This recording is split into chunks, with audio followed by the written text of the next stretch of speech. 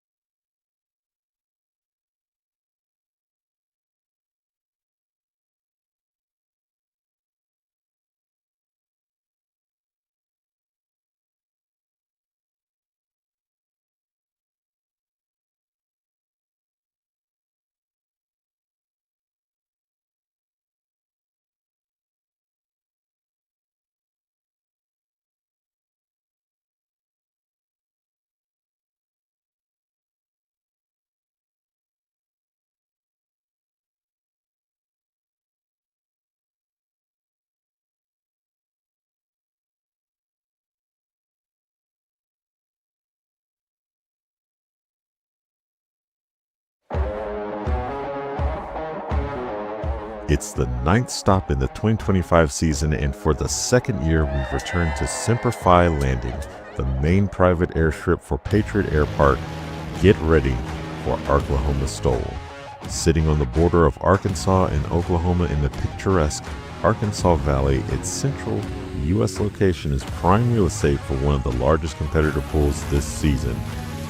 With notable returning competitors including Justin Metters in Unlimited Class, Colonel Matt Peterson in his tailwheel converted Cessna 172, Pat McIntyre premiering his new Badlands Traveler in Adventure Class, and Luke Stranland with his upgraded Murphy Super Rebel in the Wilderness Class. Things are beginning to ramp up as we lead into the last 3 events this season, and the battle for precious points culminates with national finals at the end of next month. Pre-flight is done, run-up is complete. Arklahoma STOL 2025 takes flight now.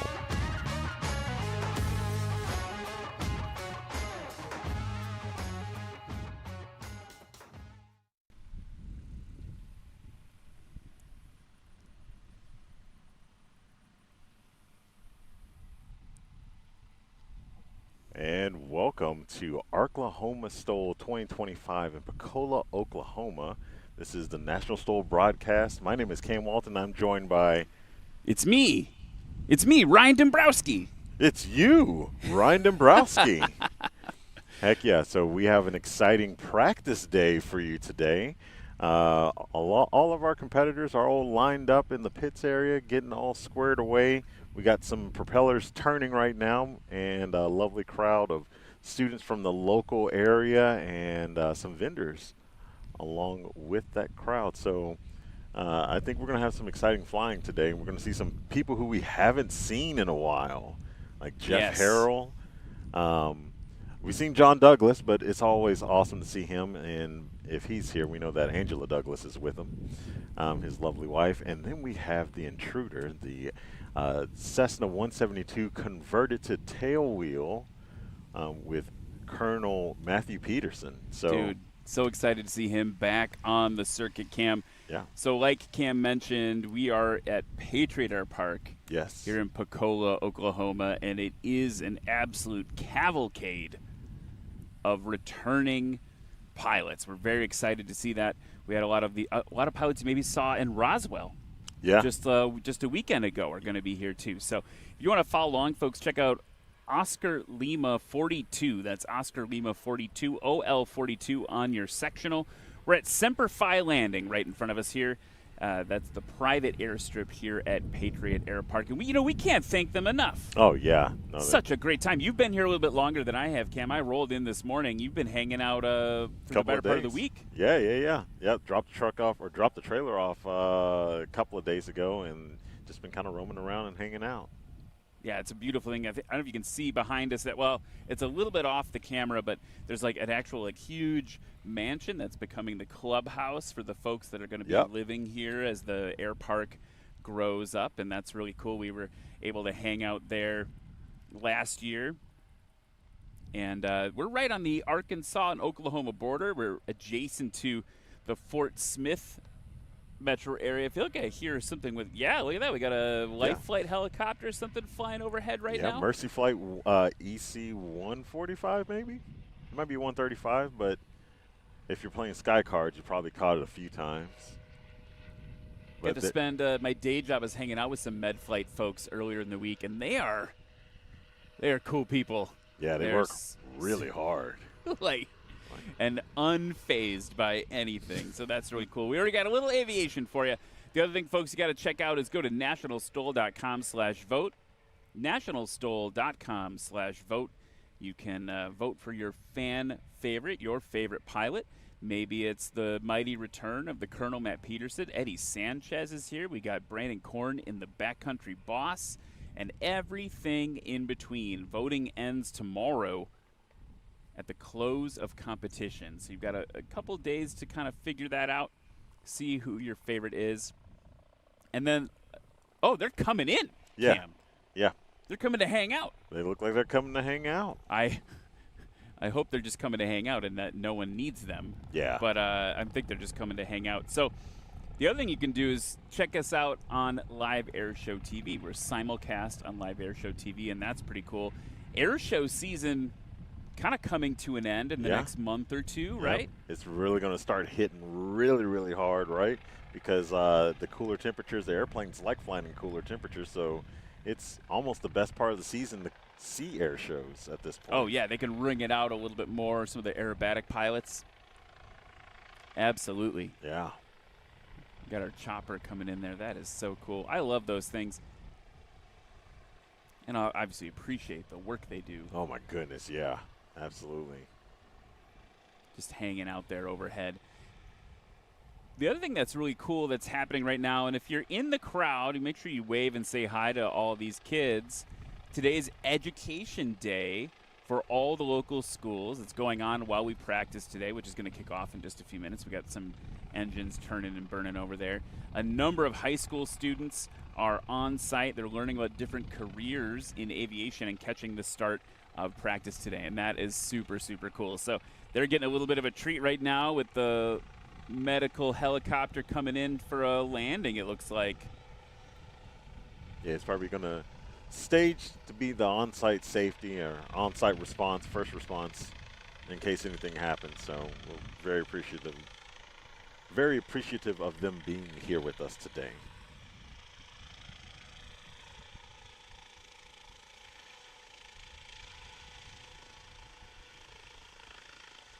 That might be, is that a national STOL first?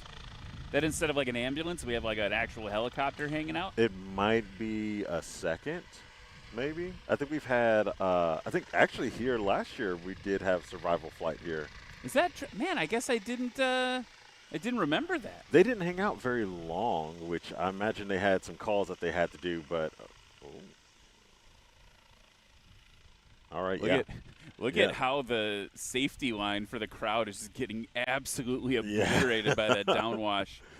But yeah, I think last year we had Life Flight that was here because we had the two helicopters that were giving rides, the two Robinsons, and then I think the red, white, and blue helicopter was here last year. But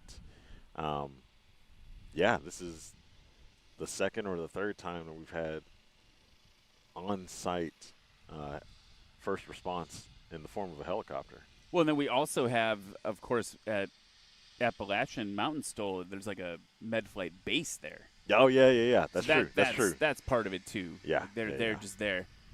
But, yeah, really, really, really cool to have them here and love watching a little whirly-bird action. Also want to say hi to our friend Ray Powell. Ray Powell, yeah. From Berwick upon Tweed, proving that yet again we have a global audience. Yeah. STOL is for everyone, far and wide, including people in Berwick upon Tweed. So great to see you there.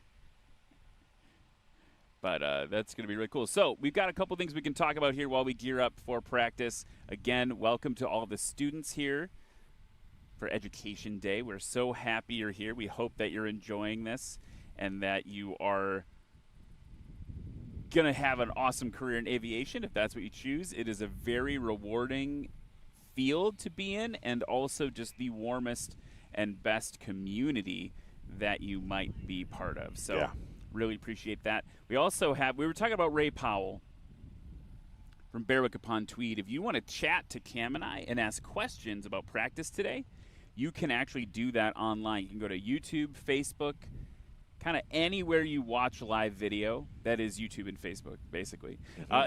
You could type into the chat, and it'll come to our announcer stand, and we'll be able to answer questions for you right away. So we see Ray checking in there. We see Jerry checking in as well.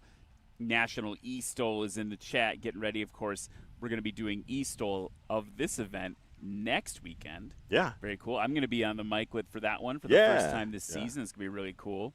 Question from Ray Powell about that. I don't know if you hang with the eSTOL crowd a lot more than I do, Cam. National eSTOL, any chance of eSTOL drag racing? Ooh. That could be cool, right? Yeah, that would be really cool.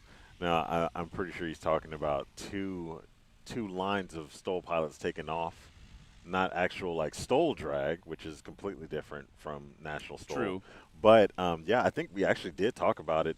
80K's over here getting everything prepped for the trailer and everything. But yeah, I think there were talks about us doing like a run of drag for STOL, for National STOL. So that might be in the works one day, but not right now. Well, let's just keep voting with your comments, and we'll make it happen, folks. Yeah, right.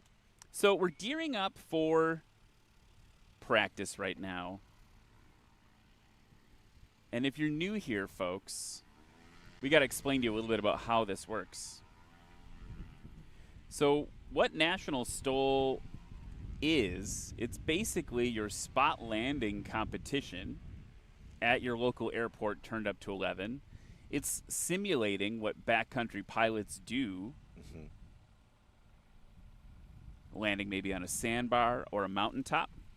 Why don't we take a little break and learn about how the scoring and judging works?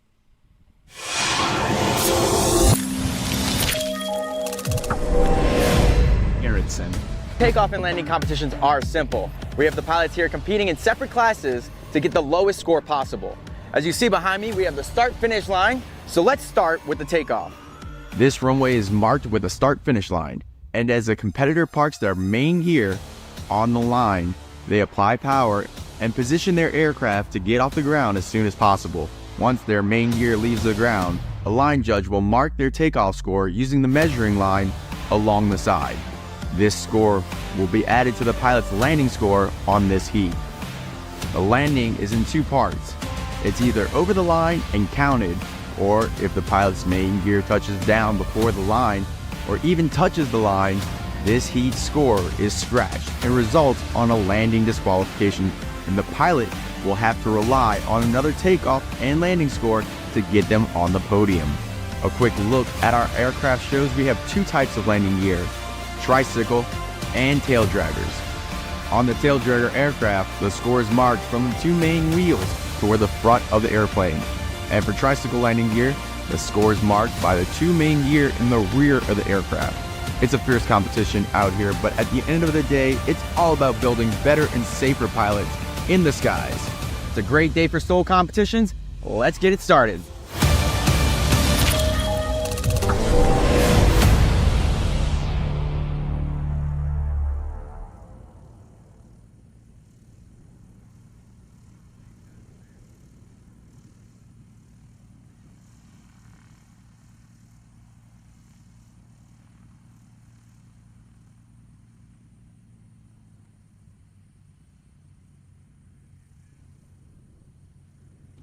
And folks, we are back at Arklahoma STOL in Pocola, Oklahoma at You got to Simplify make sure Landing. you say it right. Yes, Pocola. Pocola. Yes, not Coca-Cola.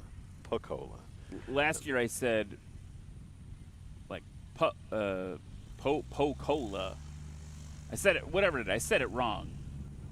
And Yeah. they made sure to let me know. Okay, yeah. Pocola. Pocola. And we're getting started with practice right now. John Douglas right now in his Cessna 172.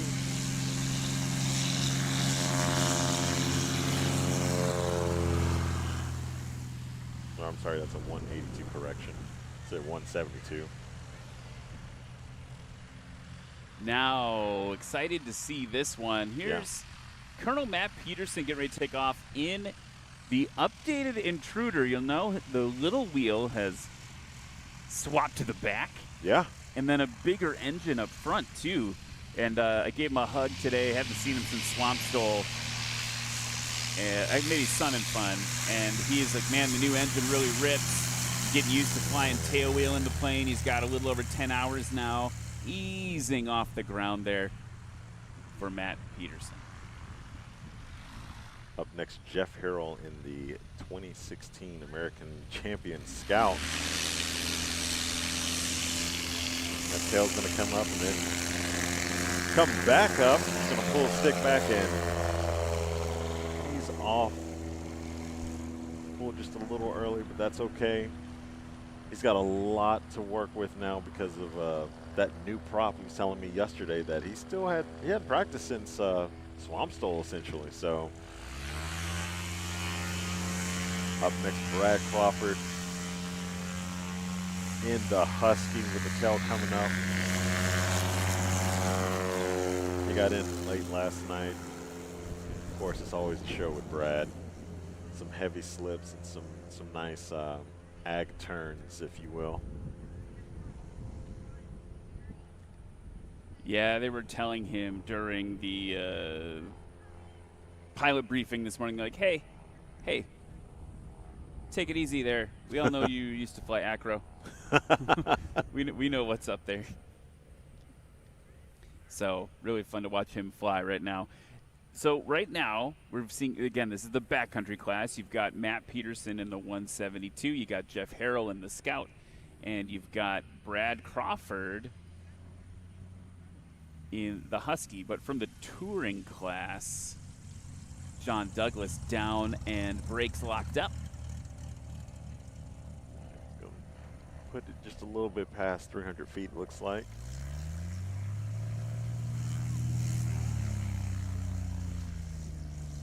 He's going to get turned around, and then up next will be Matt Peterson in the Intruder. The tail wheel converted Cessna 172.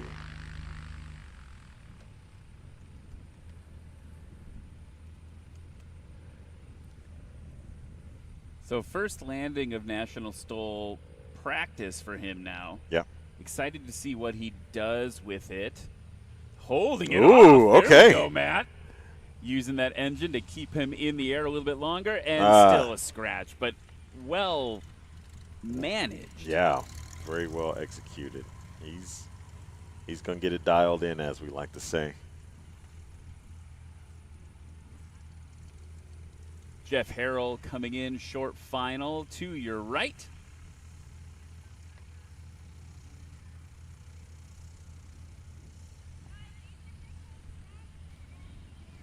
And he's another one to watch. We don't see him too often on the circuit, but when he's here, he goes hard. Yeah, and in fact, we're going to see him the rest of the season, is what he was telling us. Ooh, is that a scratch? Yep, looks like a scratch. I like this unobstructed view that we have. We can see the line quite well from where we're sitting.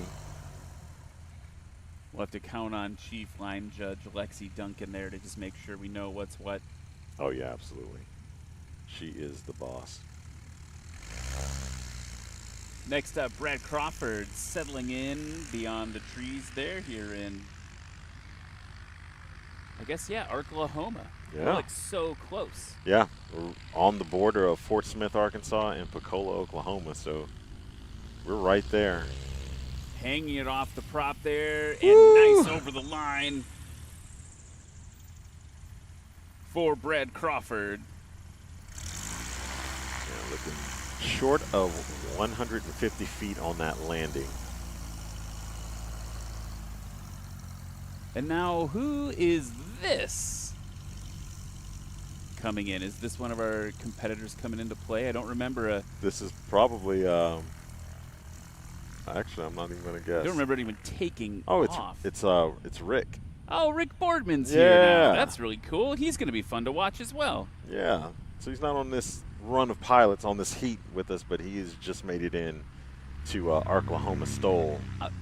I want to throw some shade at our race control for a second there. All I could see was a yellow cub, and there are like 70 different yellow cubs that can beat in National STOL. Once I saw the tail, I knew what was what. But like a yellow cub, that really narrows it down in STOL flying.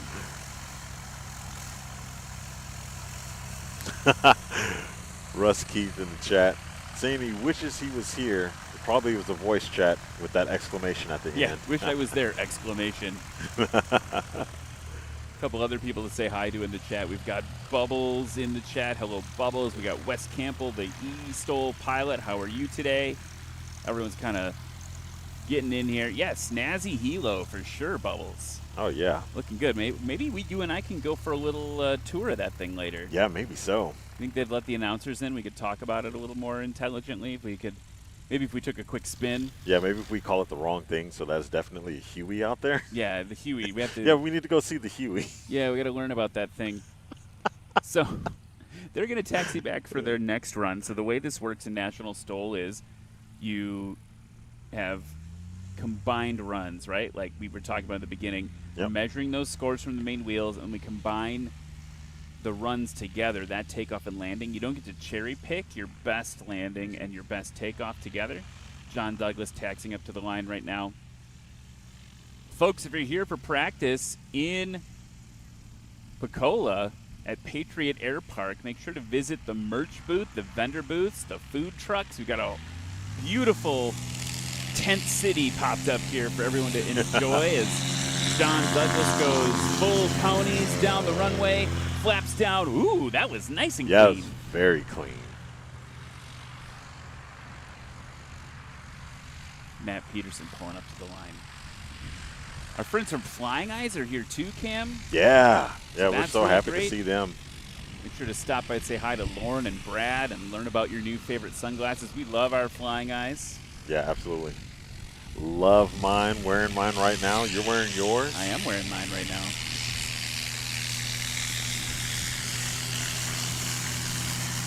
The Intruder. Choosing the 3-point takeoff. Okay. Well, you noticed that we had a little bit of a gust increase there. I noticed the left wing came up a little bit. Yep, yep. And we have an off-crowd wind that was blowing him a little bit, so I wonder if he just hung out there. That was something special. Yeah. Jeff Harrell. He's still working with that brand new prop for that airplane. He just got it this season. The last time I ran into him, he said, I got a new prop and the thing really rips, man. Yeah. It makes a big difference. It can. It really does. Brad Crawford on the line doing control surfaces check before he brings up the tail. He's going to keep that tail up. He's going to send the Okay. judges running. They That weren't was a ready for big- that. Sorry, that was a big deck angle on that one. Oh, yeah. So we're looking at somewhere around 135 feet maybe on that. I don't think I have the actual sheet in front of me. So the other thing you got to know about being here at Patriot Airpark at Arklahoma STOL is we're really excited. The Sun and Fun fan van has been driving around. I believe it's getting some maintenance done today during practice. Yep. But Sun and Fun bringing their ambassador, the evangelist, the STOL queen herself, Anitra Goddard, part of the Sun and Fun team now, and she's been touring the country in the Sun and Fun fan van. And so you can go talk to her about the Bushwheel Base Camp, Yeah. Sun and Fun, just months away, honestly. John Douglas gave about 75 feet there past the line. Yeah, you're not lying. It is just months away. Aviation is the gift that keeps on giving. So I think Anitra told me she's going to be hanging out at the National STOL merch booth today since Okay. the van is getting some maintenance done. Yeah. But definitely go say hi to her. She's the best. She is a true, like I was joking about her being the evangelist, but she's a true STOL evangelist and a amazing person. Obviously a good friend of yours and mine. And Yeah. go check out what she's got to say about Sun and Fun. Ooh, Ooh, right yeah, on the that was- line for Matt Peterson. You could see him just like working those control surfaces, just working that elevator and then getting across the line. That was perfect.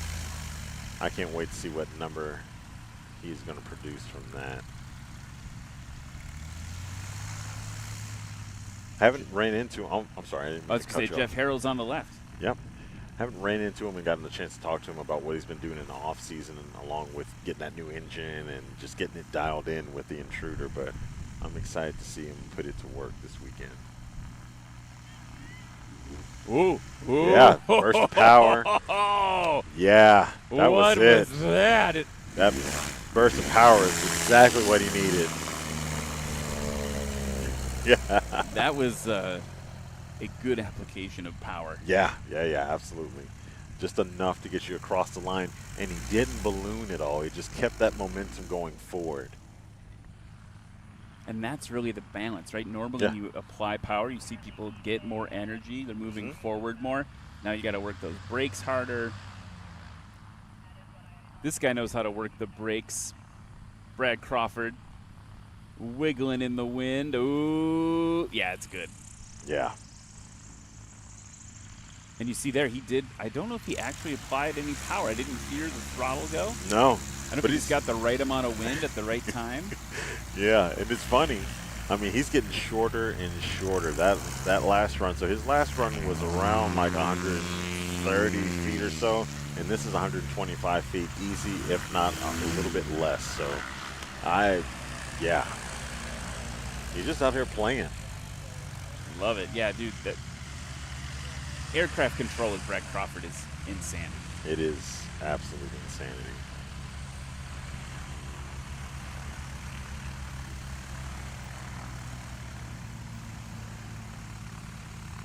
All right.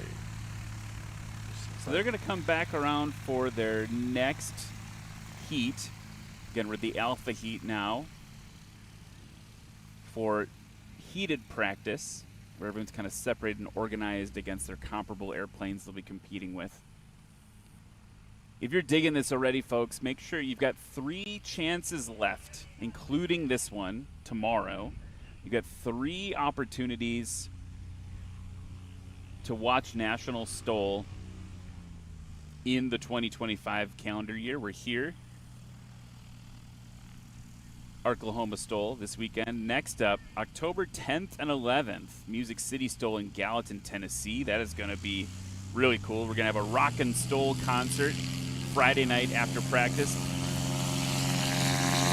That is going to be headlined by Tyler Hubbard of Florida Georgia Line. Yeah. That's pretty cool. Pretty awesome concert. He's like a very famous guy. Yeah. He sings the songs of the country. I'm excited to be part of that concert. So that's next in October.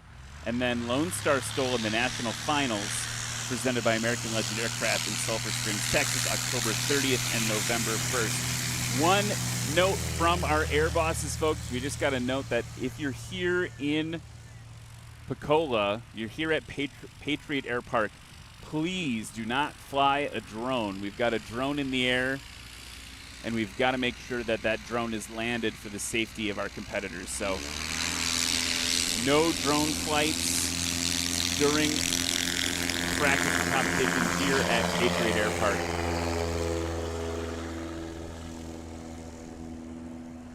Jeff Harrell launched into the sky. Brad Crawford getting ready to go. And I'm looking at the line there, and I can see Anitra Goddard there in her Stole Queen jacket. The other thing Sun and Fun's been so grateful, we're so grateful for, is they've been providing all the scoring markers as we've rebuilt after the trailer fire. So Yeah. big thanks again to all the folks at Sun and Fun for their support. Anitra, especially one of them, helping us pull that together.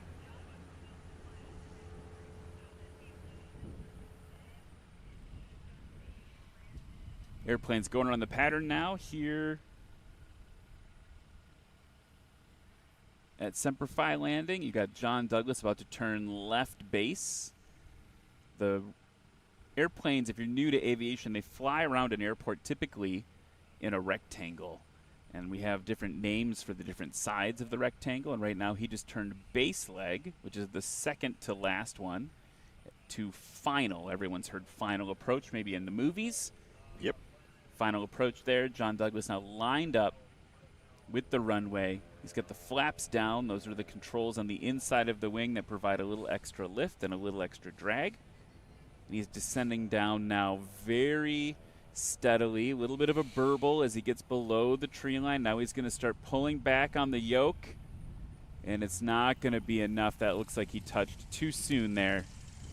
You're transitioning. You're arresting the descent with your yoke. You're pulling back on the yoke or the stick. Let's say you're in the Huskies or the Scout up there. You pull back on that control surface, stop descending, and then bleed off speed until the airplane's ready to stop flying.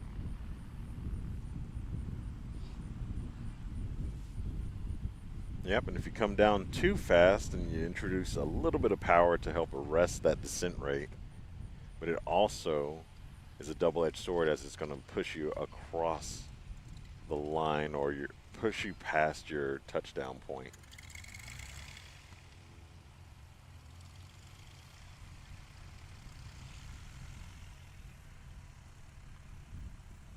Jeff Harrell low and to your right.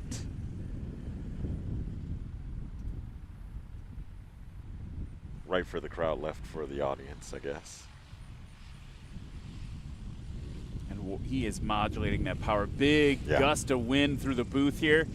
Good over the line. He's got the tires pretty well locked up. Starting to give a little bit of throttle there. Yeah, I think he's got beta. Down.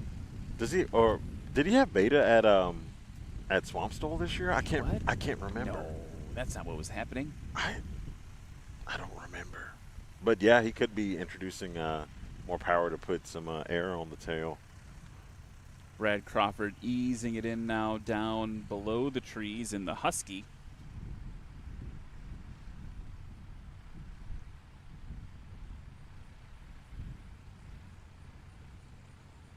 Yeah, at this slow of airspeed, he's going to be wagging that rudder a lot. Ooh. Okay. Ryan and Cam make noises. What a landing. So I think what happened there, Cam, is the wind just dropped out on him. Like, I feel like we had a little lull in the wind. Now we have a quartering tailwind. What are you doing, dude? Man. He's just having fun. Jeff Harrell's like, I can also do that. I love a Belanca Scout. Yeah. American Champion Aircraft, now the ones that make that airframe. It's right where I grew up. Literally just down the road. That's super cool.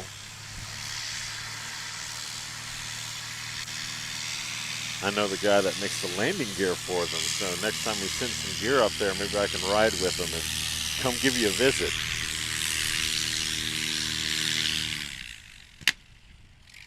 Snap, crackle, pop from the Colonel. From the Colonel. Get it? So, as we get ready for the next run of practice, I want to talk about one of our sponsors. Very important if you're a pilot to have your aircraft properly insured. Clemens Insurance. They're the most affordable and best insurance coverage available. They maintain the highest standard of excellence. Clemens Insurance, Jerry there, and all the folks that work for him, so much care that you get, the service, high-level service, the amount of time they're willing to spend with you. Like, I was just talking over the campfire at a STOL event a couple events ago with Jerry. I'm part of a flying club, and those are traditionally very difficult to insure because there's a lot of variables, right? Yeah. And he was talking to me about all of these different ways that we as a club could proactively work with our insurer to reduce our premiums and get better coverage. And that's amazing, right? Yeah. That's going to, I mean, we have not made the switch yet, but that amount of time that he spent with me, totally valuable. The only reason we haven't made the switch is because we haven't had our annual meeting, by the way. It's not because we didn't like it. We just need to get everyone together to have a quorum because it's a democracy. Yes. In the flying club. You share it with 14 other partners? 14 of us have to agree on everything. And so even the best decision takes a little bit of persuading.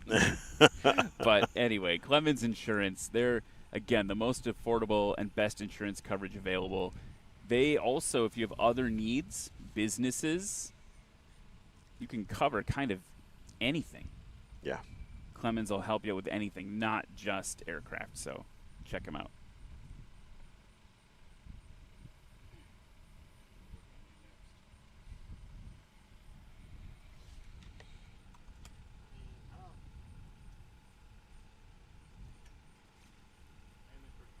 So up next,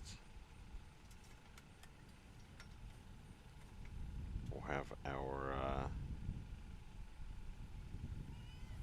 next we're going to be dipping over to, we just saw touring class practicing with backcountry class.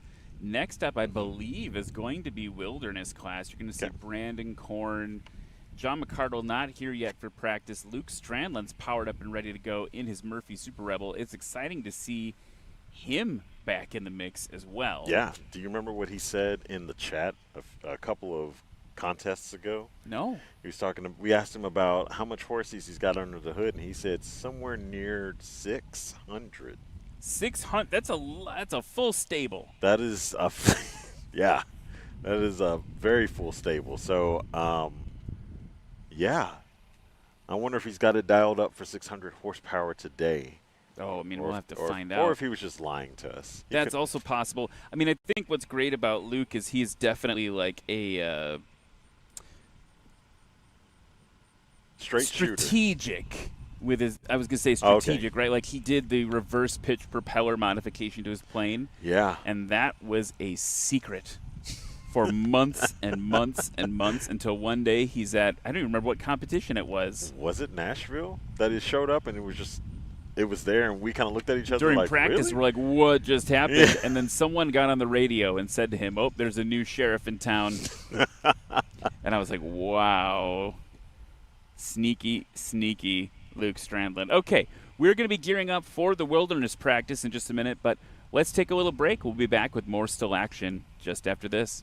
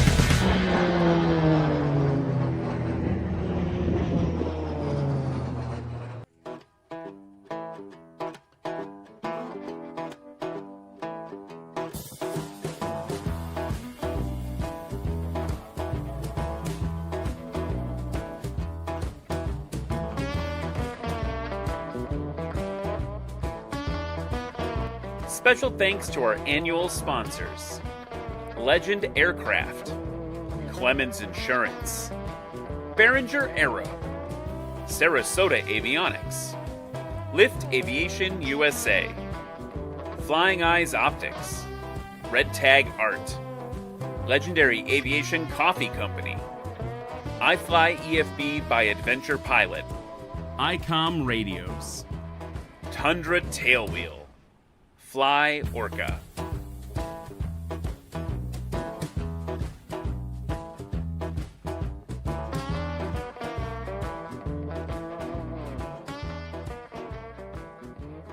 The National STOL Series would like to thank local sponsors of Arklahoma STOL 2025.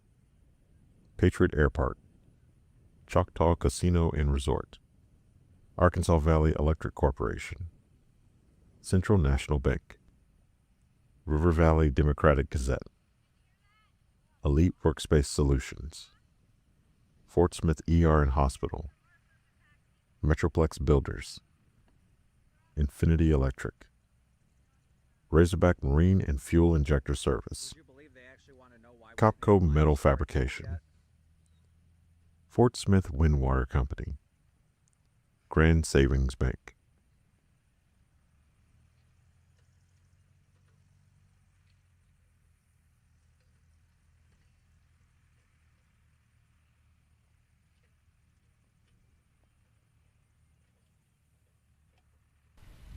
And we are back here in Pocola, Oklahoma, home of Arklahoma STOL. We're also at the beautiful Semper Fi Landing airstrip here at Patriot Airpark, and we're so excited to be here. My name is Ryan Dabrowski. I'm joined with the amazing Cam Walton. Oh, thank you, sir. I love the kudos. You are coming from you. It means a lot. It means maybe medium, but no, Cam, my good friend Cam Walton. We're bringing practice to you right now here from the airstrip. We're just right next to the airstrip, getting ready to go. We've got the first little bit of practice underway. That was the backcountry and a little bit of touring action with John Douglas. Next up, we're going to go over to Wilderness Class. Wilderness Class new this season. Yeah, the big boys, the big experimental big boys, right? BEBB. Yes. The big experimental big boys. the Bebs. The Bebs. The Bebs. Yes. So basically, to give you a little bit of background, what happened in the last couple of years, folks, is touring class was experimental and certificated kind of together based on gross weight. Yep. And new airplanes, I mean, you see Luke Strandland, what he's done to his airplane, just becomes not competitive for the planes like what John Douglas flies in the 182, the certificated 182. So to make it a little more competitive, the Brandon Korns, the Kyle Bushmans, the Jared Garrettsons flying these like very big airplanes. John McCardle, we hope to see this weekend in the Bearhawk 5. These are the big, what did you call it? The big experimental big boys. Yes. And so giant airplanes taking off incredibly short. It's pretty amazing, and I think we're really happy. This might be one of my favorite classes right now because you've got these huge airplanes doing crazy things, and we saw that in Wyoming. The Wilderness Class had like almost its own cheering section. We even went to a bar in town, the Cowboy Bar in Pinedale, Wyoming. Yep. And there's a young man there who was freaking out because John McCardle was there. Yeah. So, I mean, it's just like, it's pretty cool. So that's what's going to be up next. You're going to see the big experimental big boys. Yeah, and you can already see over there in the pits with Luke Strandland's aircraft, the Murphy Super Rebel. It looks mean and crazy out there without the cowling on it. You can see directly into the engine, and it's just, it sounds crazy now that the engine stopped now, but he came in yesterday and everyone was looking like, what is this noise? Like, yeah, we didn't know what we were listening to, and then we see his airplane and it didn't match the airplane, especially from a far off distance, way far out there. It almost looked like a Cessna or something, and there's just a lot of noise coming from it, and the closer he got, it became apparent who it was, and with what he told us a couple competitions ago, or I guess that was actually at Sodbusters. He was in the chat talking to us and told us that 600 number, 600 horses. 600 horsepower. Want to check on the weather right now that he'll be practicing in. Yeah. The closest observation we can get is Fort Smith Regional Airport. About a half hour ago, their METAR updated. Got wind 060 at 9 knots. That's nice. We've got like some consistent wind. Yep. I feel like it's gusting here at Patriot Airpark, though. We're getting a little bit of gust action. I might add a couple knots, gusting a couple knots. Yep. Someone's coming in right now. Is that Rick Boardman again? Nope. No, someone's coming in, and they just did a super stylish slip over there. Another yellow plane. Yeah. How could I be confused ever? It looks like a Yellow and blue. almost looks like a champion, like a scout. We'll have to see as it turns to the side here. We'll get a better a scout. view. It literally says Scout right on the side. So All right, cool. Nice job, Cam. Before that. Yeah, every yellow plane will now be known as Rick Boardman's plane. So anyway, back to the weather. 060 at 9. Visibility is great, 10 statute miles. A few clouds up at 1,100 feet. You can see them kind of off in the distance there behind the crowd. Those clouds kind of hanging out. Nothing to worry about. Again, they are few.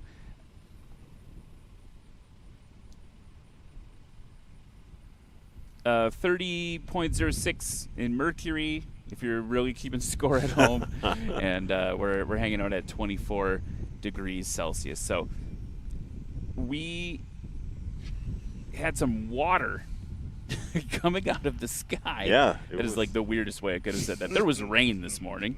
There was a rain and a thunderstorm system that pushed through. What's really great I'm noticing, Cam, is it's drying up very quickly. Yeah, it is. You would think that it would be humid and kind of sweltering, and it is not. The wind's blowing.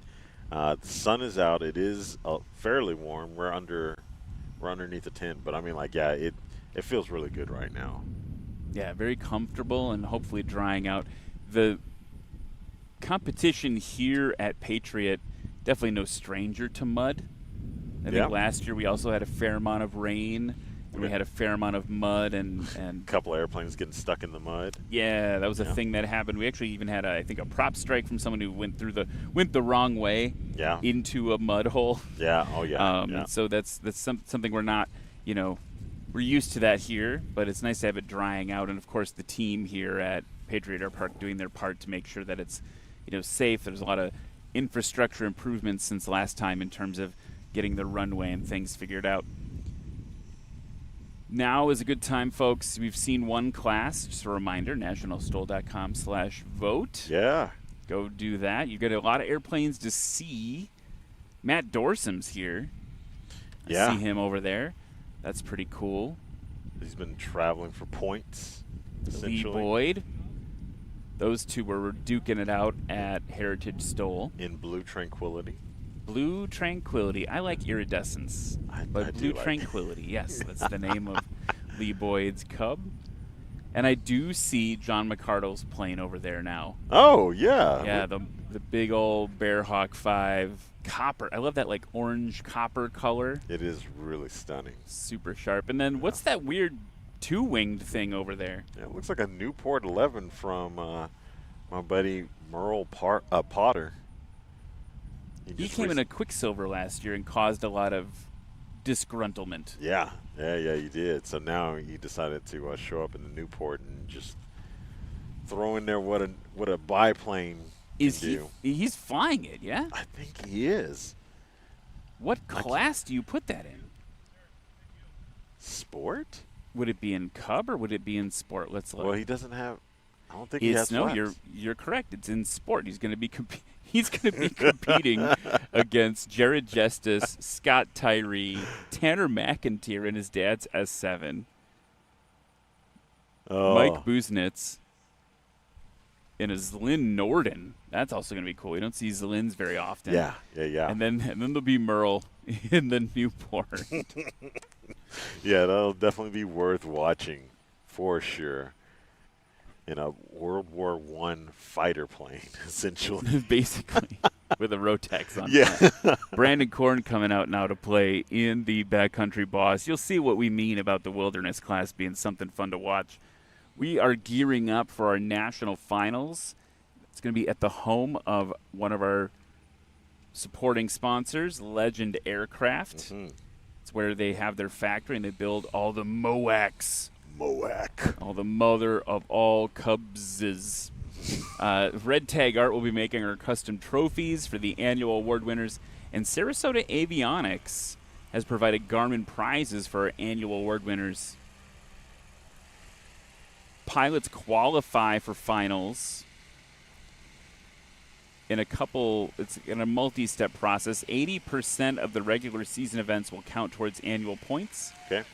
If you participate in more than 8 regular season events, your top 8 finishes will be counted.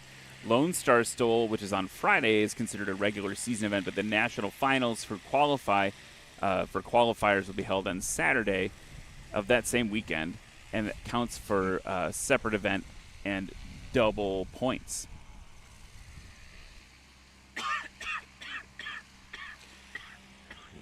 Yeah. What's funny is our judges our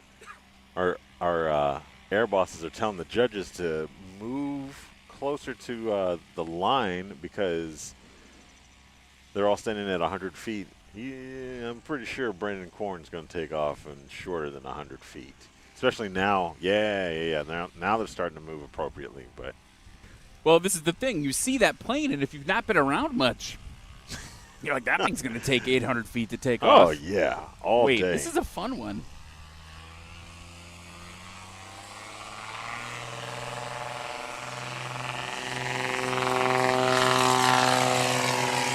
And that was impressive because that thing can hold like a Mazda Miata in cargo weight, not volume.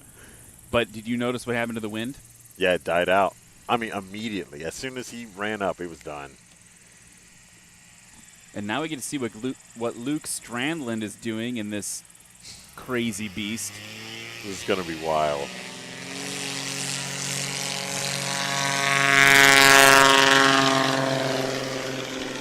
Looks like maybe somewhere between 175 and 200 for Luke. Yeah. That thing really rips. It rips hard. We can hear it leaving. We can hear that beam of sound traveling with the edges of the props going away from us. It's crazy. So to finish up this conversation with the finals, because it's really interesting, the top 5 pilots present in Texas from each class in terms of season points will automatically advance to finals on Saturday. There'll also be, though, this is kind of cool, a wild card opportunity available. So should a pilot finish top 3 but not otherwise qualify for the finals, they will receive a wild card berth.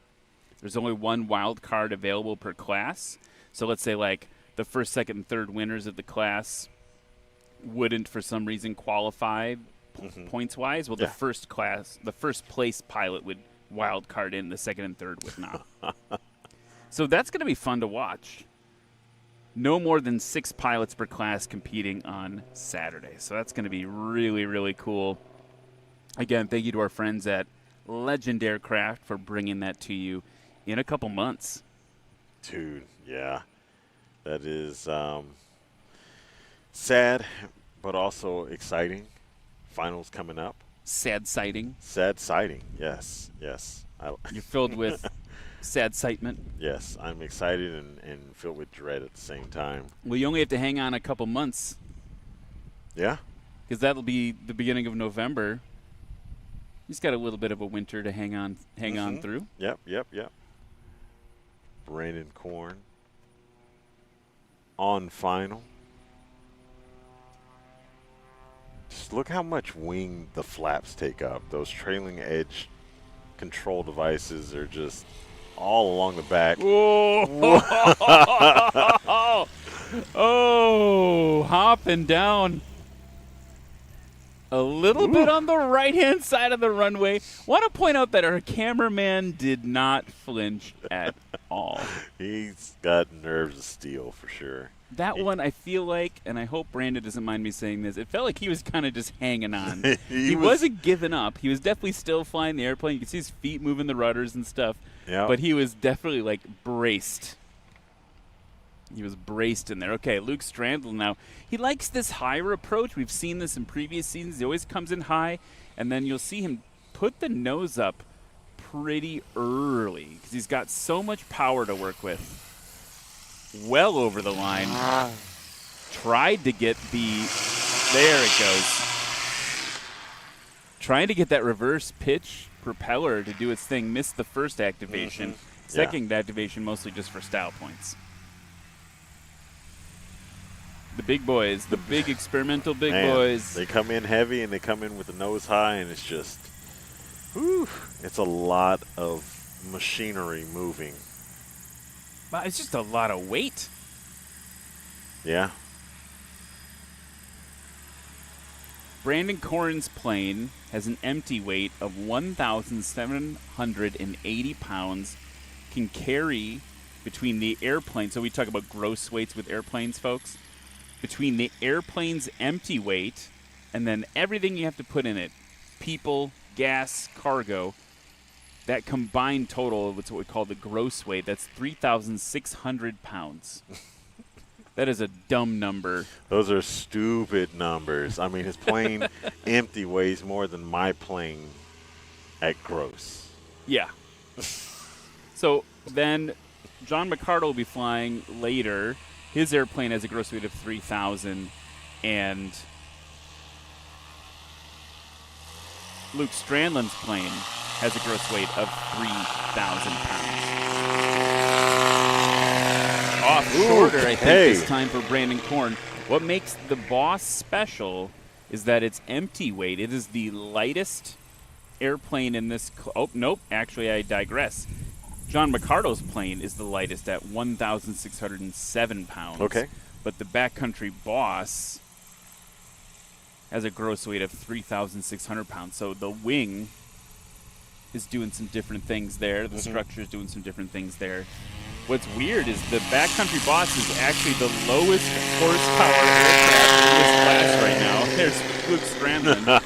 So when it first came onto the scene, it was insane. We were like, 330 horsepower, what? Yep. Well, now John McCardle's pumping out 400 horses. And Luke Strandland, I think you said he said about 600. Here in our little bio sheet that he filled out for us, it says it's an AC Aero IO 540 liquid-cooled twin-turbo engine. That's a lot of syllables. Wow. It says horsepower, ? All of it. I like that. Yeah. I like that confidence. It is. From the man from Mora, Minnesota. Yeah. I believe it. I All believe of it. All of it.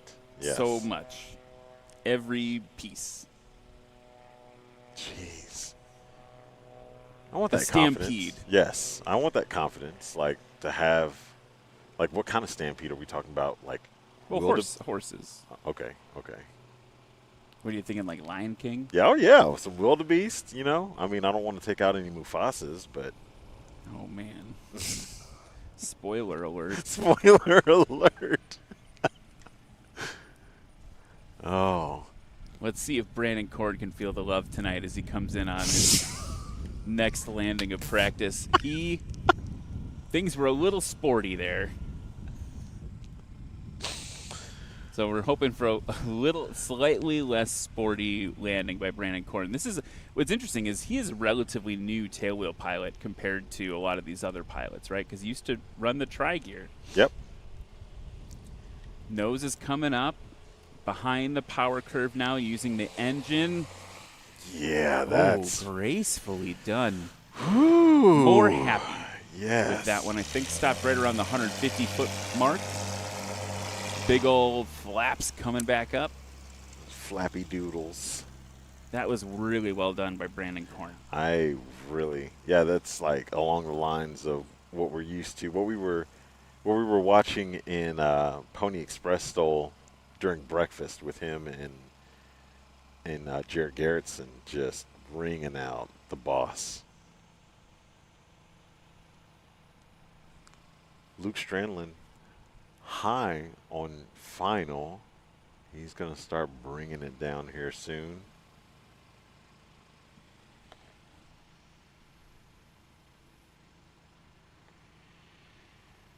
In the Murphy Super Rebel with unknown horsepower, but all of it.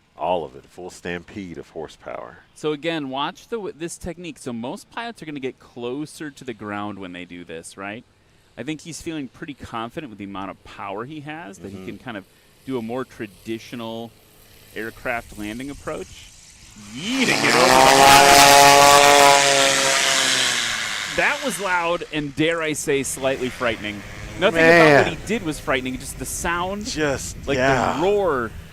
Like it gave me, look, I've got goosebumps. Man, it hits you. Holy cow. It cuts through you. Like I could feel it hit me in the front going all the way through the back. Ooh. There's a lot of sound. Ooh. Yeah. Yeah, I don't know, man. Like that, whoa, it hit me in a place. Having feelings. Man. Something like that.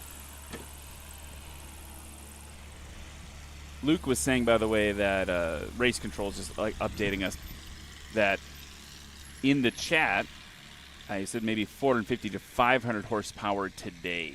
Okay. So I'm guessing it's got to do with density, altitude, temperature, humidity, things like that. Maybe some tuning, fuel tuning as well. We know a lot of our competitors do that. Brian Steck does that. He'll get like different tunes for the engine depending on the altitude and the octane of the fuel available.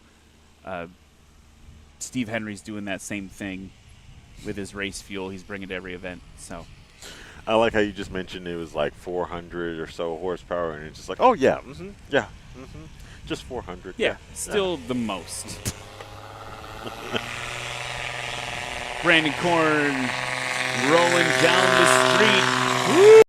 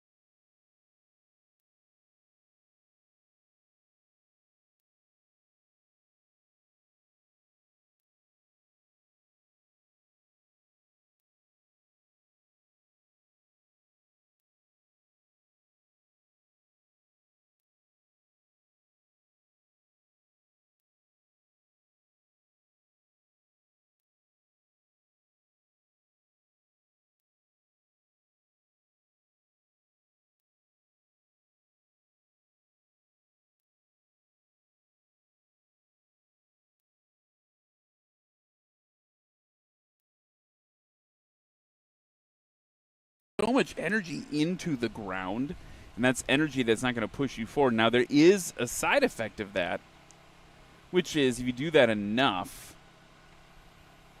you could bust a gear like our friend in Pinedale. Oh, yeah. Yeah, like our friends in Pinedale. Some busted gear. Yeah. Checkers or wreckers. Checkers are wreckers. Here's Luke Strandland now. Woof. Yeah. Yeah. Yeah. What? Man. Like you can almost taste it. I don't know what the taste would be. It's like tangy.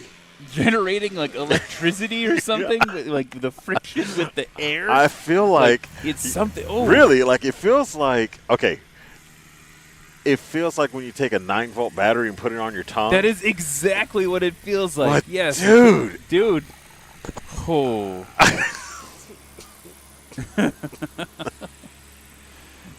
Something about that plane. If you're joining us online, by the way, there was a brief interruption in the broadcast due to a power outage here on the broadcast side of the field. We've got that sorted out right now. So sorry if you missed a few of the runs, but we're back. We're excited to be back. What Cam and I are talking about for the viewers at home and in the UK and all over the world is Luke Strandland's airplane. I think it's specifically when it goes into reverse pitch. Yeah. It's like full throttle reverse pitch. Something about it. It is tangy. Like you can taste it. Yeah. Feels like you can taste it. And Cam, you just said it was like putting a 9-volt on your tongue, like a little 9-volt battery. I'm still surging, like my spinal column. No, There's you just can something feel it. happening. It comes by, and you can feel it like right in here, man. Like, I Man. don't know. What is that? I'm going to need to see a doctor after this Is weekend. it fear? Is it just because it's so Yeah. loud? Yeah. Is it just fear we're feeling because Yeah. it's very loud? I don't know if there's a plane that's hit like that. I mean, T6s don't even do that for me. Yeah, Like, and they're that doing is just- they're doing the supersonic thing. Yeah. You know, I get sometimes I get that feeling with like a modern like 4th or 5th gen fighter. Like the roar of the afterburners sometimes hits me in that way. Yep. And I've been lucky to experience this in my childhood in a safe way. The sound that a cannon makes, like an F-16's cannon or an F-15's cannon, like in person. We've never talked about this. I didn't realize you got to see a live fire. Yeah, my exercise. dad took me. Oh, you know who I think that is? I think that's Pat McIntyre coming in. Is it? Okay. Yeah, brand new BLT. Yeah. And then his son's going to do a flight overhead Oh. in the Rand's S7. That's Tanner. Tanner's got his pilot certificate now, if I'm not mistaken. That's awesome. So he's going to be competing in his dad's old plane. And then we're going to see what Pat McIntyre can do in his brand new Badlands Traveler. So yeah, let me explain this. There's a airfield in Wisconsin called Volk Field. Oh yeah. Yeah. And that's part of the the military operations in Wisconsin there, and they actually do a big exercise every year there with a lot of the Air Force assets. But we were there. You used to, pre-9/11, you could go to the firing range where they had targets set up. They had like old tanks set up to bomb. They had gunnery targets, which were like ribbon, like ribbon and fabric, like circular targets for them to try firing against. And the day we were there was F-16s. I'm guessing probably out of Madison, but could have been from anywhere. Yeah. Come in, and they were doing live fire with the cannon, and then they were dropping dummy ordnance for the bombs. And you could listen to air traffic control and the forward controller working with them on little speakers. You could sit in the parking lot and watch it. And for me as a kid, the shocking thing was I had grown up on Top Gun. With Top Gun, the sound of the gun, the cannon on a military airplane in Top Gun, it sounds like a Gatling, like jugga jugga jugga jugga jugga jugga. The actual sound, as you probably all know, thanks to the internet now, is more similar to like what you would imagine on the 810, right? It sounds like a chainsaw. Yeah. Right? The 810 goes Bert, but truly all planes really go Bert. It's just a different tune, like a different note. different frequency for sure. Yeah. So, as a small child, that was terrifying. It was really scary. My dad gave me a big hug. What Luke Strandlin's plane feels a little bit like that, Yeah, too. it really does. I need my dad to come give me a hug. Yeah. After that. So we are, if you're just joining us, folks, is it wrong to say it looks like they washed that plane? Like, it looks like super bright. Yeah, it's definitely been cleaned. Tanner wanted to make sure glow up and show up there in the dad's plane. Especially with his dad flying in a brand new airplane. Yeah. It's going to definitely be blinging out there. So that's the McIntyre STOL fleet now, and what I suggested online was that maybe they could figure a way to like bolt the two planes together. Oh yeah, like Yak 110 action. Voltron it. Yeah. That might be the next way to do it. The other thing I want to point out is we saw CW land. Yeah. Our drone pilot, he just came in the champ, but he'll be competing as well. Yep. And that'll be really cool to see. So, That'll hanging be out in Pocola, Oklahoma. And I see a bunch of Rick Boardmans lining up over there. Yep, they're going to be on their way practicing in just a moment.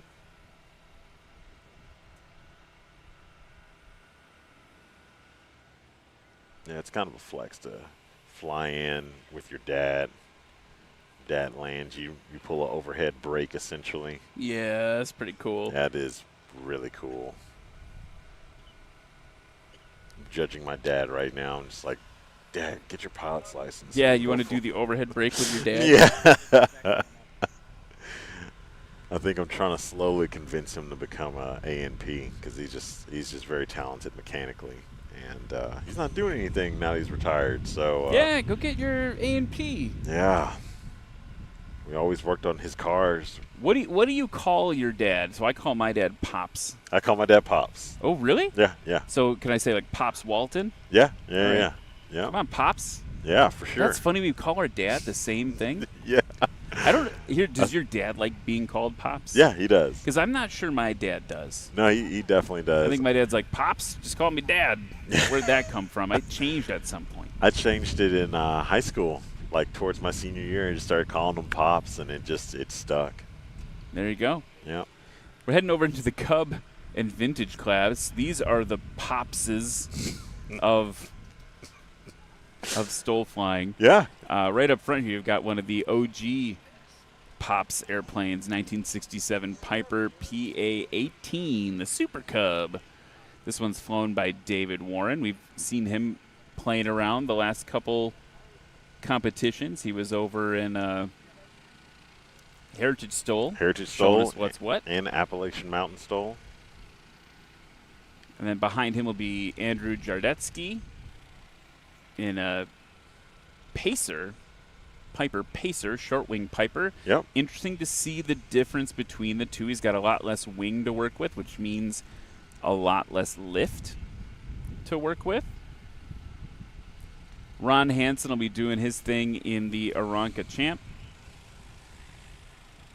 which will also be flown by Glenn Roberts in the Vintage Cub class. Yeah. Behind the Pacer right there, you see Lee Boyd's aircraft from Appleton, Tennessee. Beautiful paint job. Blue Tranquility.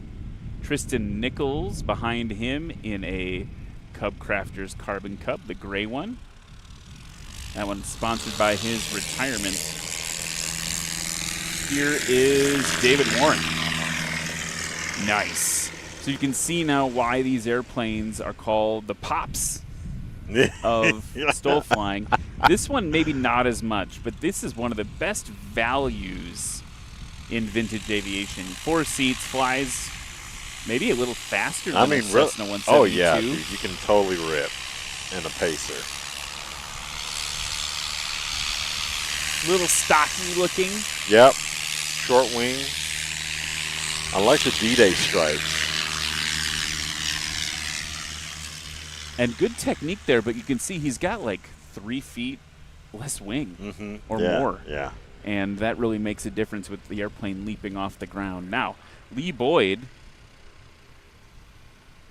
Now we're shifting into Carbon Cub territories. We got Lee Boyd, Tristan Nichols, and Nick Ardillo all stacked up in Carbon Cubs.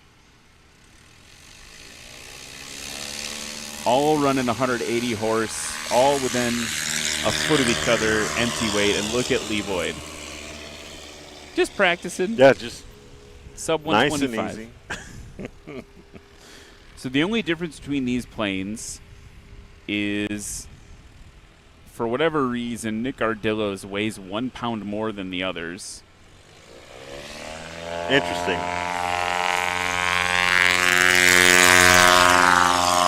Nice one. That's a bit shorter there. Yeah. And the other thing you'll notice is that the tire size is different. Tristan, who just took off in the gray one from Sabetha, Kansas, his tires are 2 inches smaller. Okay. So a little less weight, a little less drag than the others. Everyone's running Kato props, it looks like. Everyone's running the Acme Aero Shock, so it really is. Ooh, nice one, Nick Ardillo as well. Right around that 125 mark. So this is almost like a little mini formula class, these three. Like they're definitely going to be able to compare. They're even all right around the same vintage, 2012, and Nick Ardillo's is 2 years younger.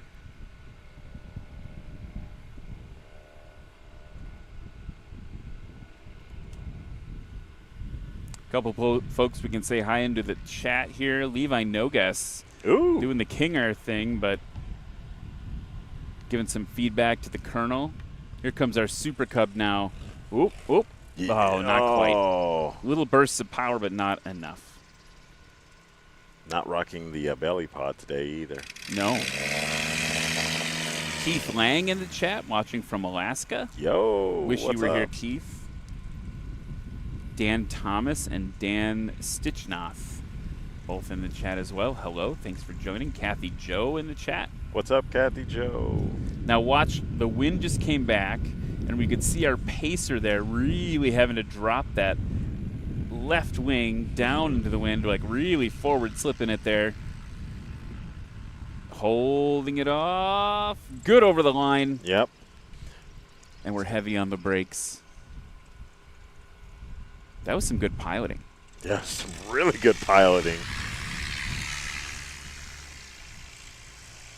I've heard if you want to go play in biplanes, like a lot of the vintage home-built biplanes in particular, a lot of folks say buy yourself a pacer Yeah. and fly that thing for a few years.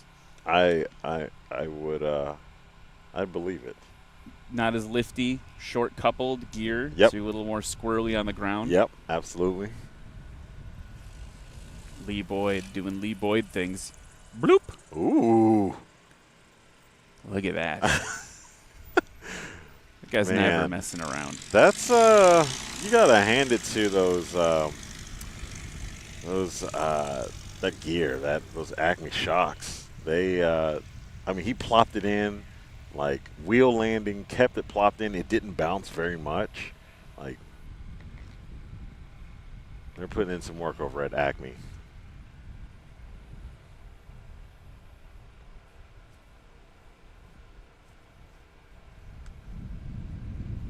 Tristan Nichols on your right.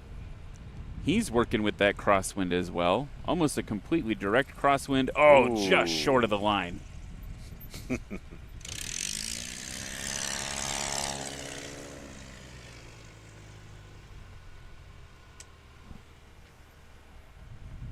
Yeah, man, this view is great. Being able to.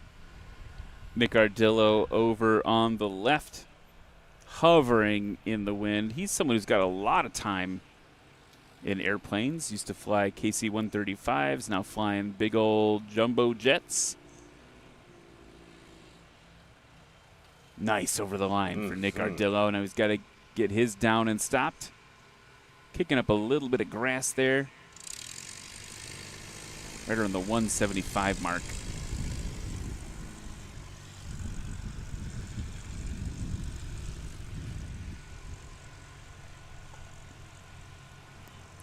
So they're going to get ready for the next run of practice. While they do, want to talk about our friends over at Fly Orca.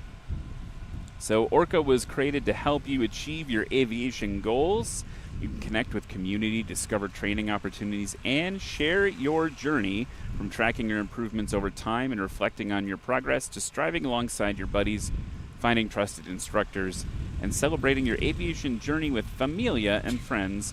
Orca's here to help your aviation fire burn strong.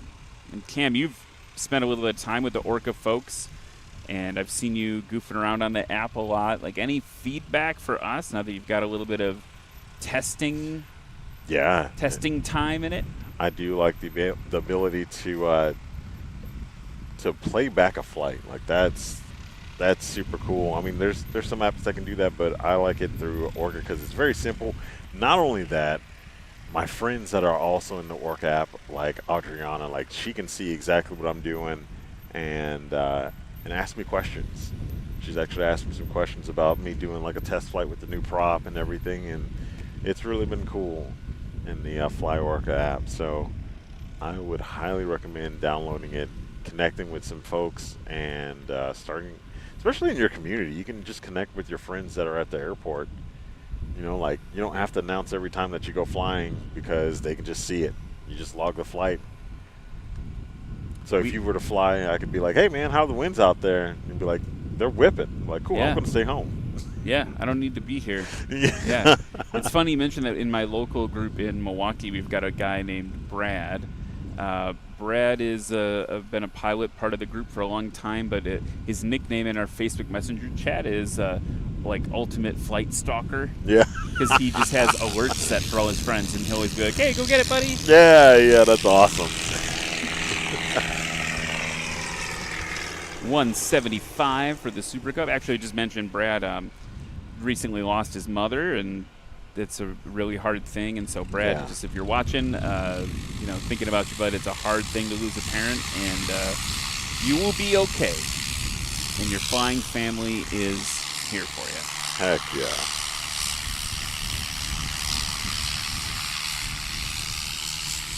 Andrew Jardetsky now in the 1957 Piper Pacer.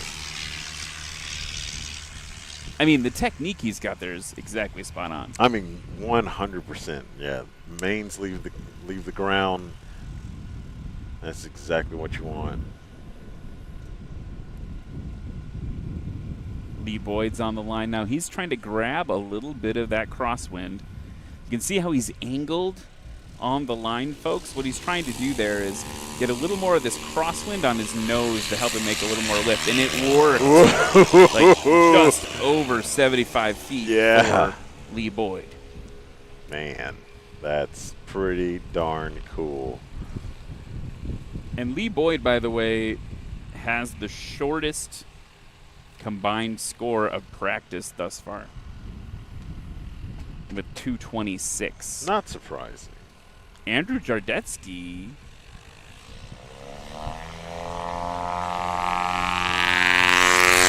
Whoa, nice one. Man. Sub 100 on that. Tristan Nichols has the shortest takeoffs. That's wild.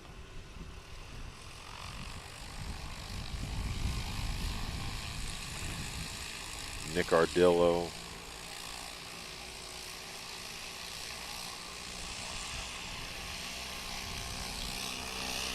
Waiting for max power. And here he goes. That tail's coming up.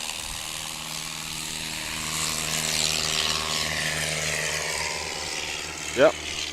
Technique that we are used to seeing. Pulling stick back, deploying flaps, staying in ground effect. And Nick Ardillo with another really short score. He's at 296 combined here in practice. Also, if we're watching for the Brandon Korn and Luke Strandland battle, right now, despite having significantly less horsepower, Brandon Korn in the backcountry boss with a combined score of 306 in the wilderness class. Shortest for Luke Strandland today was 384, so that's one to watch. Here comes David Warren. A little bit of wind for him. Ooh, left wing started to drop. He had to add that power.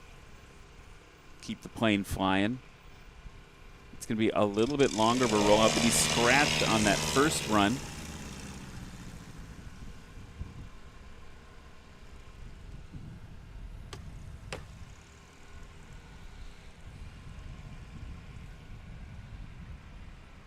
And way off in the distance, Andrew Jardetsky's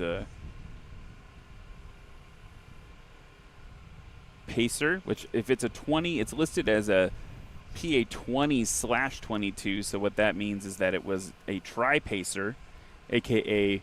ye old milk stool. That's what they look like. Google it. Tri-Pacer, not the prettiest airplane, but quite useful and a great value. A lot of people buy those and then convert them, and that's what would appear to be the situation here. Man, working that crosswind right on the line. Oh, yeah, that looks really good. Lexi's calling it good. Nice one.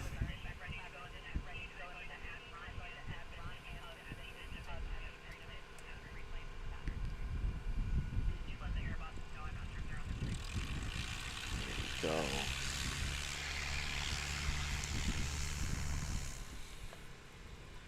Yeah, it's really nice to see that Pacer putting in that work. And we got Lee Boyd just floating it in. The wind's back. Yeah, got a good gust.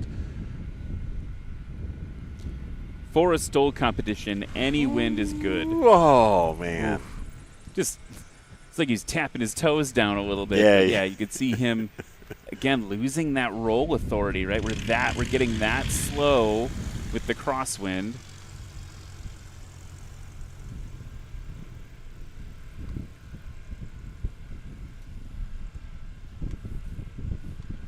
And the winds here, very different than they are at Fort Smith Regional. Right now, Fort Smith Regional reporting winds calm. Yeah. That is not our situation. We've got like half a windsock. You know, it's like elevated about halfway. I don't know if that one's calibrated. It looks kind of small. Yeah, it does look a little small, but it's whipping out there. We could be looking at, like, what do you think, like 10? Yeah, solid 10 knots? 10. We'll take it. We've had real squirrely winds the last couple events where it's just light and variable, and little wind goes a long way. Yeah, Tristan Nichols plopping it in.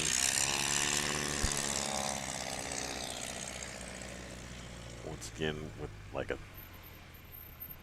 looks like an initial like not 3-point, but like a wheel landing that turns into a 3-point landing. Just an exhibition in great technique. Nick Ardillo. Yeah. I feel like there's an opportunity missed here because I always want to call him Nick Armadillo. I bet he never heard that before. Bet he's never heard it.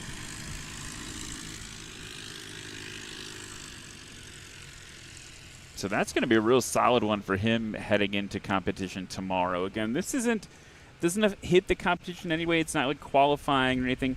You know, you're not ordered in a certain way necessarily. Yeah. We might put the shorter landings in a second heat, maybe group them competitively. But in general, you're just going to be flying around based on speed, right? Like the slower you cruise, the further back in the line you'll be for practice or for any heat. So you can see here, like, you know, the Pacer's kind of up front. It's got a little bit faster cruising speed than the others. Maybe comfortably we could put it. I would wonder maybe you put the Pacer out in front of the Super Cub, but I think that decision is because Dave Warren's been around a bit more and he can lead the pattern, you know, set the spacing of the pattern to the dimensions that the Air Boss want. Yeah, that makes sense.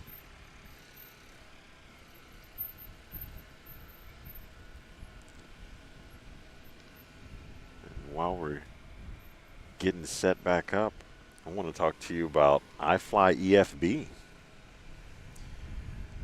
Yeah, tell me. Yeah, so iFly EFB is the complete EFB app for Android, iOS, Windows, and Windows, that is, that has all the advanced features pilots want in the most intuitive flight planning and navigation solution on the market. The iFly EFB team brings together the perfect balance of technology and real-world flight experience. And let me tell you, it's a game changer being available for all the 3 major platforms that you can have a device on. So as David Warren takes to the skies, just make sure you're thinking about iFly EFB. They're available on any device that you have in your pocket. iFly EFB, that alone, man, like, that's such a huge thing.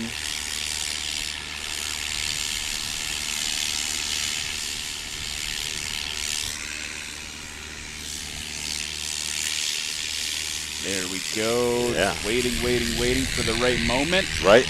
Off brakes now. No burners on that airplane, though. No. I love the Piper Pacer. It's a good-looking airplane. And even as goofy as Tri-Pacers look, like, once you do that conversion, it just completely changes the look of that airplane. One of my buddies recently picked one up and recently sold it as well to another friend of mine. It's such a gorgeous bird. Blue tranquility. Just hopping into the air.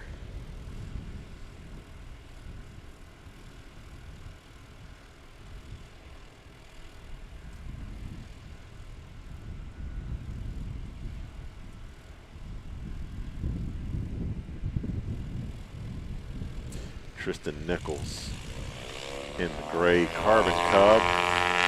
Just going to bring in that power. Pull back just a hair early, just a little bit. It wasn't very much, but you could see that when he pulled the stick back, it wasn't quite ready to leave the ground.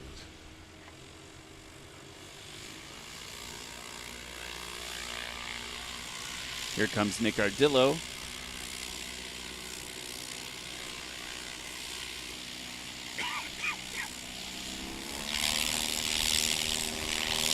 Flying full power. And he pulls the stick back, and it's good to go. I mean, right at the most optimum time. That plane was ready to fly.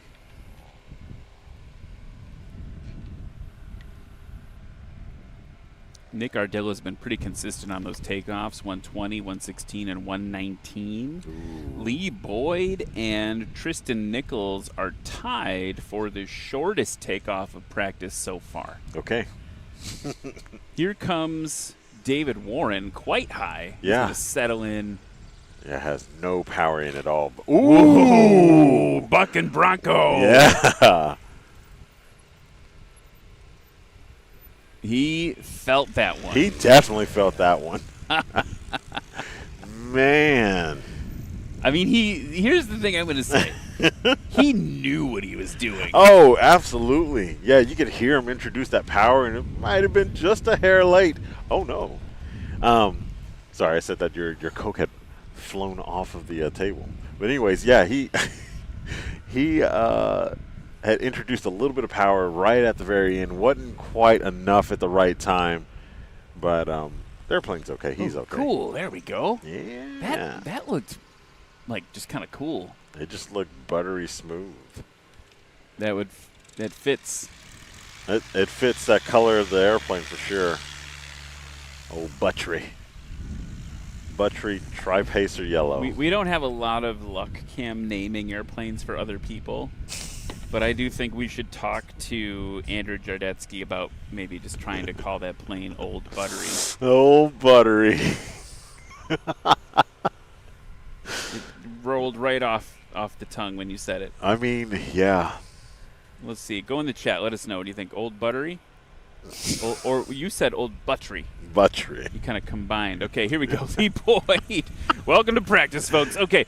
Ooh, yeeting it over the line. A little bit of power to get him kind of ballooning up and then riding that balloon down into the ground. Well done by Lee Boyd there. And it wasn't even like a full burst of power. I mean, it was just like a little micro burst, just a little, enough to get him over. A little dab. Yeah, a little dab will do you.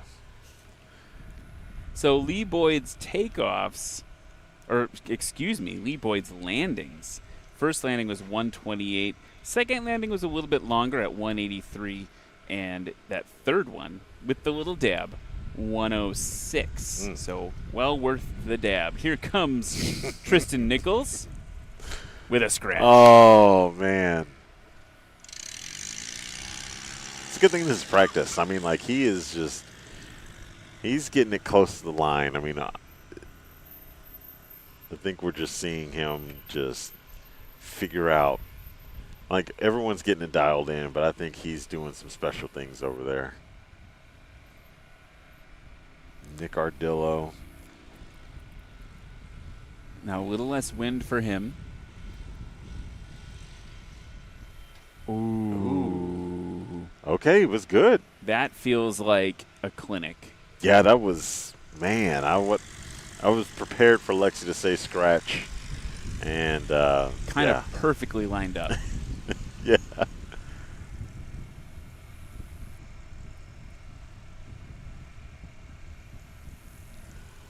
Looks like we got some more Cub action.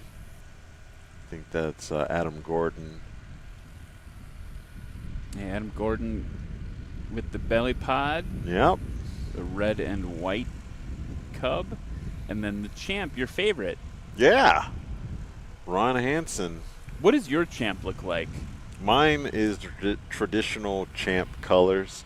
I got a buddy who likes to call it the sunset paint scheme. That's the only way. Yeah. Yeah, you got to have the orange on the bottom So Ron's is 90 horse. Mine's 90 horse, but he has the big tail.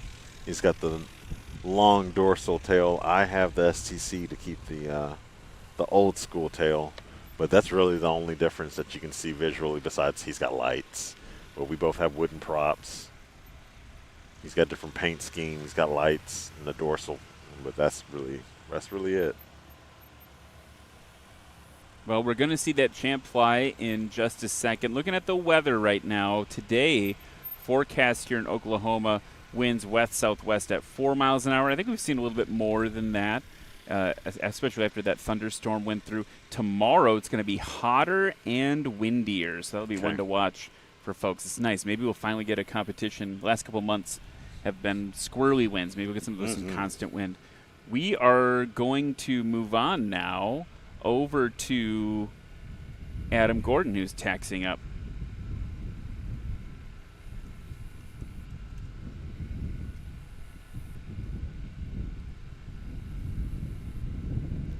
So Adam Gordon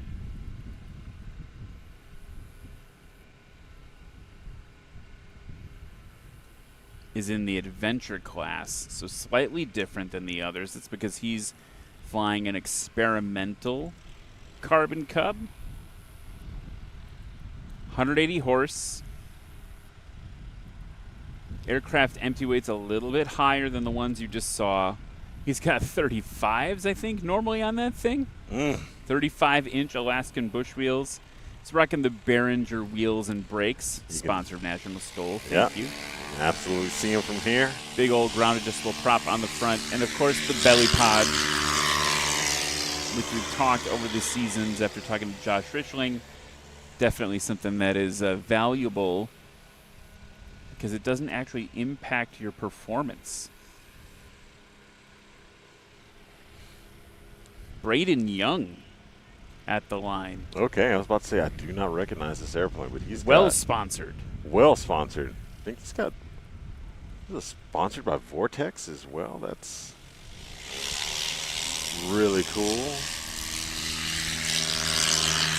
Okay, someone to watch tomorrow. Yeah, jeez. Braden Young's flying a 2013 Cub Crafters Carbon Cub EX. He's from Oklahoma. Practice session. I don't even know if I can say the name of this town. Do you know how to say that?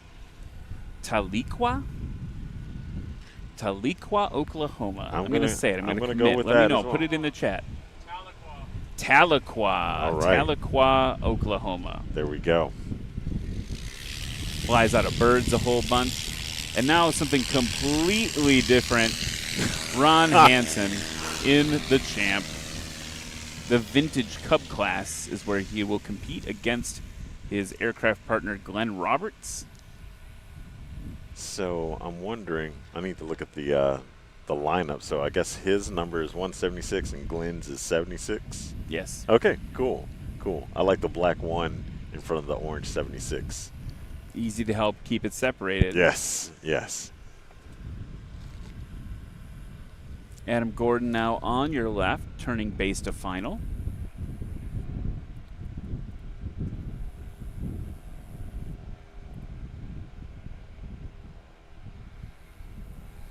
Again, a good reminder, folks, nationalstol.com/vote. That's nationalstol.com/vote for your fan favorite.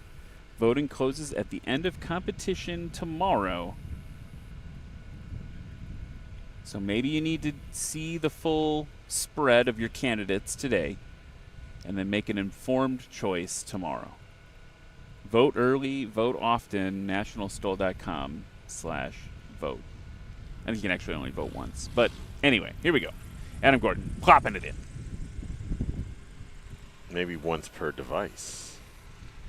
Don't give him any hints, Cam. We've already had the King do his thing at Appalachian with Doug Auclair. I think he hired some. He didn't do the bot thing. He hired people. You literally hired people? Yeah, I think it was like one of those like social media like blasts or whatever, and they just like boom, like just. I don't know. That feels. It worked. Feels disingenuous. It worked even though second place, Jay, his buddy from Rhode Island, also from Rhode Island, he had organic. He had 100% organic, and I think there was a difference of like 120 or something like that. Ooh. Nice one by Braden Young.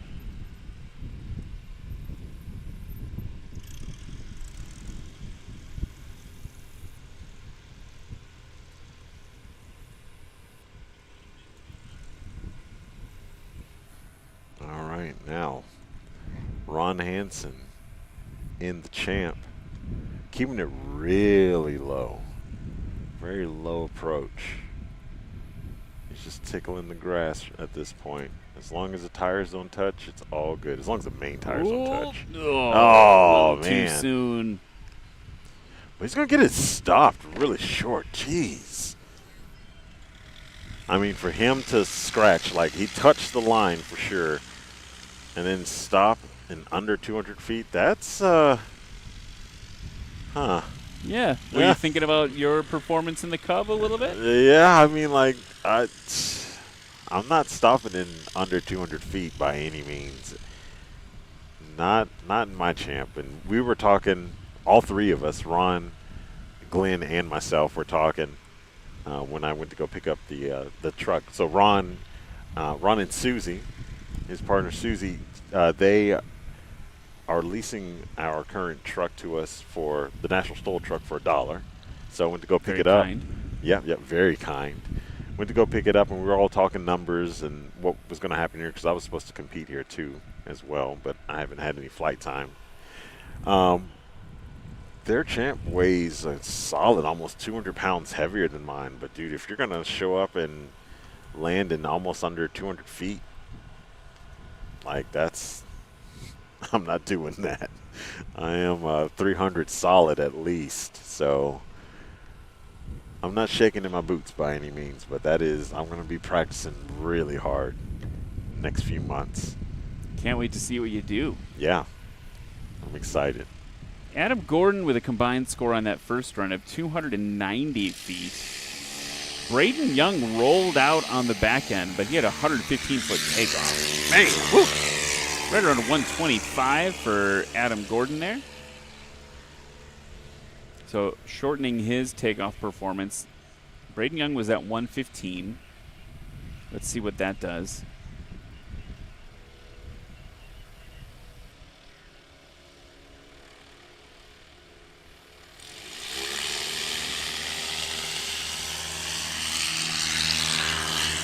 Longer this time. I would call that somewhere between 150 and 175. See John Douglas. Yeah, the eagle eye out there.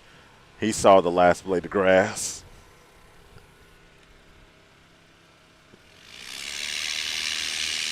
And the champ on the roll, Ron Hansen. Race number 176, tail coming up.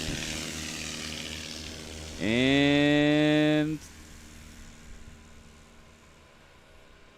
leaping into the air.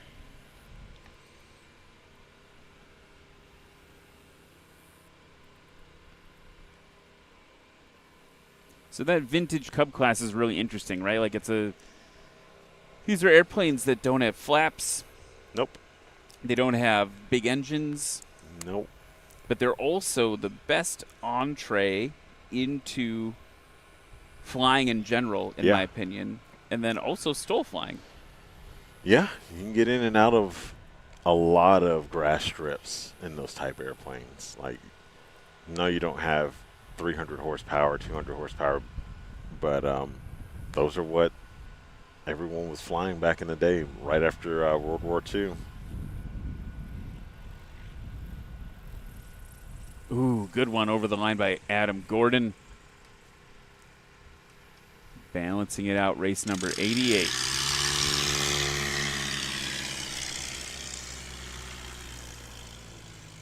It's going to taxi off for the tail up. All the style points.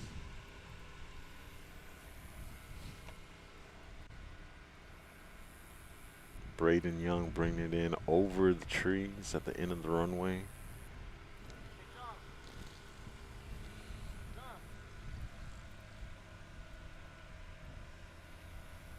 It's real interesting that we have like a variety of carbon cubs that are in different reds. Got like a maroon and then a bright red and then like kind of a more traditional red. I like this shade of red. It is very nice. Kind of like fire truck red. Mm-hmm. Just a hint of orange in it that maybe I'd pull out if I were going to get my Pantone book out. Yeah.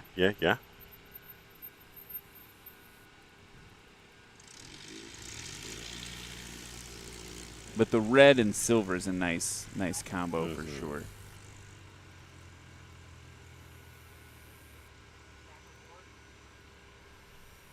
Jeremy Macbeth saying, I'm not there, but I'm wishing I was, from Mississippi. We agree, Jeremy. Wish you were here. Come on, Jeremy. It's only like, it's less than 8 hours away from where you are. Yeah. Just hop in the car. Hop in the plane, maybe. Yeah. Ron Hansen, good over the line. Coming in a little bit hotter, I think. Just felt a little faster. Yeah, just a little bit. He stopped. I mean, the one he had that was a scratch, though, he was like almost right in front of the announcer tent. Yeah, that was. And even then, he had that low approach, which I was thinking, man, he's going to have a lot of speed bringing it in low like that. But it was working for him. And this landing is going to be more or less along the lines of what I was expecting. Like that first landing was like, whew, that's a number to beat. But getting closer to 250, 275, 300 feet, like that's looking more like traditional numbers for a champ.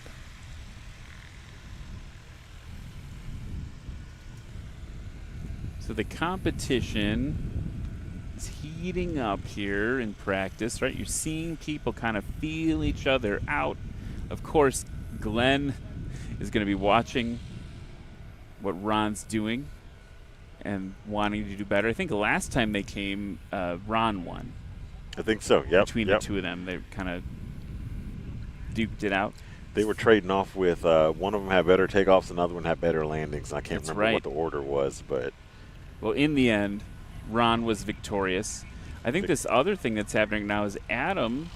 You know, we've seen him on the circuit. He's the host of Swamp Stole. Yep.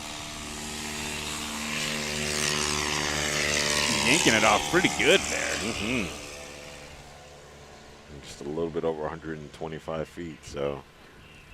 We haven't seen Braden Young that often in National Stole. So we haven't really seen what he can do, I don't think. Yeah, I mean, I don't recognize this airplane at all, so is this his first time? Or has he been in a different bird?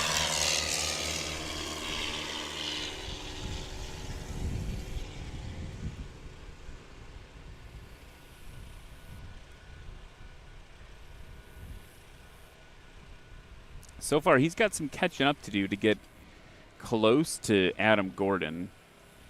That last takeoff, pretty solid, actually, 105 feet.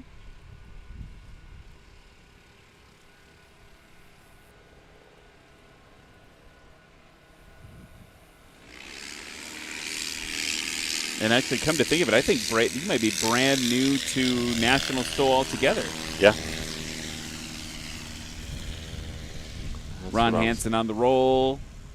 Adam Gordon base to final to the right.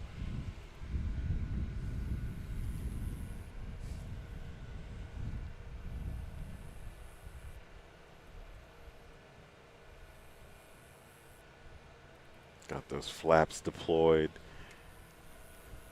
The wind is dying down. Yeah, we're getting little waves of wind. Mm-hmm. We're in between. We're in the trough. Yeah.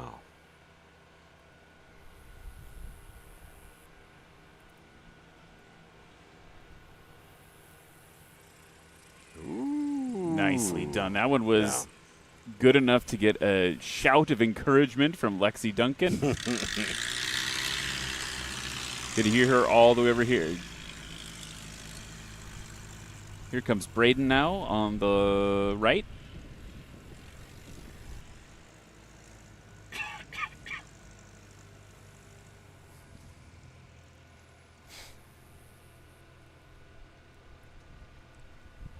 Wind's beginning to pick up just a little bit right now. So we'll see what Braden's going to do. That's going to aid him in his landing. It will aid him, but we'll see how short he stops.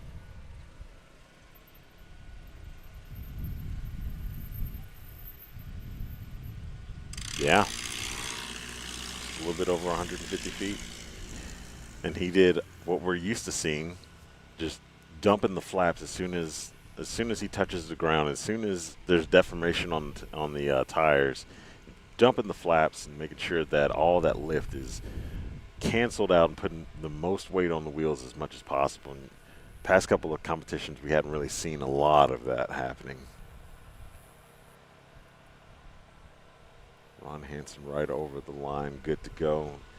He's going to be standing on those brakes, those hydraulic brakes that he has, and they're going to be put to good use because he may have given up 100 feet.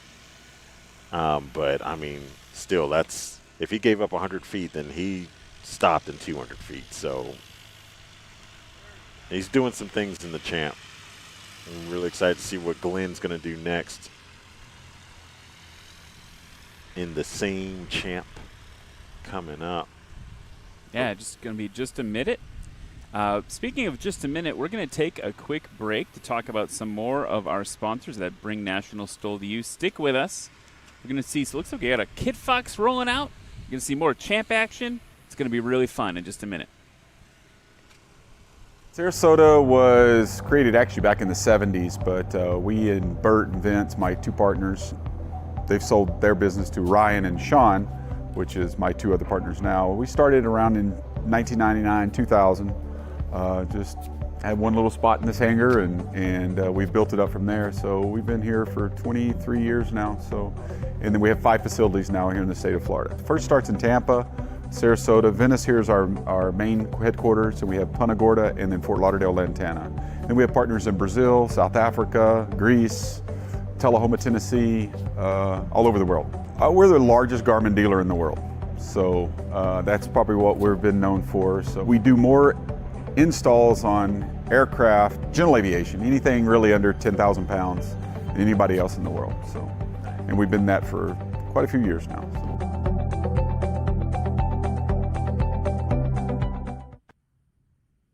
We've had it in all of our airplanes. Ever since we started with the Piper Saratoga in the early 2000s. We did the pulse oximeter and CO detector in there.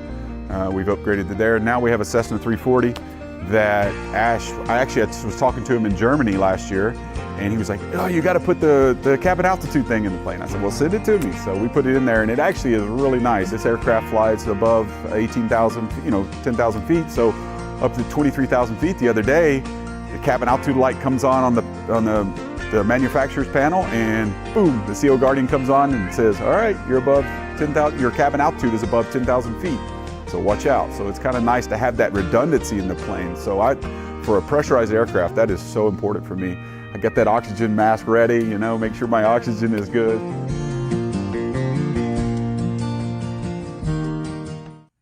Connect with pilots worldwide.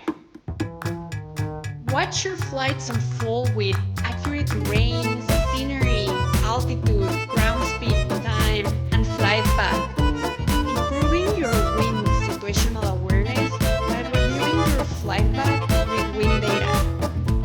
Invite friends to join you. Debriefing with peers is a blast. Balance is driving with fun.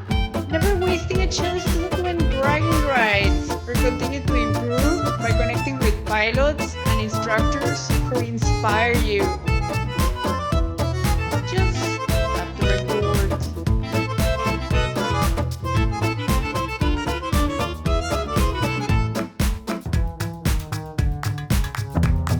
What's up, Av Geeks and STOL Freaks? Welcome to Lone Star STOL here in beautiful Sulphur Springs, Texas. It's Luke's for everybody, 2019 American Legend Aircraft BOAC.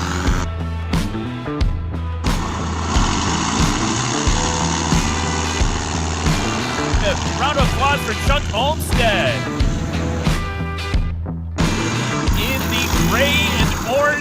Moac, Ryan Shirley, everybody.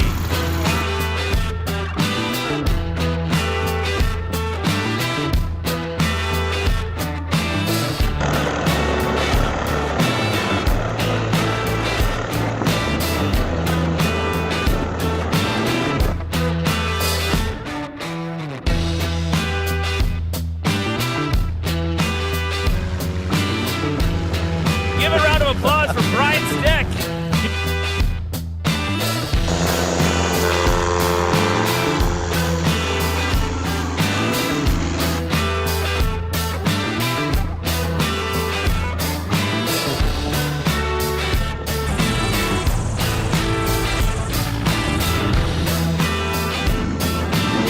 It's good. Textbook.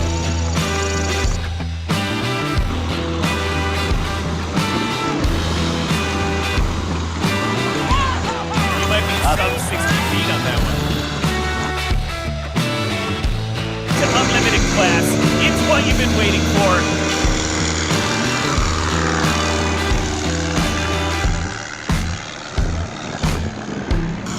That's right, the beast mode Moac, Colin Kaniva.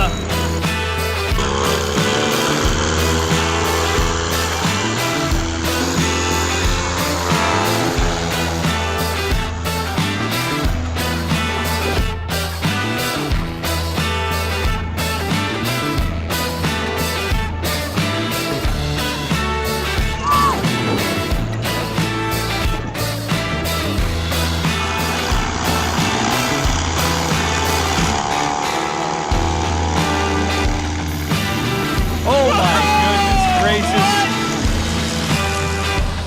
Frank Knapp showing that he deserves to belong here.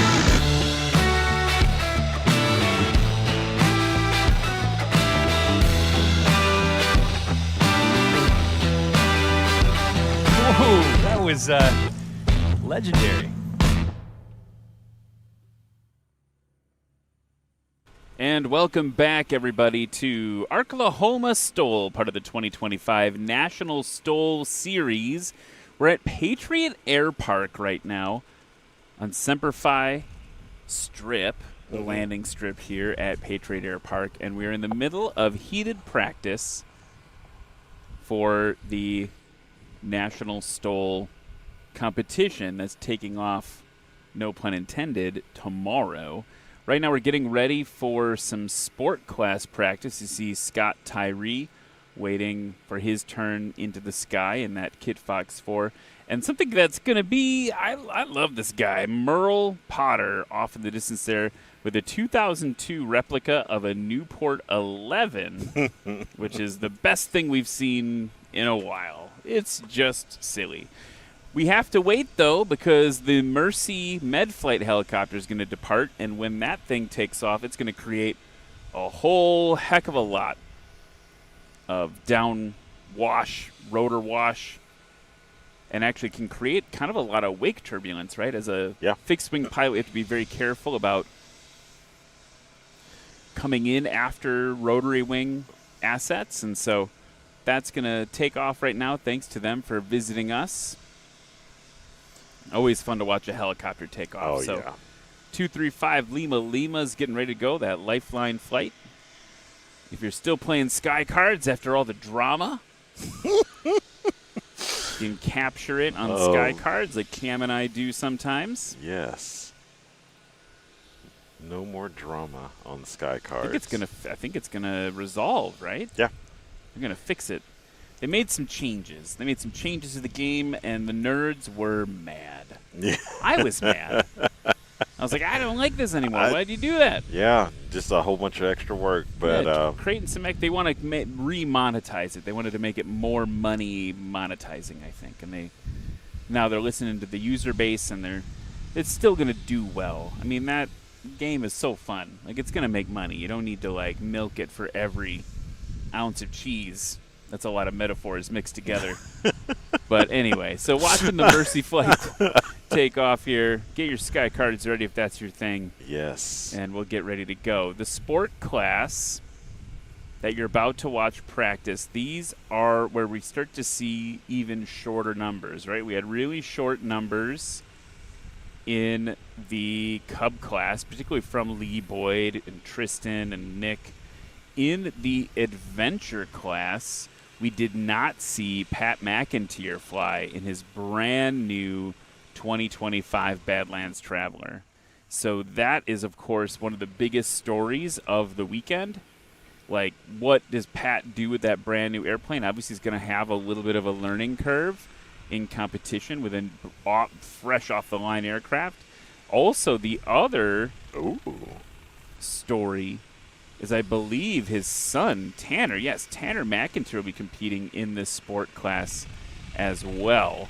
And so that would be really cool to see. We saw him last fly this same plane, the 540 Romeo Lima, the yellow and white Ranza 7.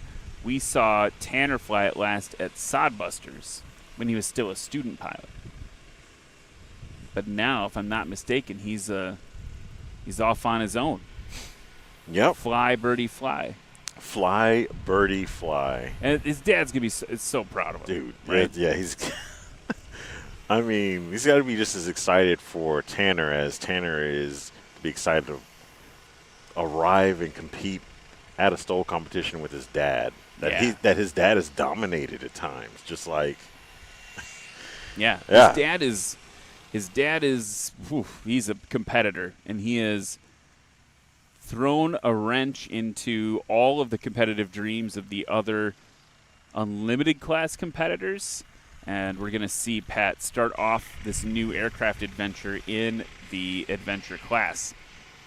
So sport class, you're going to see things like this Kit Fox. You're going to see things like, I believe that's Mike Busenitz in the Zlin Norden. Okay. Merle Potter in a Newport 11 for reasons. But you're also going to see Matt Dorsum, who's been kind of kicking everyone around in the sport class the last couple events. Rick Boardman's back. Dave Curley, so excited to watch him fly. Man. Grasshopper. Yeah. And then Eddie Sanchez is here right off of being the second place, the silver medalist at STOL Drag at the Roswell Air Races. Oh, wow, okay. And so that's going to be super cool to see Eddie come over to traditional STOL. There goes our Lifeline flight hovering up into the sky.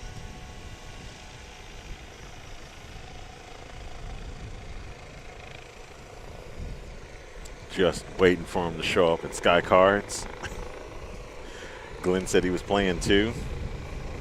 Not a sponsor. Not a sponsor. But if you want to have fun. Honestly, should be a sponsor. Yeah. Nerds, nerds, nerds. That is who we are.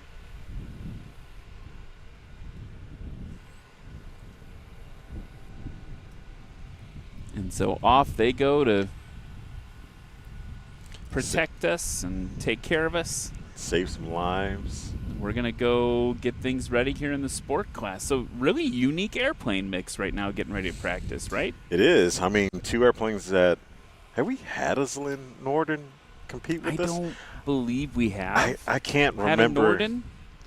Zlin is – they have multiple – like airframes. Yeah, I think we've had like a Savage the one before. that you might know if you're a E-STOL pilot is you might know about the Savage Shock Ultra. Yes. Which is so good, apparently they banned it from E-STOL competition. Yep. Okay, here comes Scott Tyree in this 1998 Kit Fox 4. It's funny, we've been talking about the Rick Boardman yellow. His says not Cub yellow. Yep. Which is great, because that is also a big debate in the Cub sphere. Okay, Scott Tyree in the tiny Kit Fox 4. Again with the like 175-ish area. Yep. And it'll be exciting to see him compete because this is his second competition. He was part of our production team for a little bit and then first competed at Swamp STOL this year. So we'll see him do some things, see if he's dialed in his landings. Michael Busenitz. So, from Whitewater, Kansas, this is Mike Busenitz. Cousin to Clint Busenitz. And if you think this airplane looks cool, you can talk to him about it. He's selling these. Sounds like it's Rotax powered. Okay. Look at the flaps on that. Very unique design. Yeah. Were they slotted? I couldn't tell from here. Double slotted flaps. Okay. Are those yeah, maybe the P-stole flaps or something similar to them. Merle Potter taking a little bit of a run-up. You're going, oh, he's even got, like, the replica gun on it. He's got the red scarves on the wings and the scarf on his neck. Is it actually on his neck, or does it just look like it is? No, I think he's wearing the whole get-up. That long white scarf, that is awesome. So one thing we learned at the Military Aviation Museum at Heritage Soul a couple weeks ago was the reason they had the scarf wasn't just for style points. It was to keep them from breathing in all the castor oil that the engines used. And if you breathe in the castor oil, you had to make a certain kind of pit stop when you landed. Yeah. For your body. Yes. Not for the plane. Yes, castor oil being a component in some laxatives. Yes. Is what they were saying. I was trying to dance around it a little bit. I think we can use that word. We just went right to it. But yeah, so that was part of why the scarf was there. Okay, to your left now should be our Kit Fox, flown by Scott Tyree. Now at Swamp Stole, he was coming in a little fast, coming in a little hot, had some long landings. His main point for showing up is just the camaraderie and being here, and he's not really like trying to throw down any hardcore numbers or anything like that.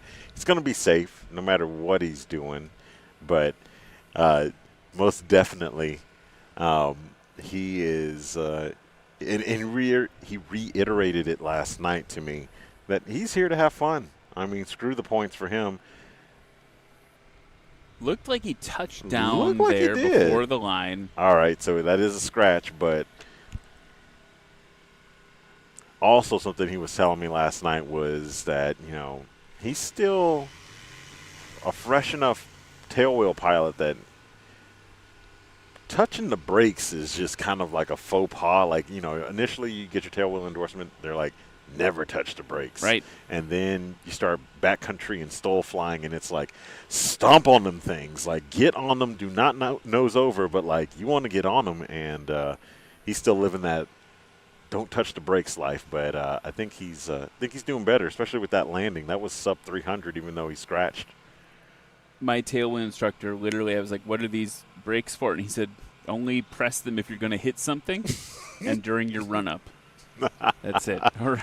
Here comes the Zlin. Ooh, yeah. Mike Busenitz. It's a sharp-looking plane. It looks fantastic. Yeah, those might be P-stole flaps. But for sure, I mean, wow. That's a build. I mean, here's the thing. Zlin has so many unique airplanes, right? They've got the Norden. Mm-hmm. They've got the Shock Cub and the Shock Ultra, which I think can land at like something like 14 miles an hour or something insane like that. Yeah. And then they've got what my favorite is, because it's just insane, is they have the Savage Bobber, which is literally just an open tube fuselage. Okay, yeah. Here comes our Newport Merle. Scratch for Merle, but who cares, because that looks awesome. It does look pretty cool. So Merle likes goofy planes. Yep, he's got the Quicksilver, got this. He has an RV. I don't know what RV it is. It might be a 4. He's landed it on a sandbar before. An RV4 yeah, on a sandbar?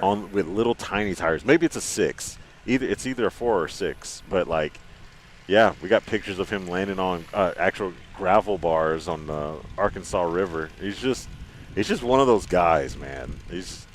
Last year when he was in the Quicksilver, he had that he was wearing like a costume or something. He had the like sleeve, like the tattoo sleeves Yeah. like that he was wearing. He's a character. He's a fun guy to hang out with. And the controversy last year, of course, was that I was told by Kelly Qualls that his name was pronounced Merrill. Oh, And so okay. I called him Merrill the entire broadcast. He's like, it's just Merrill. Kelly was setting you up for failure on that Thanks one. a lot, Kelly. Lance in the VIP tent in the chat saying, I'm watching in person from the VIP tent. So cool. Lance, we are so happy that you are here watching with us. Thank you so much, and hope your experience there in the VIP tent is awesome. That's a cool thing you can do if you come into a National STOL event. You can do it here at Arklahoma STOL tomorrow or today. Get that a little extra shade, or you get a little shade. Yeah. Get a little treats, snackies. An elevated bougie experience. Yeah, elevated bougie experience. I like that. Speaking of elevated bougie experiences, our coffee is elevated and bougie. I enjoyed a bunch of it this morning. I got in late last night. We'll talk more about that in a second. Scott Tyree.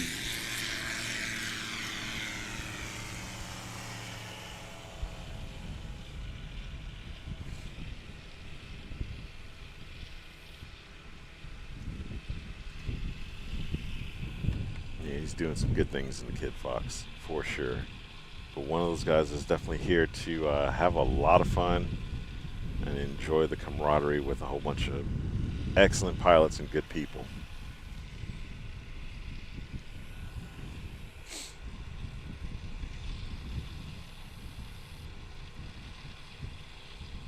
Michael Busnitz in the sharp, very sharp Zlin.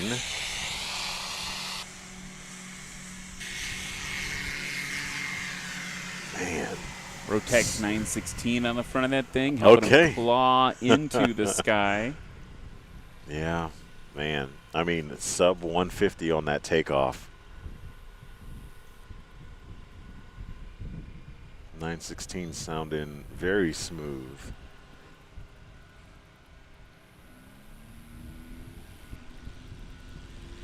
And respect to Merle for backing it up a little bit on the takeoff. He's here mostly to have fun in this thing and show us a good time with a biplane flying around. Yeah. And what a sight that is.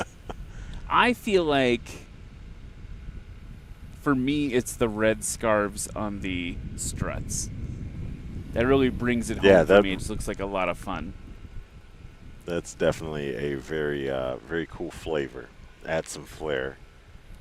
Mike Busnitz putting down 277 combined on that first run here in practice.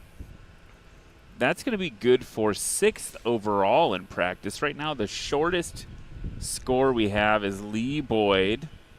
You've heard that song before. Yep. With 182. Tristan Nichols with 205 in second, and third place in practice, actually Adam Gordon with 263 feet combined. Man. Nick Ardillo in fourth in practice, Braden Young fifth, and sixth, Mike Busnitz in that Zlin Norden. And I do want to make a correction. So Merle's Newport is not Rotex powered. It's VW powered, Volkswagen powered, 65 horse.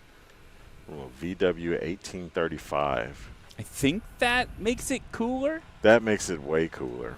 Yeah, for sure. Scott scratching again. Nothing wrong with landing early of the line for sure.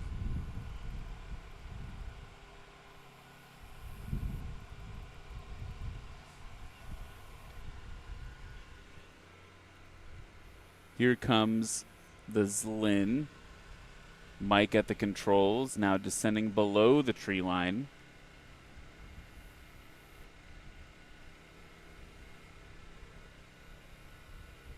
And he's carrying it just above the grass.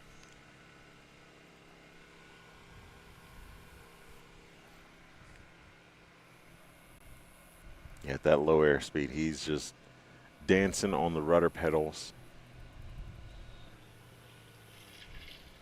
but going to get it over the line excellently. Get it stopped real short, right in front of the booth. I mean, just a little bit over 125 feet. So not only is it a sharp airplane, but it lands very short.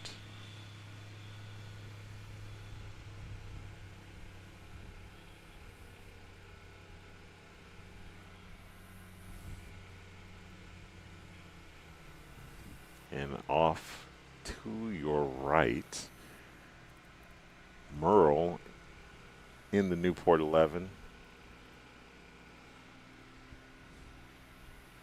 Plane he picked up earlier this year.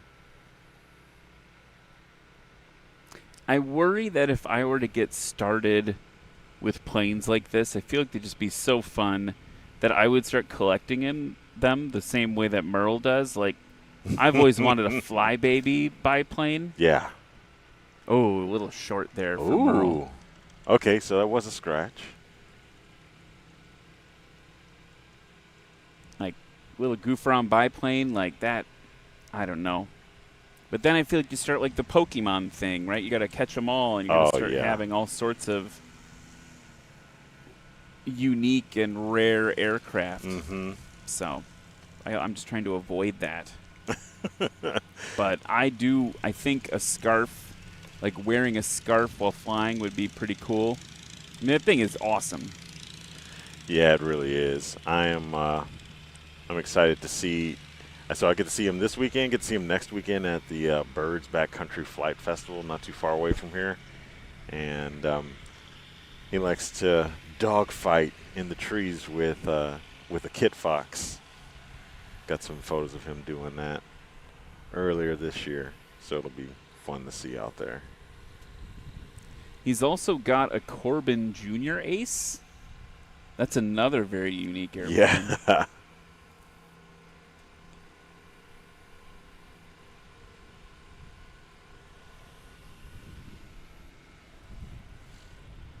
Best part of it all for Merle is he says he's got a very understanding and patient wife who supports his love of aviation. Yeah, they come out in full force. I wonder if they're going to be out in full force tomorrow or Saturday, but we're used to seeing them. They bring out a big rig, big old, not party bus, but a big old RV, and they take up a corner of camp at Birds when we have events out there.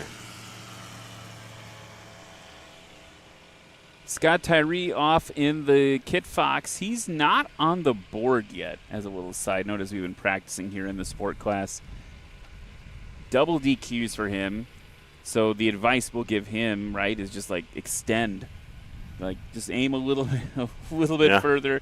Get one on the board. You don't want to be the guy that triple DQs. I know he's just here for fun, but I think we should get him on the board. So if he can just extend a little bit longer before he touches it down. Could be some of that brake thing, right? I mean, that's a real thing, like brake anxiety. We've had nose-overs at National STOL before. It really People is. get a little too Because aggressive on the brakes. You're just told not to touch them. I can understand.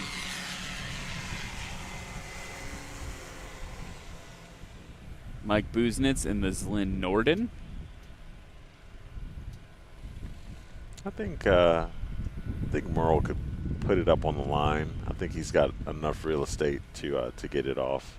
I think you're right. I think he thinks he's right too. Yeah, I think he's been like slowly dialing it in. That has got to be the most unique. Yeah. I mean, can't say that I've seen anything like that on any of the broadcasts in the past 5 years.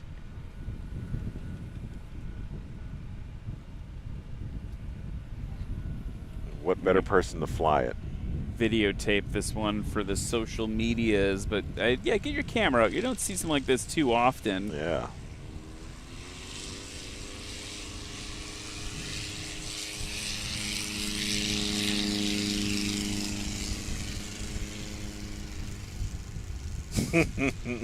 Yeah, I mean, he's got plenty of real estate, so That is so fun. Look at that thing. Yeah, absolutely awesome.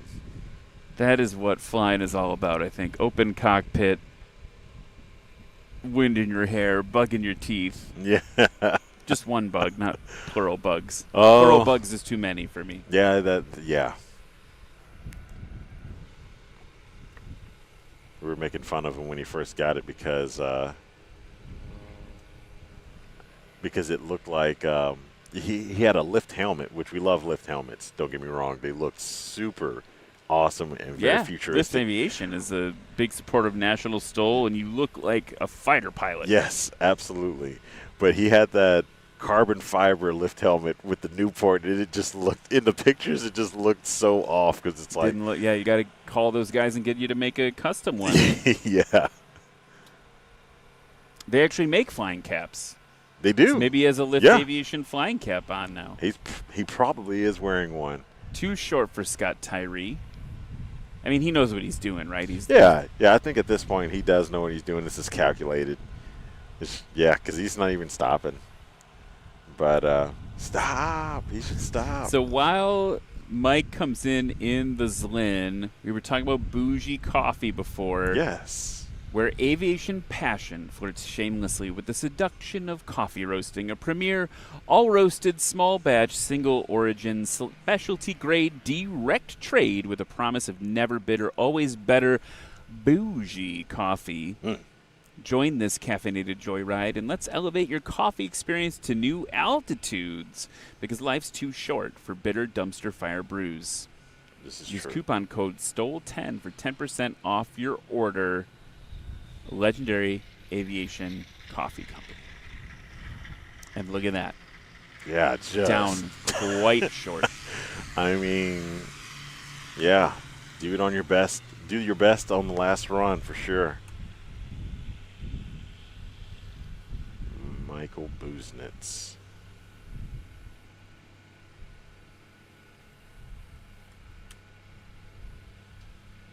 So thanks, Legendary Aviation Coffee Company, for caffeinating us today, particularly me. I needed it. Yeah. Big time this morning. And they're not, I mean, it's fun ad copy, but it's legit, like, smooth coffee for sure. It's not bitter. It is not bitter.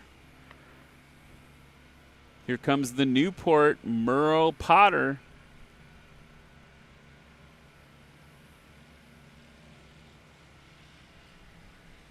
Okay, going to give up just a little bit over 50 feet, but he's going to get it stopped in under 300 feet, it looks like. Maybe a little bit over. But, I mean, jeez. Yeah. So, I mean, like, he's got better performance than the champ, almost. I mean, like. No, certainly has better performance than the champ. Yeah, he's got 2 wings. Yeah. So now, folks, things are going to heat up a little bit. We're going from an homage to the dawn of flight to fire-breathing, insane in the membrane aircraft. You see Eddie Sanchez is taxing out. Dave Curley's taxing out. Rick Boardman's taxing out. These planes still hanging in the same class. Yeah. Gonna do some pretty bonkers things. We have seen Eddie Sanchez in particular plop the tail of his aircraft down on the grass, apply power, and ride it like a unicycle all the way to the line. And in case you're wondering, that's totally cool. Yeah. We only care about the main wheels. If you want to put that tail wheel down and you can keep the airplane in the air, the rest of it in the air, no big deal. And Eddie Sanchez, hashtag style points, has done that before. That's his new call sign. And while we get the next class up and ready to go, we're going to go to commercial and come back to you in just a moment. Montgomery Tower, Warrior Flight 1, we're holding short of 2 right for a straight up departure. Warrior Flight 1 will be the first ones out. You excited? Yeah. So now we're just waiting for the tower to release us for takeoff. Okay. My name is Dylan Cavender. I'm 17 years old. I'm Kai Matavolo and I'm 14. My name is Meyer Turchin. I'm 14. I was diagnosed with leukemia, AML. I was 5 when I was diagnosed with leukemia. I was diagnosed with leukemia. My name is Ryan Melendez, and I'm the founder of Warriors with Wings. When I was 17 years old, I was diagnosed with acute lymphoblastic leukemia. So when Ryan took me for the first time, I thought it was just gonna be like chill, like we're just gonna fly, like nothing crazy, but it turned out to be something way crazier and so much fun. Flying's sick, so I got to fly most of the way back until we got close to the runway.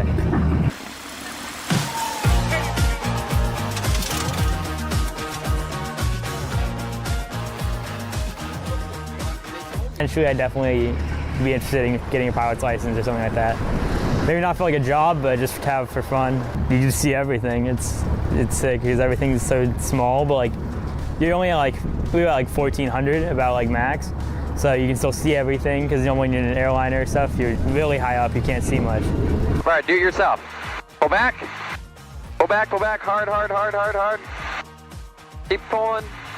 Push forward hard. Whee! Pretty good.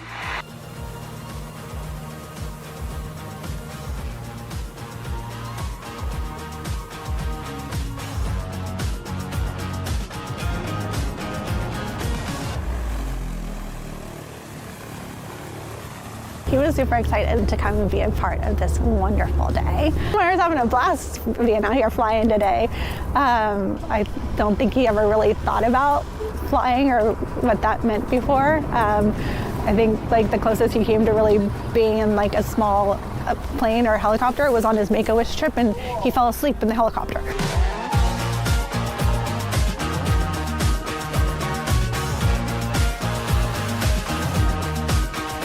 Everyone's gonna get their first logbook. So there you go. And then we're gonna fill out all the airplanes you flew, and we'll get you signed off since we're all CFIs. So, and then we'll get you guys all t-shirts once we get some of those made. They'll sign you off for the airplanes they flew you in. You need Montgomery Tower, Warrior Flight. Once we get some of those made. They'll sign you off for the airplanes they flew you in. You need to get your pilot's license, 40 hours of flight instruction, or 40 hours of flight time total. Some of that has to be with us, and then at some point you guys, once we feel like you can fly the airplane yourself, we set you free and you go off and do some hours by yourself. It's just that easy. It's just that easy. Couple more days like this, you go fly an airplane Yeah. by yourself, you're good to go. You're almost there. All right, perfect. I'll steal the pen. And that was Warriors with Wings, Ryan Melendez's nonprofit organization for people who have had cancer and are interested in flying, as his life story has come from that as well. He had a very advanced form of cancer and got into flying, and now he's a full-time, what does his bio say? A full-time airport bum and a part-time airline pilot. Yeah. I mean, so yeah, he was a kid fighting cancer and was able to get a flight, and he credits that a lot with his ability to fight, like mentally and emotionally, to stay vested in fighting the disease through all the treatment. That was part of it. So what they do in that charity is give these opportunities to fly for children, to help inspire them to keep fighting and to give them a little bit of a reward for all the hard work they're doing, trying to, literally survive. So yeah. And inspire them to keep moving. Matt Dorsum on the line. We've seen him the last couple events kind of cleaning up some season points. Yeah. Which I love. I love that competitive spirit. And look how short he's taken off. Like, that is, here's the other thing that happened. He's been practicing a whole bunch, man. A whole bunch. He's competing every weekend practically. All over the country, too. I mean, yeah, every weekend he's competing. Every weekend he's traveling somewhere that's not his home. So he's getting that practice in he's getting that unfair practice in, right? Because he's going a lot of places that are unfamiliar to him and just putting that practice in. So that's the way you get good. More hours, more unfamiliar places. Every landing's different. Every takeoff's different. Rick Boardman.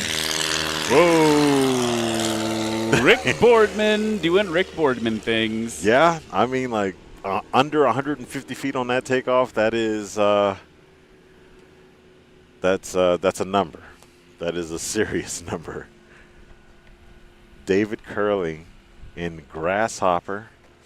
He's up on the line. He's been slowly but surely modifying that aircraft the past few years. Ever since he's purchased that aircraft, it's just gone through so many different changes each season. He's applying power. We're going to see that tail come up.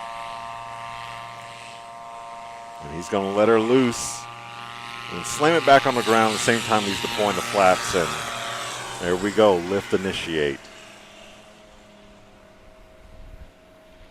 Oh, the judges pointing towards the 115-ish, 120, or I'm sorry, 118-ish on that takeoff for David Curley. Eddie Sanchez on the line, back on the STOL circuit.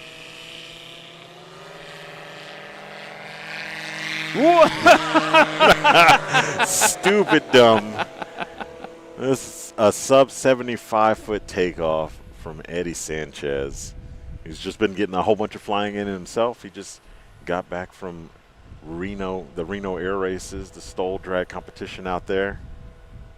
I want to put this in perspective, right? This airplane has 270 horsepower. Okay. Yamaha 998 turbo Sidewinder, which is like a snowmobile engine. Yep, yep. Think about that. It's got 270 horsepower. It's got a gross weight of 1,320 feet. Brandon Korn's airplane has 60 more horsepower. That's it. And is almost 3 times as heavy gross weight.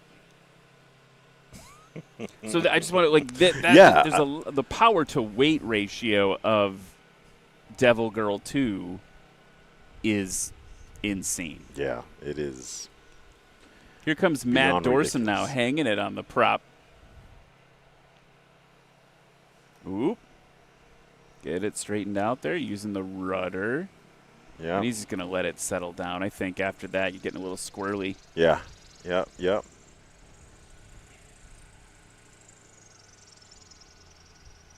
Yeah, the wind dropped out from beneath them. I mean, we were feeling the good little breeze for a little bit, and then it just got warm all of a sudden. So he's battling that. Now we got Rick Boardman on final. Very accustomed to stupid numbers from him as well. He's doing the rudder dance as that nose comes up and that power comes out. And here we go, right over the line. Good. It's going to get it stopped sub 100 feet. That was incredible. Look at the expert display of brake modulation. Yes. Yeah, he's got it in. I mean, like. He's someone who spends his entire life in the cockpit, right? Like. Right. Flying ag for his own operation. Yep, doing all sorts of spray operations, and the amount of aircraft control that takes. Yeah. You know, you really got to know your airplane and be able to really fly it in and around the edge of the flight envelope. Speaking of flight envelope, David Curley's showing us his understanding of it. Yep.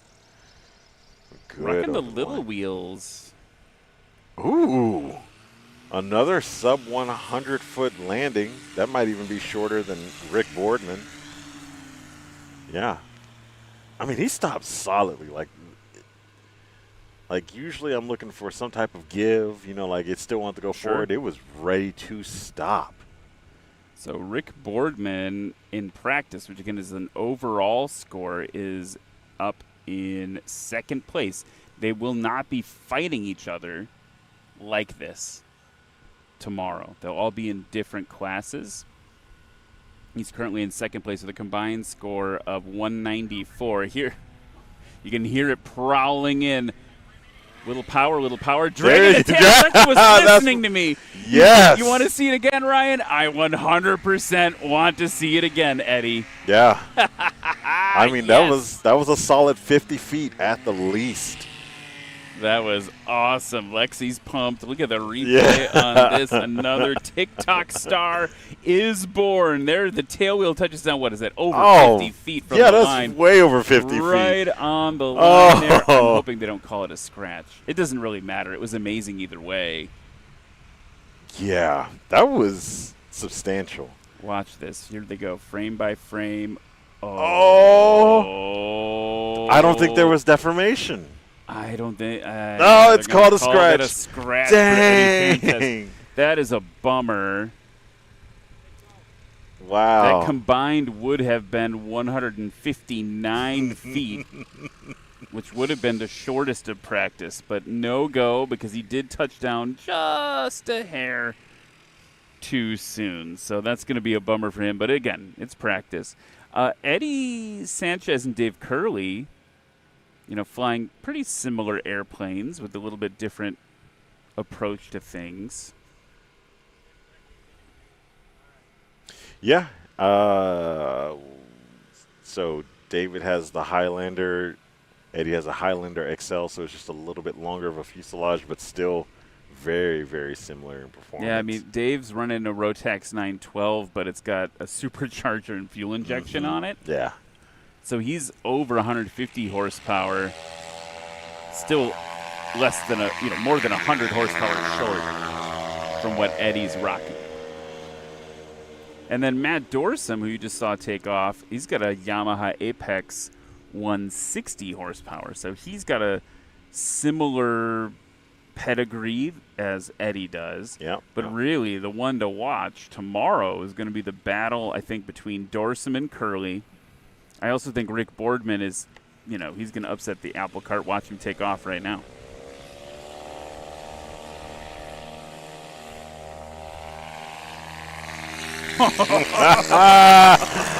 Let's go. I mean, he's running a standard Titan 340. Judges look like that was sub 75 feet for Rick Boardman. David Curley with the tiny tires.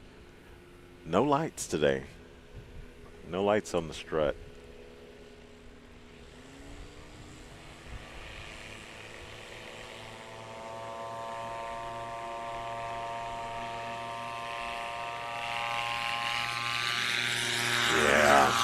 That takeoff looked a little. We used to talk about this with Levi Nogues's Storch. Mm-hmm. Like, we literally had the airplane flying before the tires were, right? Like, there was so much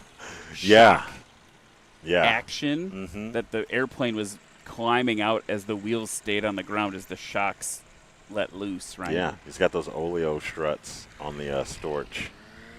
Eddie Sanchez.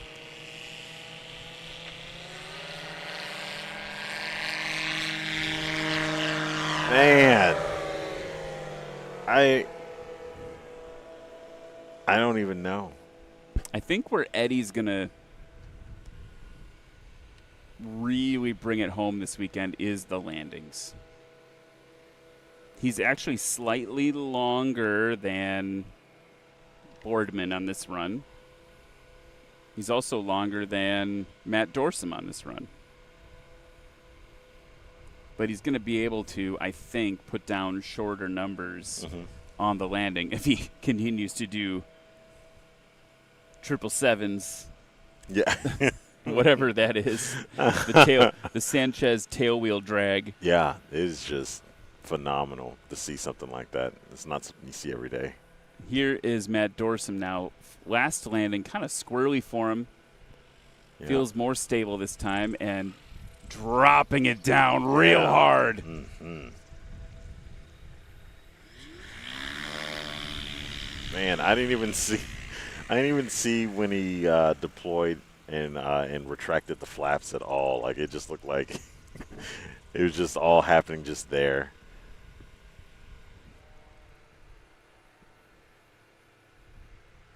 Rick Boardman now.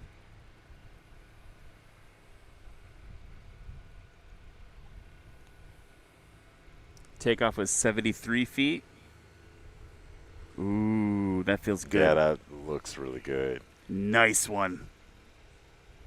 Right around 75 feet, maybe a few feet further for Rick Boardman. Man, yeah, okay. So big improvement for him.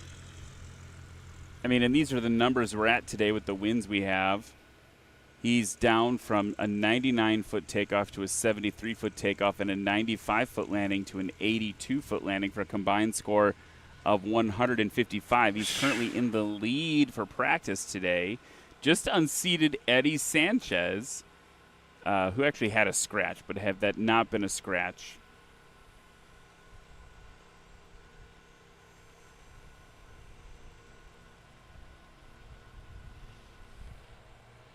ooh, Curly doing the same thing. Okay. Woo. Okay. Style points for Grasshopper as well. Yeah, absolutely. A little bit of the draggy drag before the line.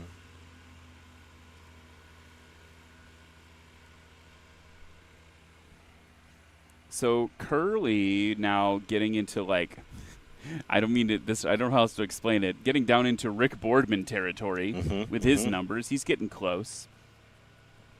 Eddie Sanchez needs to get on the board this time. Well, I say need lightly. Again, it is practice. But he was previously first place overall. Working that throttle, working that rudder. Tail's coming down. Tail's touched. Oh, I think too short again. And another scratch for Eddie Sanchez.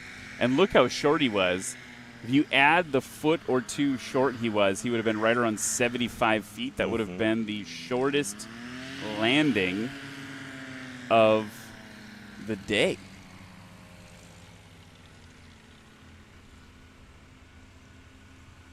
So Eddie's going to be working on his accuracy in this last run to get prepped for tomorrow's competition.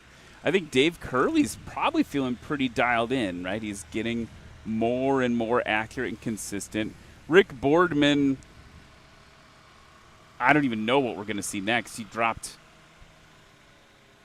like 20 feet off of everything he just did, so that's going to get even shorter. And Matt Dorsum, the sleeper, kind of, right? Like, he was the headline show at Appalachian Mountain Stole, I'm guessing. Yeah. He's the headline at Heritage Stole. And now some of the other pilots have come out to play again. But he's got all this practice under his wing, no pun intended. He's currently third place overall in practice. And I don't know, is it not fair of me to say that, Cam? I don't know if I would have expected that from Matt Dorsum earlier in the season. Yeah. Absolutely. I think that's very fair to say. Especially with this aircraft being the plane that he purchased during his private pilot's licensing. Like, takes confidence. Takes a lot of confidence. Pulled a little early. Which, man, almost doesn't mean anything sub 100, right? Like, it means something, but it's just winners so and ridiculous. losers are separated by 1 or 2 feet sometimes now in these classes. So Right. I mean, no. I'm not trying to take away from that. I'm just saying, like, it's just ridiculous to see an airplane leave the ground in less than 100 feet.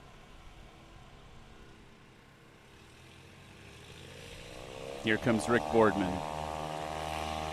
Ooh, looking for tail pennies. Nice and high. Yeah. Oh, that was perfectly timed. So the difference between the two, right? We talk about this every competition, but just to explain it again, when Matt pulled back on the tail, right? He pulled back on the elevator, the tail hit the ground, and the plane did not immediately fly. It took a beat, and then it flew. Rick Boardman pulled, and it leapt into the air. There's also a place where you can pull a little too early, and it actually starts flying before the tail, or a little too late, and it starts flying before the tail hits the ground at all, right? Yeah. So Rick Boardman had that perfectly timed. Here's Dave Curley and Grasshopper holding that tail off, maximum thrust, and just a little too early for him as well. But, I mean, we're talking about fractions of a second. Yeah, I mean, like, there's – yeah. Also, let's be real. It's real easy for you and I to say that from here. This is true. It's almost like instant hindsight. Right. Eddie Sanchez. Warp thrust. Oh man, yeah, that was clean. That was exciting. Yeah. Sub 75 looking like. One thing I don't know if you know. Did you notice Eddie Sanchez shaved his mustache? I did. So at the pilot's briefing, like, I was grabbing my badge, our badges, and like he was standing right next to me. It didn't register. It was him. I saw his sponsor hat on, and I was like, "Oh wow, you shaved your mustache, bro." Let's pour one out. R.I.P. Eddie Sanchez's mustache. Matt Dorsum, low and to the right. Things got a little sporty right there. I think he's pretty much right on the edge, right? He can't really give up any more speed. He's holding it off with the throttle almost exclusively, and that was a masterclass in aircraft control. That was very awesome. He dumped the flaps before he even touched the ground. I saw him just retract. And, yeah. Watch on the replay here. Yeah, just done. Really timed that all perfectly. Rick Boardman now holding it off. Ooh. That was like, jeez, like smooth. Like I don't know how to explain it. Like it was definitely like high intensity, but it still felt quite smooth. Oh, is that called a scratch? It's looking like a scratch. Oh man. Let's see what the judges say. Yeah, right there. Just.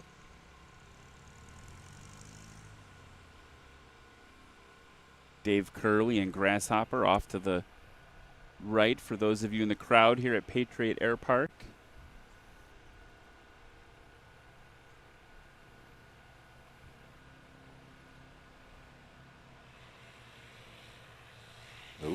Yeah, too little too late on the throttle application there.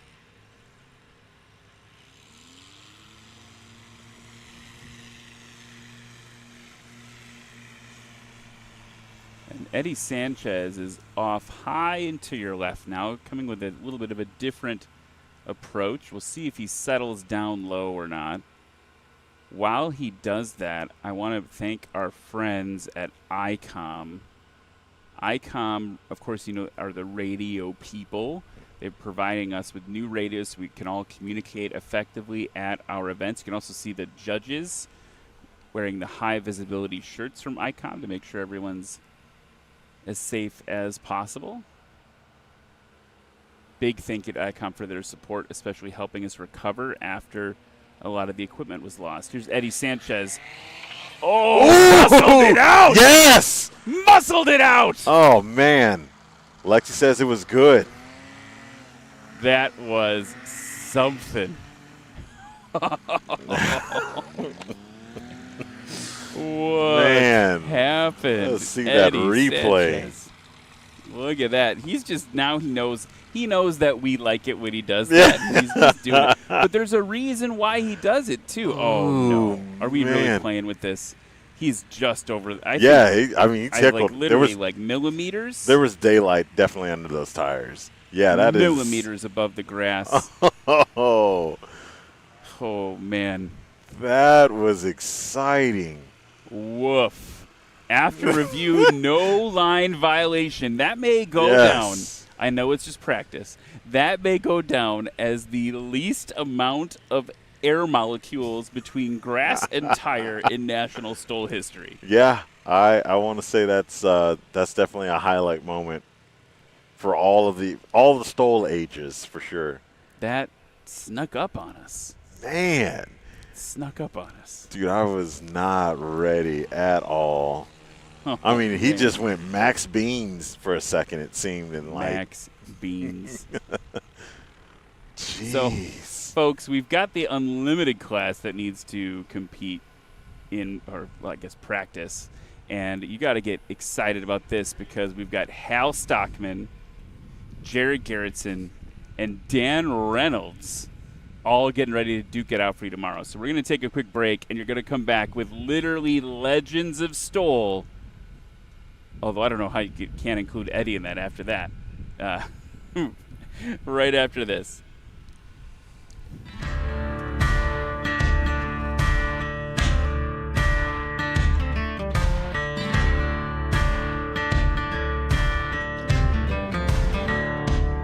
It's a kind of a different experience buying a Legend Cub because you're buying from the owners of the company. You're going to meet everybody that's going to work with you ahead of time. They're experts at every little facet of it. You pretty much can do as much of the aircraft as you're capable, and they'll kind of hold your hand through the rest of it. So I couldn't recommend it higher than truly a wonderful experience.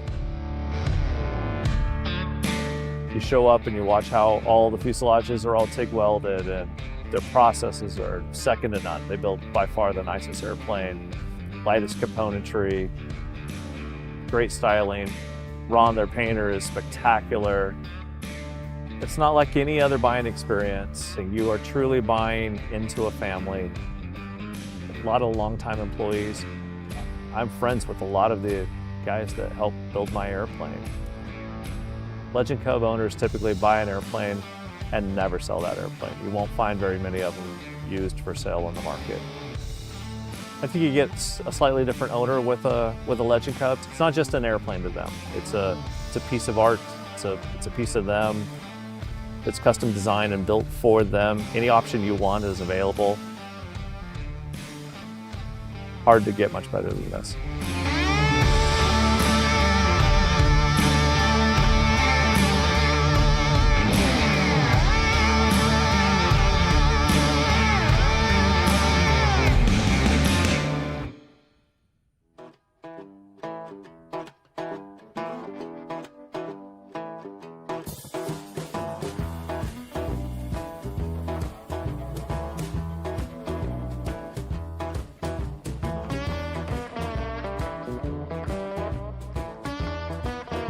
Special thanks to our annual sponsors: Legend Aircraft, Clemens Insurance, Behringer Aero, Sarasota Avionics, Lift Aviation USA, Flying Eyes Optics, Red Tag Art, Legendary Aviation Coffee Company, iFly EFB by Adventure Pilot, ICOM Radios, Tundra Tailwheel, Fly Orca.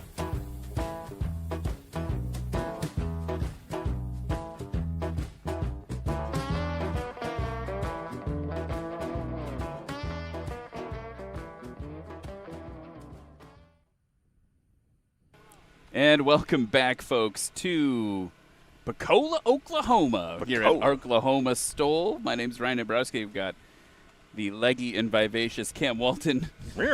I don't know what that even means.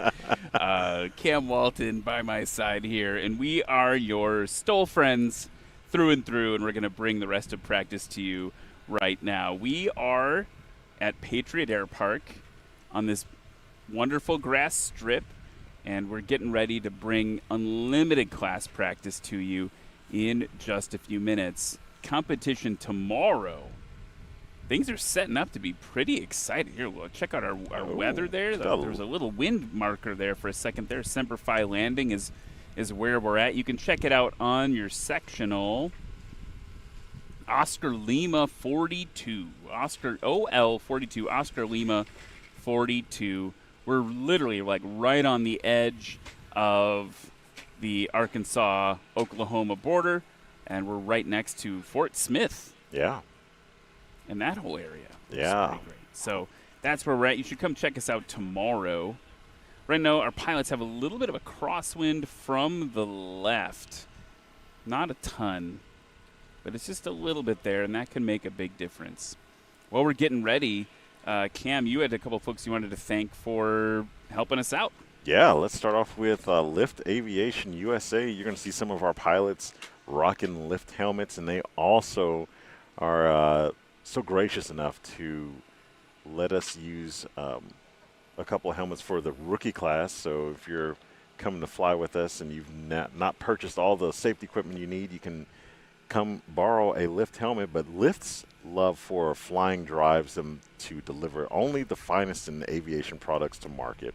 They believe today's pilots deserve much more than what is currently offered in the way of products they wear in the cockpit. Lift Aviation is bridging the gap and making products that are stronger and lighter you can trust. And they also look dang good at the same time.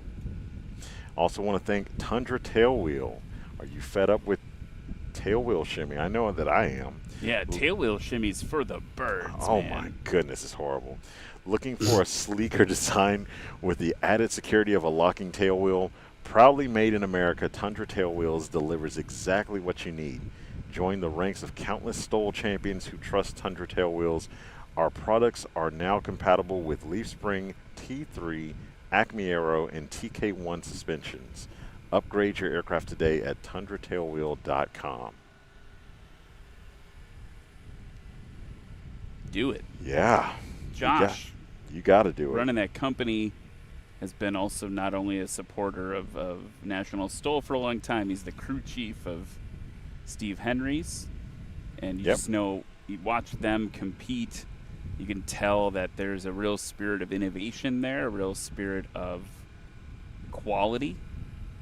And it just comes through in the product. Yeah. And then last but not least, we have Behringer Aero, which you might have seen earlier, a couple of competitors with some Behringer Aero wheels, probably some brakes as well. But the company Behringer Aero has been manufacturing wheels and brakes in the same spirit of quality and performance for 30 years. Since 2002, Behringer Aero makes wheels and brakes for a wide variety of aircraft, from the ultralight airplanes up to certified aircraft as the Pilatus PC-6, Cirrus SR-22, and Vision Jet. That includes everything for a bolt-on conversion. Basically, you can fly just about anything and have Behringer wheels and brakes on that aircraft. So they come in a variety of colors. We're used to seeing them in that anodized red color that they're very famous for, but now we've got orange and green and purple and gray and black, and they just have a score of different colors to match all the liveries that you want to put on your airplane. You know, it's funny, the red Behringer wheels, I think, are almost like a status symbol. They really are. Right? And so, meat stick delivery. Meat stick delivery. John Douglas throwing meat at us. Yes. Oh. You got it. Yeah, wait, which flavors do we have? We got roadkill, as always, and then jackalope. Oh, which one are you going to take? I always get roadkill, so I'll take jackalope this time. All right, I'll take roadkill, yeah. All right. I'll take that. What's in roadkill here? Elk, venison, pork, duck, and rabbit, all mixed together. Okay, I am venison, pork, antelope, and rabbit. So I have a little extra duck in mine. You have a little extra duck.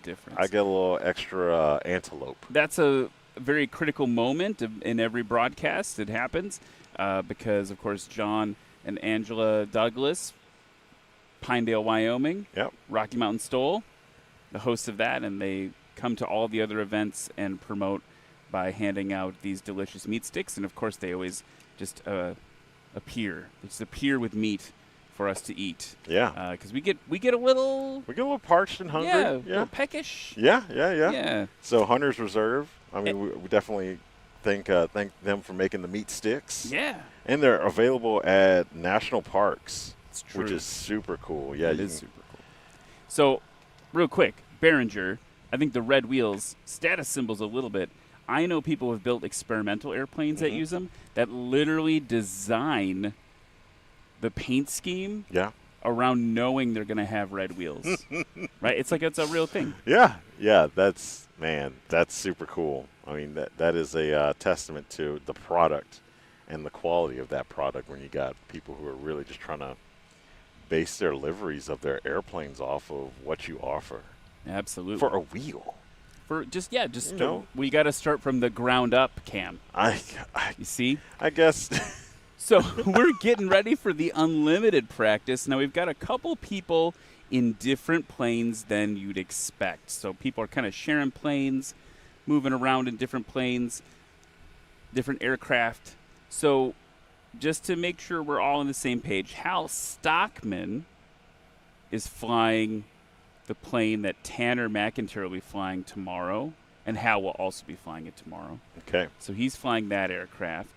Then, if I'm not mistaken, Jared Garrettson is going to be flying Pat McIntyre's new BLT. So we're going to see that for the first time right now. Okay. The only person who's in the plane they normally fly is Dan Reynolds in the Chinook Valdez Special, which is, for lack of a better description, the weird-looking one. You'll know it when you see it, but what he can do in it is absolutely incredible. Yeah, that's going to be awesome to see him rocking it like he always does, lawn darting it in. I think, there was a little bit from Dan Reynolds at the beginning of the season. He was really pushing hard for a world record. Mm-hmm. And then I think he realized he was pushing too hard for it. And he was in his head about it. And he said, I'm just going to take it easy on this. I'm not going to force it. It's going to happen. Yeah. He's going to be positive about it. He needs the right combination of environmental factors to be able to pull that off. Yeah, absolutely. And so I think, are we going to see that this weekend? Probably not. Probably not, but maybe. It's kind of like you never really know, right? You're you never know if you're going to get the right gust and the right combinations, the right. I mean, at Swampstoll a few years ago, we saw this airplane land shorter than it is long. Yeah. So it's never impossible, but that is a thing. I personally think now that Dan has said, you know what? I got to take a deep breath on this. I'm not going to force this world record. It's going to happen. I just have to be confident that it's going to happen. It is going to, sneak up on him. Yeah. You know what I mean? Once he lets go of that pressure, I think it's going to – he's got older children than me. He's also a dad. But this is like the dad in me a little bit. I'm like, you know what?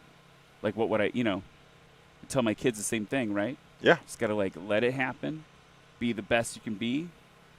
It's just like when you lose something. You always expect it to be in a certain spot, maybe the last place that you left it, but you don't think about when you were talking to someone and you put the keys in your pocket and they're just in the wash right now, in some shorts somewhere. It's the same type of idea. He's going to break that record and none of us are going to be ready for it. It's probably going to be some random weird gust of wind and he's just like, cool, I can do it now. Boom, done. Yeah.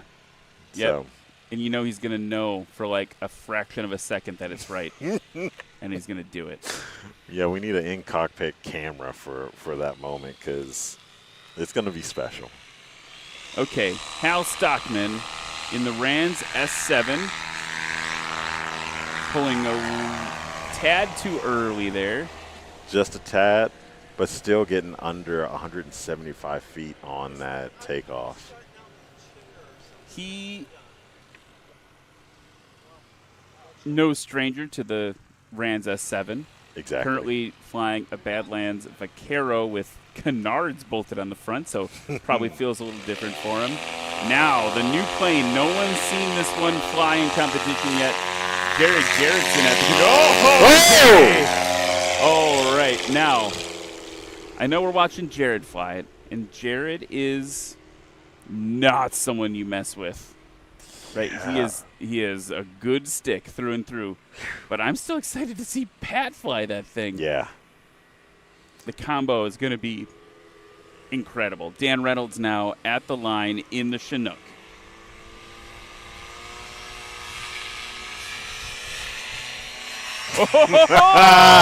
Okay.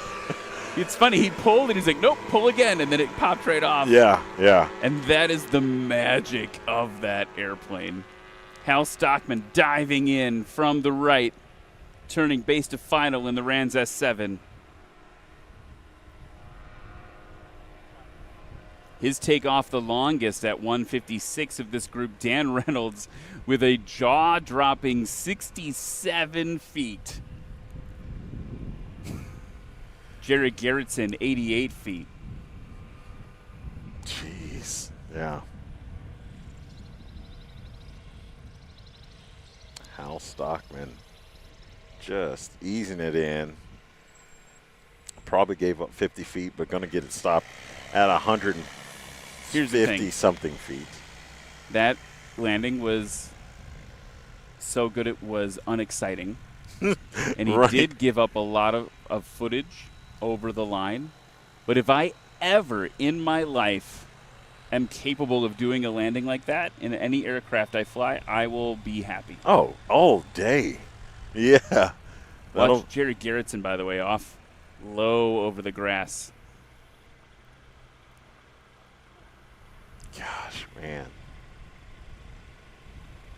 So this airplane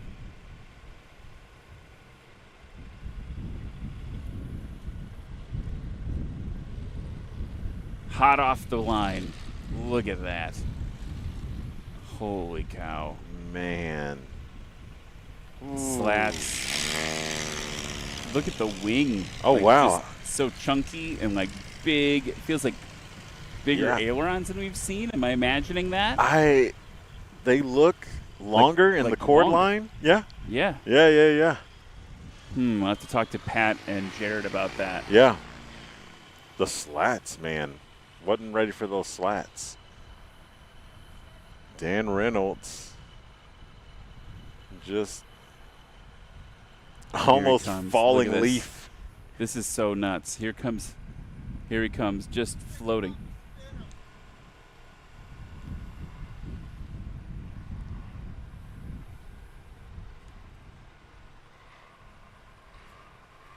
Man, how do you float that into? What? Oh, man.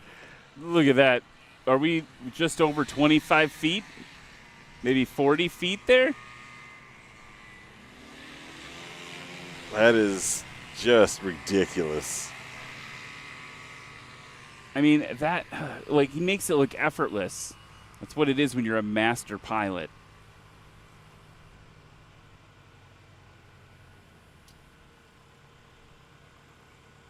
That was 38 feet. So Dan Reynolds, maybe unsurprisingly, is now in first place for practice with a combined score of 105. Jerry Garrettson with 184 combined in Pat's plane there. You know, the other thing, look at what they did with visibility. So one of the things that happens, right, when you're coming in with that super high deck angle, where the nose is real high, you can't see anything. The plane is in the way of your eyeballs, right? You can't see through the engine.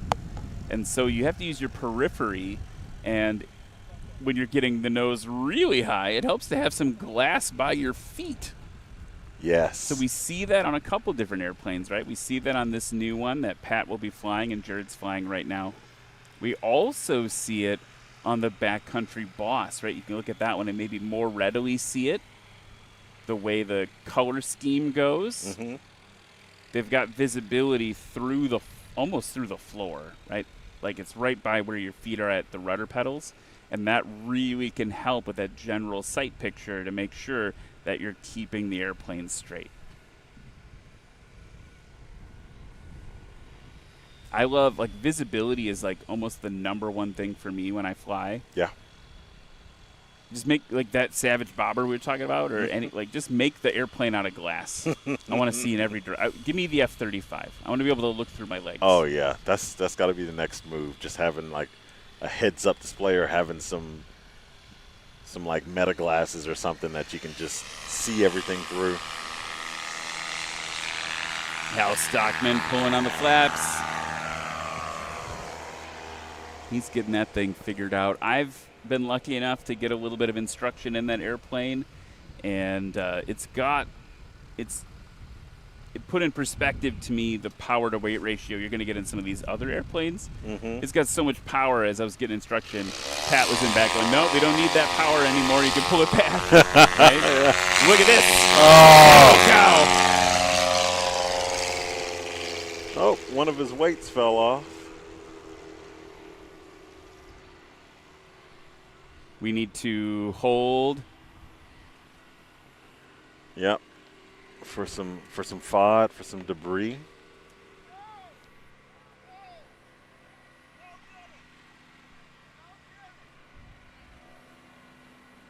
Holding for FOD right now. Is that, was it a weight you said? It looked like a counterweight on the tail. Yeah, I think so. It looks like a white pipe. It's probably, yeah. I can't imagine what else that would be for.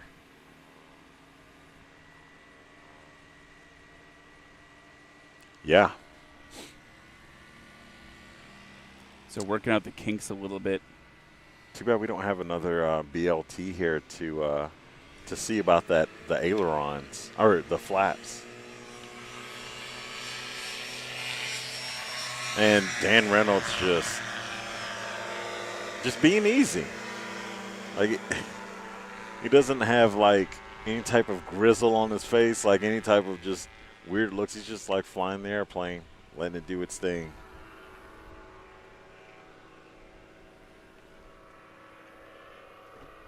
Okay, so back to your regularly scheduled program. Here comes Hal Stockman. Ooh, just a little short, getting it straightened out too. Called a scratch. Yeah, dang. Just a wheel length too short there. Now, Jared, the airplane is going to feel different, no doubt, run to run.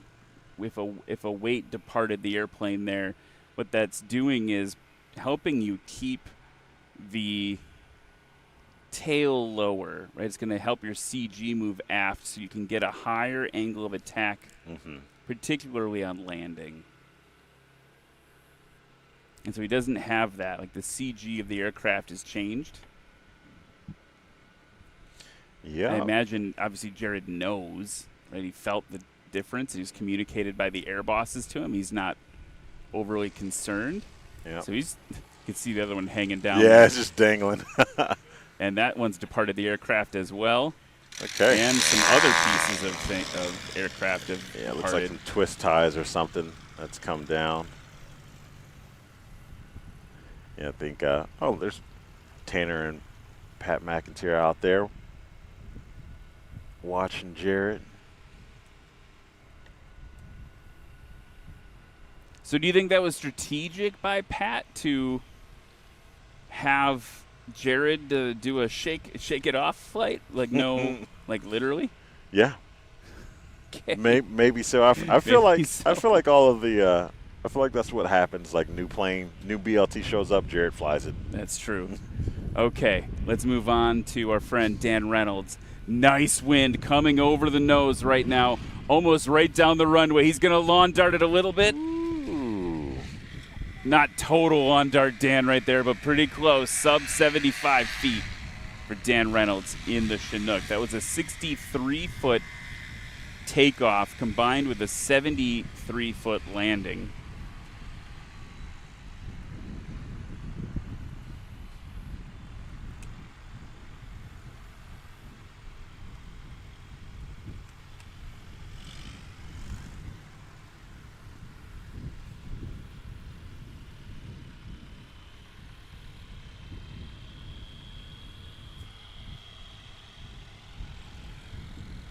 Do you know what engine is on the BLT? Does it tell us in our information what engine is being ran on the BLT?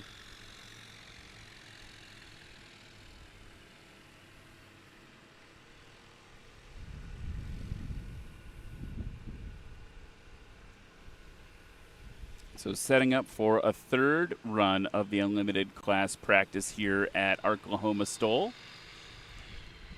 If you're keeping track of scores right now, Hal Stockman in this class holding up the rear with a combined score of 312 and a DQ. Jared Garrettson in second place in this brand new Badlands Travel. Big improvement despite some of the issues there.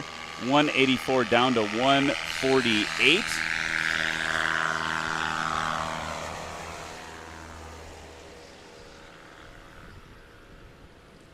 And Dan Reynolds with a combined score of 105. His best was his first one. Second run, 136.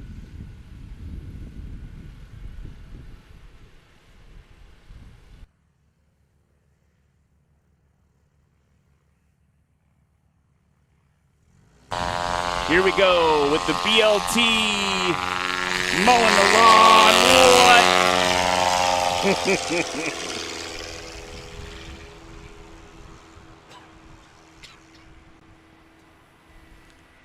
That was impressive. That was a 64-foot takeoff.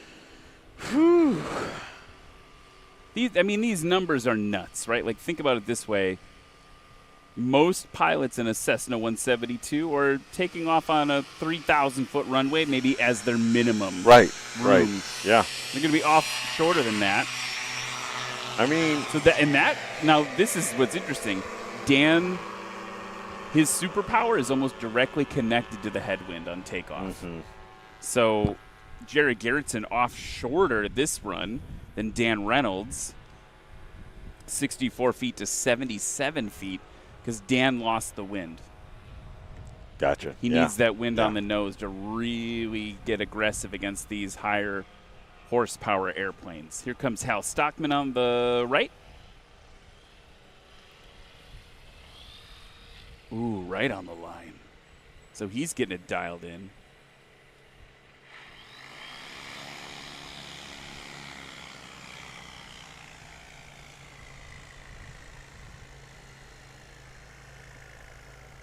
Yeah, I mean, like the distances that you're talking about, these are distances where you could, not in real life, maybe unless you had like a 50-foot obstructions anywhere near you, but this is like having like a 3-acre lot and being able to land and take off in it. I mean, you're talking about near helicopter performance.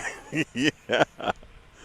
I mean, if I didn't have trees in my backyard, I live on a half an acre. Okay, yeah. And Dan Reynolds, for instance, could take off and land in my backyard like the way it's shaped if I didn't have a tree line in the back. Right. Yeah. Here comes Jared Garrettson hanging that tail down. Well done, Jared Garrettson. Lexi doesn't know. He doesn't know if it was good or not, but that was definitely strong. And it just occurred to me that right now, the McIntyre family is bankrolling 2/3 of the unlimited class with aircraft. With the squadron. He just needs a few more to have a full squadron of STOL planes. Now it looks like that was good. I didn't see any it's called a they're scratch. calling it a scratch. Jeez.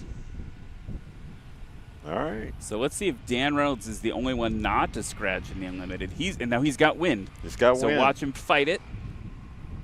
Working those slats, descending down, almost completely vertical. Is that sub 50? Sub 50 feet for Dan Reynolds in the Chinook.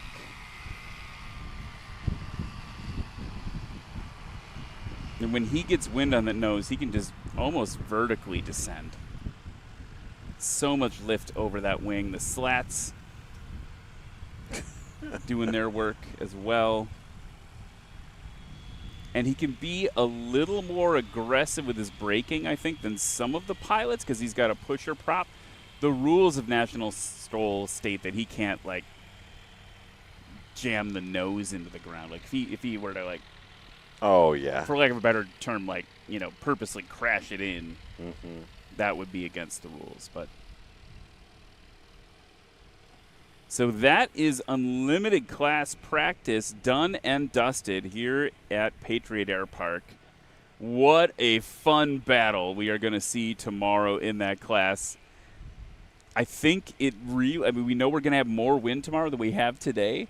So while every pilot would do well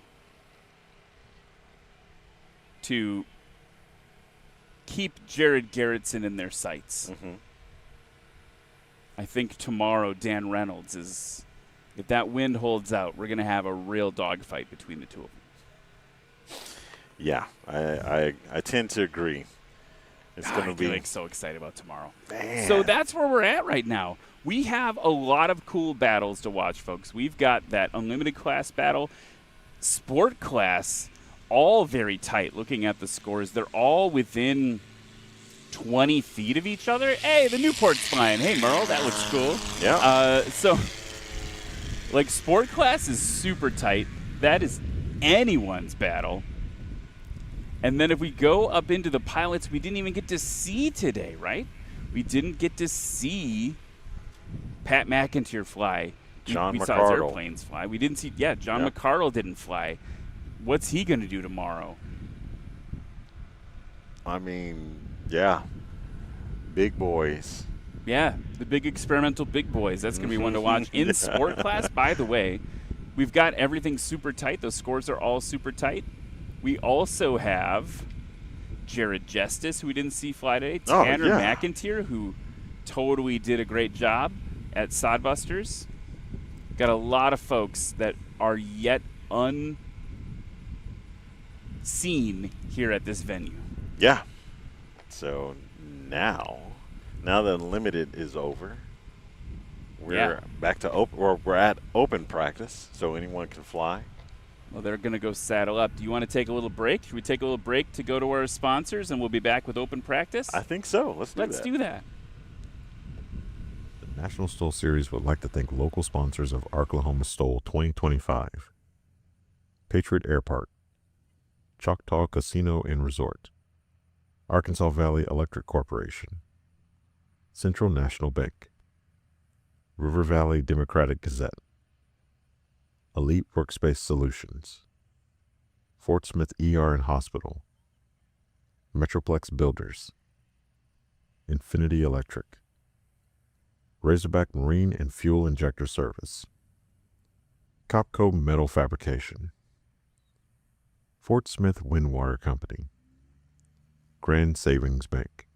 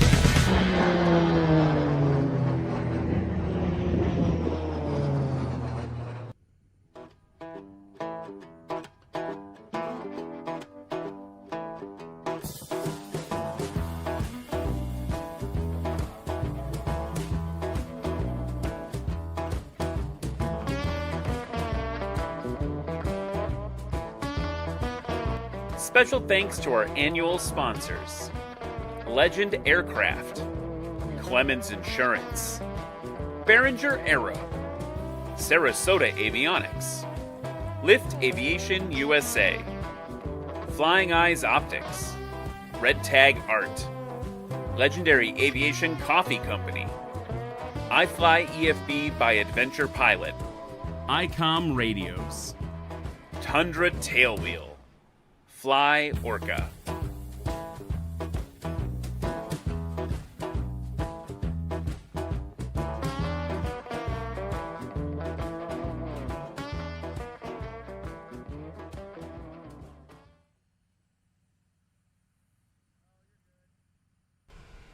And welcome back to Pocola, Oklahoma, home of Arklahoma STOL here at Patriot Airpark, just on the border of Arkansas and Oklahoma.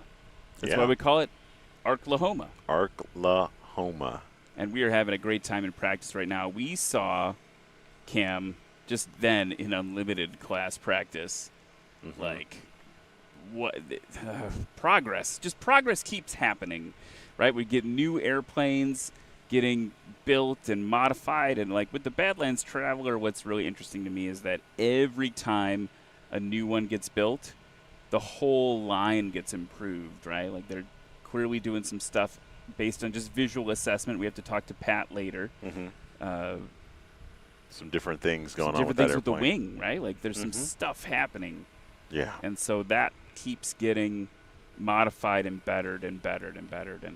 And for the rest of the competition, it's a lot. It's a lot to figure out, right? To keep finding against. And what I'm excited about tomorrow, and I'm curious what you're excited about as well, what I'm excited about tomorrow is the diversity of airplanes we have. I love that there's a replica Newport 11 goofing around, right? And then we've got the Savage Norden, the Zlin Norden. Yeah, that is. That you don't see that very often. And 916 powered, so I mean, like, the Norden has been around longer than the 916 has, so I mean, this is kind of a new flavor. So, yeah. We're just seeing a lot of stuff. So we're getting ready for open practice right now. Yeah, it looks like we've got Pat McIntyre's running. Yeah, I wonder if Tanner's at the controls of that one right now to get some practice in. I wanted to take a minute to talk a little bit about the class standings because we are like getting close to the end of the season. And so if we kind of go through the classes right now, like sport class, for instance, we've been talking about it for a couple events now. Matt Dorsum did like a kind of a run at the East Coast events, climbed up in the standings a bit. Jeff Vallon and Joel Milloway are right behind him. They mostly went to West Coast events. And so now you've got Eddie Sanchez, Boardman, Curley, Buznitz, all trying to make up ground after not having attended those events. So that's kind of exciting to see, right? Like they're kind of sprinting now. The season is a marathon. We're at that sprint to the finish section. That's sport class. Adventure class has been totally dominated by Jody, Mike, and Clint. They've got a ton of appearances in Badlands Travelers. Adam's making only his second appearance. Pat and Brian have earned points in Unlimited, but Pat, so that those don't transfer. But I think Pat is trying to fly in that class with his new build and get it tweaked, right? Like to how he likes it before he goes to Unlimited. Yeah. So really that, I don't know if this weekend is going to be like too dramatically different in Adventure class, but anyone here is going to be earning points that people aren't earning. Cub class, Ryan Melendez kind of like did the same thing that Matt Dorsum did, but on the West Coast. So he stacked up a bunch of points that Lee Boyd and David Warren haven't made, but now they've been trying to claw their way back up into the standings on the East Coast. Nick Ardillo, not around a ton this year, but he's going to be at the last 3 events, so we could see him pop up into the top. And then Tristan Nichols, Andrew Jardetsky only appeared once so far this season, but they could earn some points as well. Yeah. Vintage Cub, the subclass is really just Ron and Glenn because you're not flying this weekend, so that could have been you. I could have lost some friends. Let's talk about backcountry class, right? So that's the kind of the battle of the Huskies. Yeah. Jerry Clemens is in front. Brad Crawford's right behind, but Jerry's not here right now. So Brad will almost certainly be leading after this event, barring like a mechanical or some sort of disqualifying, three scratches. I mean, it could. Jeff Harrell's only been here once. Matt Peterson's premiering his aircraft upgrades. So maybe Jerry and Brad for first place, but a lot of opportunities for movement in the middle of the field. Now, check this out. Tanner, we haven't seen fly yet today. Who's behind him? The big John dog. McCardle. Yeah, Bird Dog. Bird Dog. One of the BEBBs. Yeah, BEBBs. The Bebs. Bebs. They got to come up with a better acronym. I like big I like saying it, but I like the saying it acronym out is not long. good. Big Experimental Big Boys sounds funny and hilarious. BEBS does not inspire any sort of intimidation. They are very intimidating airplanes. Okay, Tanner McIntyre now taxiing right up to the line. It was really fun watching him and his dad watch the other two guys fly their planes. Oh, yeah. Like taking notes, right? Like, how are they doing it? What can I learn from the way they fly it?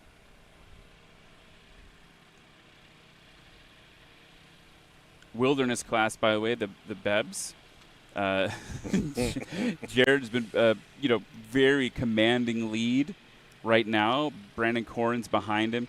John McCardle, though, took some time to get on the circuit this year, finishing up this plane, and so he's got some opportunity to build some points. Here's Tanner, just gracefully off. Well done. He's going to be a threat as well. Really. All day, all season long. So this plane working to earn some points finally now that it's complete. Luke Strandland, we saw earlier today, flying the thing that made us feel weird. His plane's finally back. So the West Coasters, Bushman and Whiteley, they're going to have to make a trip out to the last events, or they might not be able to compete. Wow, there we go. Think of how big that airplane is. That's got a ton of horsies, a ton of doggies, if you will, up front.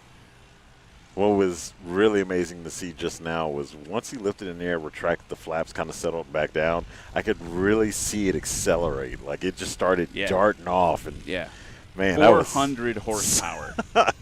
That was very cool. I hadn't really seen that. You only get to see that really with Steve Henry's airplane just accelerating out of nowhere like that. Once the ground isn't pushing back. Yeah. So I'm guessing this is going to be Glenn. Yes. Roberts. Number 76. The tail's coming up. I think so, because he does the more dramatic tail pull, right? Yeah. And between the two of them, there's a little bit of a technique difference. Yeah. Pulling it back, slamming it on the ground. That's how I fly the Champ, or at least that's how I've been doing my takeoffs, is that approach, and it seems to be really working out. So to kind of round out my, observations for the classes, like Douglas, right, touring class, John Douglas is the only one here this week, and he should slide into first. But the Holmans, DJ and Rick, father and son, have a chance to maintain second and third. Jeff Abrams, though, starting to make some events towards the tail of the season, so it's possible that he could kind of pop up in there. DJ Holman just started college, so I don't know, is he going to skip class? He should. You should, yes, all day. Lots of potential movement in that class. And then in the Unlimited, Jared's in the lead of that one, too. Here's Tanner. Very well done. Yeah. Didn't stop, but other than that, great. So Jared in the limited class is in the lead. Hal and Dan are right behind him, so I think that's like a race to the finish season-wise, especially now that Dan's here after a summer off, basically.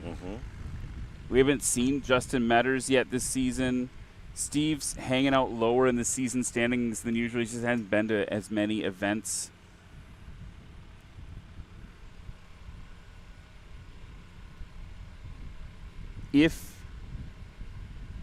Well, hang on. Here comes Bird Dog.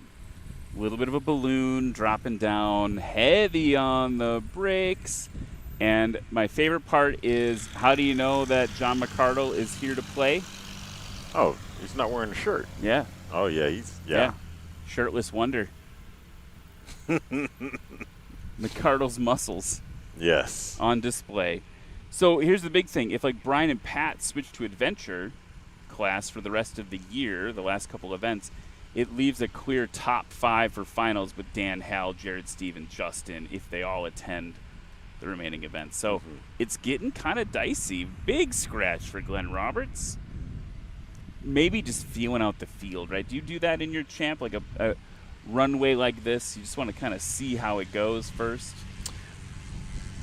I tend to really just go after it because that's where most of my training is, in the champ at least, or at least tail wheel training, tail wheel flying has been done on grass, so I'm kind of in on it. I'm very committed. But yeah, I didn't see how that actually developed, but I can only imagine that he landed short because he was getting a feel for everything. Because the wind is great right now. This is what we want. I mean, it could be a tinge better. The tinge being straight down the pipe. Right now we've got and more a crosswind. But I mean, like, dude, I'd be happy with this right now. No matter what, Glenn's flight behavior right now is going to be on the safer side than anything. He's not pushing the envelope by any means. John McCardle up on the line. Again, a ton of horsepower on this plane. And it is absolutely cavernous inside. Yeah. Oh, and I could see him in the cockpit doing the old McCardle muscle maneuver. Yeah. The triple M. The triple leaning M. way forward, grabbing that flap handle, and the simultaneous stick back, flap back, six-pack maneuver. That's all he does for a workout. Is he just flies, sits in the cockpit and just wrenches does reps of pulling the stick and the flaps back. Full body workout, almost like rowing. Yeah, I mean, but like it fits his personality, right? I mean that in a really positive way, right? Like he is a very like active. Oh yeah, person. He's got a football background for sure. And that was like poetry. You see how Tanner did that? He's he all lined just up. Lifted up. It was done. And just gave a little nudge of flap. It was like, I would just need a tiny more lift, please. Thank you, flying. I mean, just enough to get in the air. That's all really that matters. Really well done.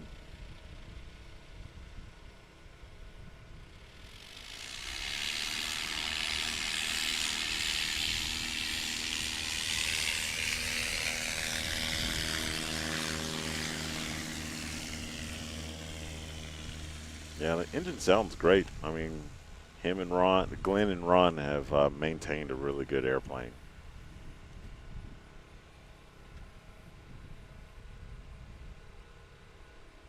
So if you're just joining us, folks, in the worldwide audience online, you are watching open practice now. Got about 45 minutes left or so of open practice before we wrap it up for the day.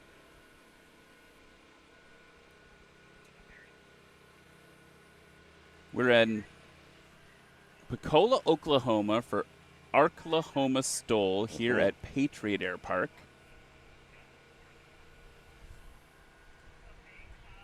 And here comes John McCardle. Little burst of power, now easing it back down. It's a good-looking bird, man.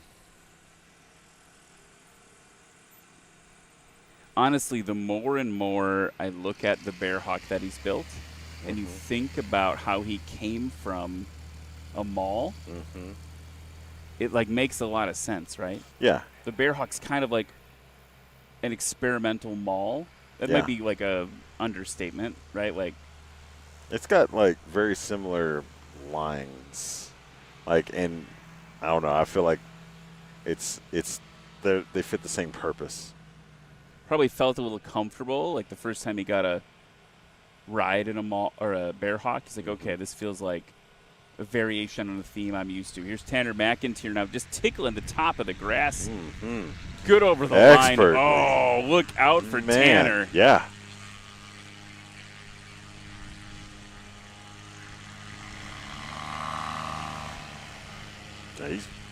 He's probably good to go a little more aggressively on the brakes.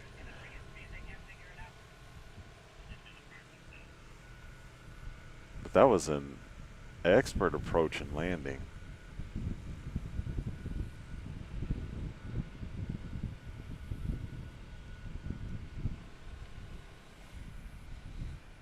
We got Glenn Roberts keeping it low. He's got some good wind on the nose. He's going to chop the throttle. A little short that time for Yeah. Glenn Roberts. So that Champ, to answer the Flying Stampede's question, the Champ is in the vintage Cub class. And so we have the Cub class, which is what you'd expect. It's all the Piper Super Cubs and adjacent Cubs, right? But the vintage Cub class is horsepower less than 100 and no flaps, generally speaking. No lift modifying devices on the wings, things like that. It's got to be basically like a standard vintage aircraft. Yep. So it's like the J3, the Champ, Taylorcraft. Yeah. I guess a Luscombe. No, Luscombe has flaps. Let's yeah. Google it. The 8Fs have flaps. So if you have an 8, if you have an A through E, then you're good. Some of the E's had flaps, but that's way after the fact. But yeah, Luscombe 8F is going to have your flaps. Some 8Es have been modified. Just like at Swamp Stole, when we saw Adriana from Fly Orca, she was checking out. She was checking out a student, and he had an 8E though, and it had flaps. And the flap handle's really weird. It's just a knob right above your head. John McCardle looking sub 150 on that takeoff. But like you were saying, sorry. Oh, no, sorry. No, Keep go ahead. going. No, you go ahead. Well, I was going to say is in the chat, Flying Stampede saying, I think my Pacer would be in that same class. I don't remind me what the horsepower of your Pacer is, because I think we have a Pacer flying this weekend that is not in the vintage Cub class. Do Pacers I think have flaps? it probably has too much horsepower to be a vintage Cub class. I think it's just Cub class. Do they have flaps? I can't even remember if a Pacer has flaps or not.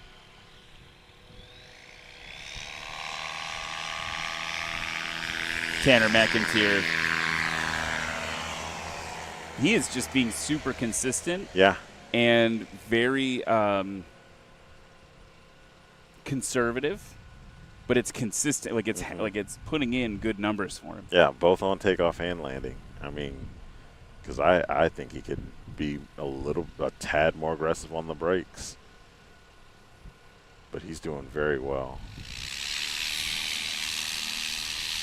Here goes the Champ. Glenn Roberts at the controls. Some of the most accessible airplanes you can get. I saw a Champ for sale. It was a little rougher on the edges, but it was like $22,000. Yeah, I mean, look, if the fabric is good enough, because there's probably some spots on that fabric that are probably not. Well, there's probably definitely some cracks in the paint, but yeah, $22,000. I mean, I'd even go, if I could do it all over again, I'd go Chief. I'd get a Chief or Taylorcraft. Yeah, Taylorcraft a little faster. Mm-hmm. That semi-symmetrical wing, I mean, you're going to get places a little bit quicker than the rest of your vintage buddies. Going to be dropping it in, bouncing it down the runway. Trying to figure out, this is just the second time we've seen this plane. Yeah. And so I think John McCardle's still trying to figure it out a little bit. Back to this continued social chat. So Flying Stampede, just to put a pin in this for you. Mm-hmm. So Andrew Jardetsky's got the Pacer, a converted Tri-Pacer over Pacer this weekend. He's got 150 horsepower in that airplane, which means that he is going to be He's going to be Cub class. In the Cub class, yeah. Not the vintage Cub class. Mm-hmm.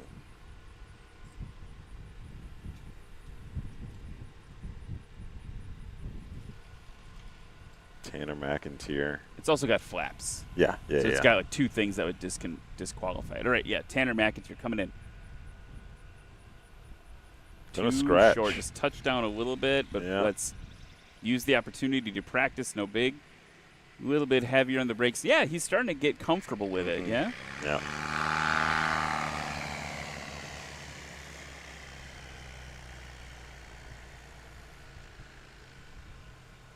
Yeah, it's just open practice. I mean, who cares about these numbers? Like, get comfy, get comfortable. Glenn Roberts doing a little slip over the trees Yeah. there. That's cool.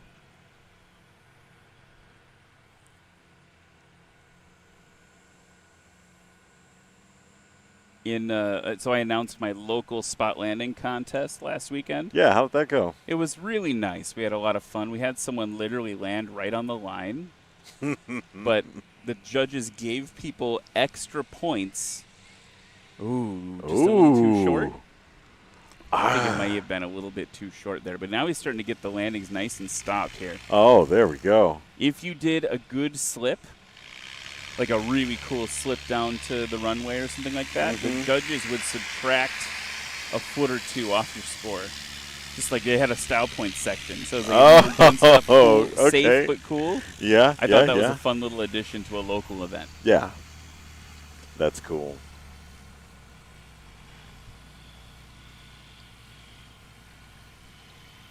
So they're going to taxi back. About 32 minutes left in open practice here at Arklahoma STOL. And I want to just say thanks while we get ready for the next bit of practice here, this next run. A big thanks to all the local sponsors and our local host, Patriot Airpark. It has been so cool to work with them last year for kind of the inaugural event, and then this year, all the hospitality, taking good care of the pilots, and to see how much this event has grown this year, like looking out at the sea of tents and food vendors, so many food trucks over there, you know, bringing in sponsors like Flying Eyes to help the crowd get exposed a little bit to aviation stuff is just really incredible. So thanks to them. Also, tomorrow night we're going to be hanging out at the Choctaw Casino and Resort, so big thanks to them. Arkansas Valley Electric Corporation, Central National Bank, River Valley Democratic Gazette, Elite Workspace Solutions, Fort Smith ER and Hospital. I'm assuming that's because they brought their helicopter over. Yeah. Same people, I'm guessing. Metroplex Builders, Infinity Electric, Razorback Marine and Fuel Injector Service, Copco Metal Fabrication, Fort Smith Wind Water Company, and Grand Savings Bank. So all of them on the local side making this possible for you on the global side, and that is just a really cool thing. We really appreciate that. So we're seeing some new airplanes stack up, Cam. Yeah. So we got Devil Girl, and we got Pat McIntyre's new Badlands Traveler. We got Matt Dorsam's Apex powered Kit Fox, the Yamaha snowmobile engine powering that aircraft. Glenn is going to stay out, get some extra runs in, and looks like Dan Reynolds is moving along with Tristan Nichols. So we got a good lineup of planes. Looks like I don't know if Tanner McIntyre is parking or if he's wanting to come back out to play, but that's happening. And Devil Girl, sub 75 feet takeoff. That's the bee's knees. Yeah, I mean, man. Okay. Pat or Jared? I'm going to say Pat. Hard to tell. He's got the smoky. Yeah, he's got the smoky glass. The 5% tint on the airplane. That looks like Pat. I think that was Pat. Okay. Yeah. I wonder what he can do with it. I didn't even see how short that was. I was focused in on the pilot, but Matt Dorsum up to the line. All the horses from the Apex powered Kit Fox.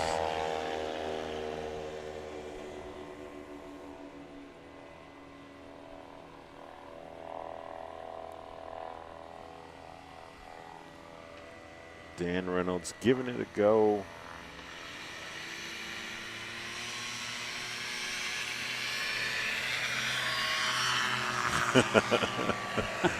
It's just, man, that thing is just wild and goofy. Not a lot of wind for them to play with right now. No. Not at all. Windsock's looking pretty dead.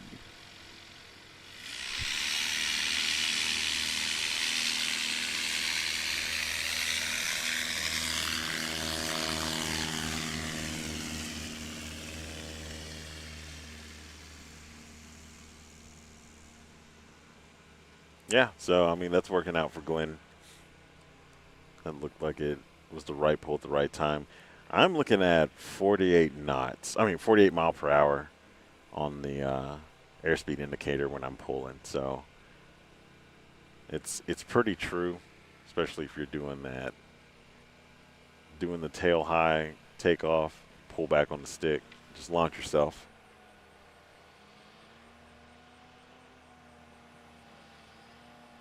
Devil Girl 2. Look at this. Nose so high. Oh, this time not enough power to do hot boy things. Yeah.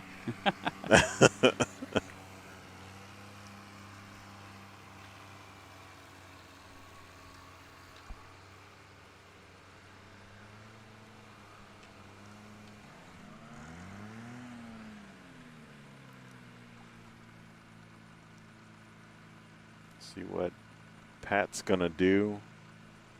Taking the low approach, getting really close. Ooh. Hold it off there, a little bit more power. Yeah. He's in a good position to add more power for sure. And not have too much over the line. Oh. With kind of a yeet over the line, but that was great, right? Holding that tail on the ground. He gave no time for Hal Stockman to run out and see how short he stopped. He's like, nope, no one gets to know this Nope, we don't need to know. I already know. I know what I know. I know what I know. I know what I got. So right now, our winds flopping around a little bit. Yeah. We just had a reading of 180 at 5, but I don't feel anything. Nothing. Matt Dorson coming in as well, a little bit over 150.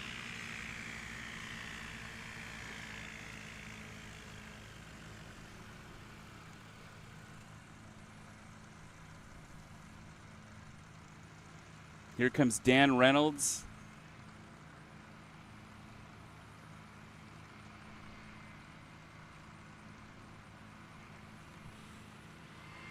Just floating it in. That one, if you're Dan Reynolds, that one feels like pretty good. Yeah. I think for him, he's, if I may put thoughts into his head, right, I feel like part of it might be we're knocking some rust off a little bit after like a summer. Not that Dan's not flying another Chinook up in Canada all summer. Like competitively in this specific airplane, potentially. I don't know if he brought it back to Canada or if he kept it down here. But this is let's knock some rust off. Let's get ready back in that competitive mode today. Yeah. And he may be bringing it back to the barn already. Just maybe get one was in. enough. Here comes the champ, Glenn Roberts. When there's trouble, you call CW. Good over the line. Going to add some power. I think they felt the nose coming down maybe. Wanted to keep the keep some tail down. That's going to be a good stop under 300. So it's a solid number for that airplane.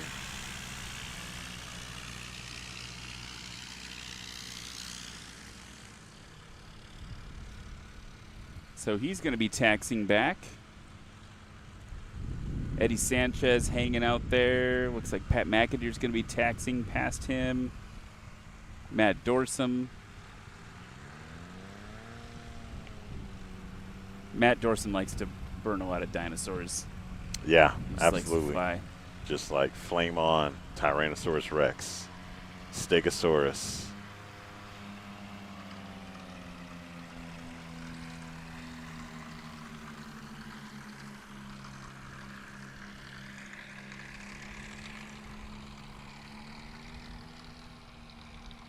So you got a lot of the big boys playing right now. Ooh, almost a synchronized yeah.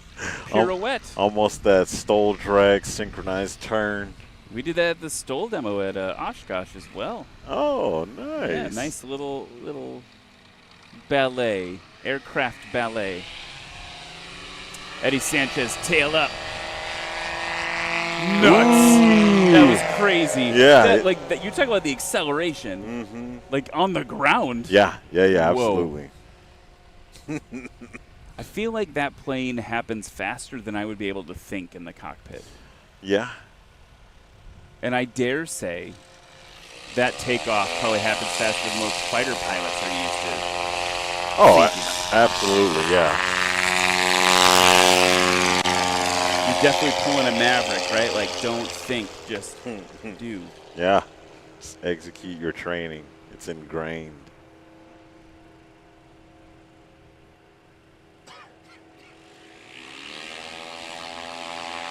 Matt Dorsum, perfectly timed that time.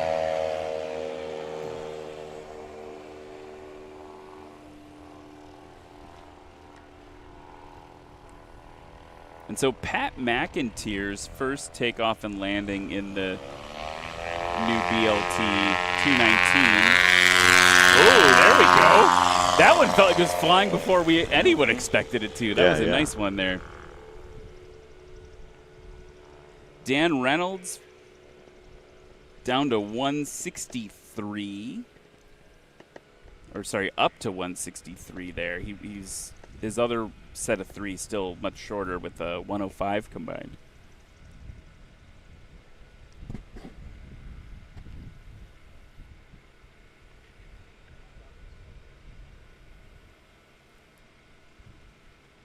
Glenn Roberts is taking it back to the barn in the Champ. All right. Here comes Eddie Sanchez. Is he going to do the Eddie Sanchez maneuver, the tail wheel down? Yes. Yeah. Hold it off. Yeah. Ooh. Less controlled than I think last time, and right up on the wheels, but look at how short that was. Yeah. And when I say a little bit less controlled, I mean like literally a tiny bit less controlled. He was working through some variability in the wind there, I think. Here comes Pat McIntyre on the left, settling down into the pocket. Getting that ground effect, little boost. A little bit of a balloon, holding it off, transitioning down. Nicely done. Tail down before the line, mains after, and we are stopped right around 100 feet. I think the other thing that I've noticed over the years, Cam, is our pilot skill level has increased, where it used to be you'd barely ever see the tail wheel touch before the line and the mains after. Oh, yeah. And I think that's something that happens a lot more. Like, people are just getting that accuracy down. I agree. We've seen that over and over and over today, and that's a really great sign. And not something that you would necessarily do in the backcountry, right? But if you can put it down that accurately, that's going to be great. Yeah. Matt Dorsum doing the same thing. Tail wheel down. Way too much power, though, to dissipate there. But still goofing around with that technique. Pretty cool. Tristan Nichols, base to final.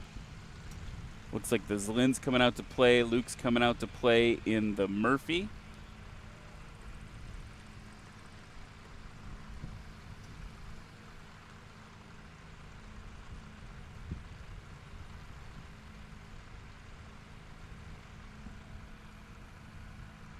Coming in down, settling in. Do you feel, Cam, like we see more of this approach than like the standard, like what we'd call like a standard approach? Yeah, I think most are doing the low and slow, dragging it in. I feel like this is the best approach too. It's another one of those things that like your flight instructor may have told you not to do. Like just like at least mine, like when I was getting my tail wheel endorsement, they're like, don't drag it in over the trees. There's no reason to do that. And like this is what you want to do. You want to drag it in over the grass as slow as possible and then cross that line, throttle already chopped, and then applying those brakes. I feel like if I could put my not an instructor hat on, the issue isn't doing that over a long swath of grass or runway. I think the issue is doing it over the trees. Oh yeah, I mean, and like I think if you lose that's power, what maybe they're worried about with speeds, right? It's like, well, like if you're going to be like treetop level behind the power curve, that's a NTSB report. Yeah. If you're going to be down just off the grass, you know, just hanging in just above, and you lose it, you just land right here. Oh yeah. All you lose is your honor. Yeah, it's true. Your bragging rights. I mean, but for the training, like I still was like, we didn't do it like that either. We didn't like bring it in over like, you know, because I got like 3,500 feet to deal with, and like it's more than enough for what we were doing. But I do have 50-foot obstacles, so that's why it's always different. Eddie Sanchez afterburner. Woo! Real afterburner, for sure. Dude, that thing has some go juice. Yeah. I love watching him fly.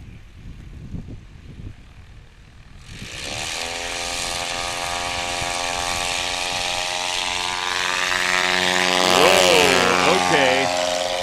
That felt very textbook McIntyre. You know what I mean? Yeah. Like looking at it, like it just felt like very what we're used to seeing from him. That one was nice and clean. It looks like they only applied one of those weights back on the tail of the Badlands.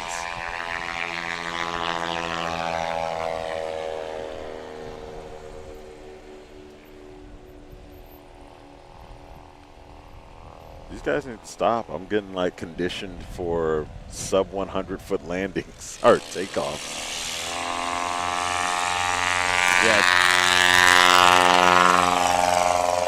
Everyone's getting a little bit shorter on the nose, you know, due to that crosswind. That didn't make any sense. Everyone's getting a little bit shorter takeoff runs because the wind's hitting them a little bit. It still feels kind of direct crosswindy, Yeah, but that's still better than nothing. Yeah, where we're positioned, we can feel it to the face for sure. Here comes Eddie Sanchez.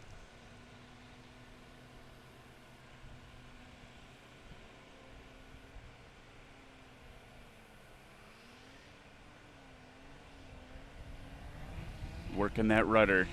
Oh, so behind the power curve. Yeah. Oh, my God. All that power being used there. And that's an example where he needed so much of it to stay. Like, he kind of, like, overcommitted almost. That now we're in that situation we're talking about, like, well, now we have a lot of energy to dissipate again.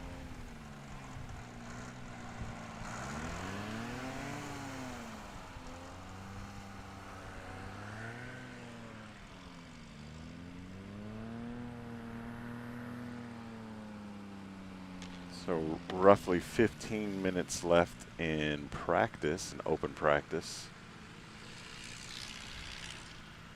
Pat McIntyre just I don't even know if that was really a plop. Like it just placed it right over the line. A little bit of directional control issue at the end there. That might be a warning from race control.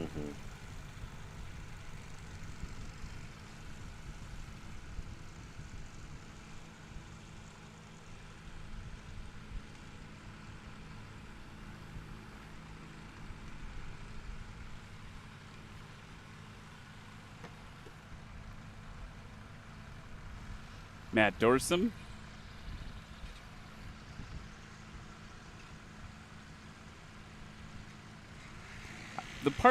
Open practice for me, what I love about it is it's just our friends having fun.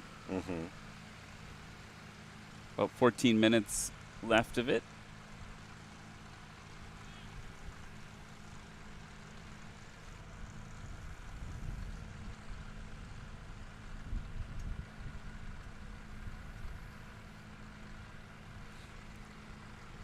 Tristan Nichols.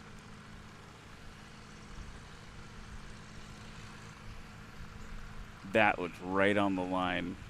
Lexi's saying scratch. Ooh.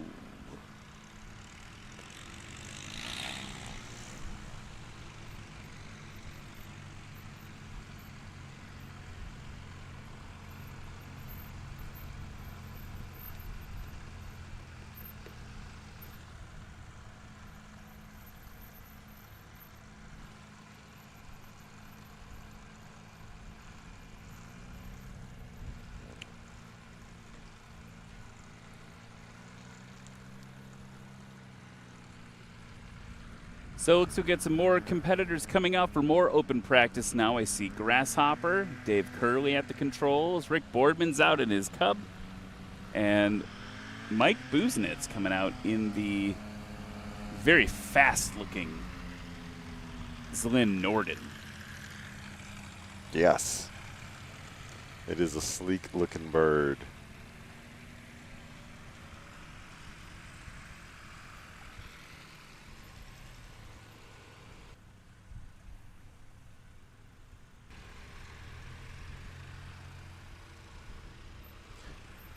Yeah, so while we are getting ready for our next heat during, I don't even know if it's really a heat, but our next group of pilots for open practice, we're really close to a lot of really nice manicured strips in Arkansas, part of the Fly Oz network, flyoz.com. Is that for the Ozarks? Yeah, Oz for the Ozarks. Got it. Yep. So, like, you go to their website, you can go and download, if you're using, like, ForeFlight or whatever, you can go and you download a list of all of their backcountry strips, but they're all well-manicured strips. It's like, I want to say it's almost 80 strips or so that are just really manicured very well. Some awesome places to camp, places to visit. One of my favorites that's listed on there is Birds Backcountry. They have an event called Birds Backcountry Flight Festival at Birds Adventure Center in Cass, Arkansas. And I was there this past weekend just hanging out, having a good time at Bird Fest, which is a music festival that they have there. But Fly Oz is a really cool network of people and places to go. So if you got a chance and you have ForeFlight or electronic light book, yeah, that's really awesome. Aggressive from Rick Boardman. Yeah, also really aggressive from David Curley. Like, while I was talking, I was just looking at his nose just go up just very quickly. Like, okay. But yeah, the Fly Oz network is an awesome spot to check out. And if you want to be a part of the club, it is a flight club. And there's just so many different cool strips. I've gone to a few of them with our pilots like Kelly Qualls and Katie Wado, like just gone to places like Richland Creek, which are really cool places to visit. I can't describe them any better than nice strips, really cool people, places to camp. It made me feel the way again. Yeah. Oh, goosebumps every time. I don't know what to say Why? about the Rebel. It is, what Luke Strandland has done to that aircraft is crazy.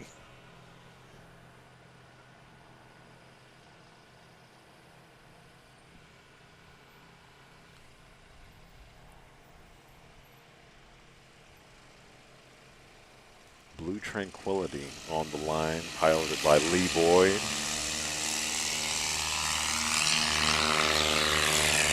It wanted to hang on, but look what happened to the wind. It literally went to zero. Yeah.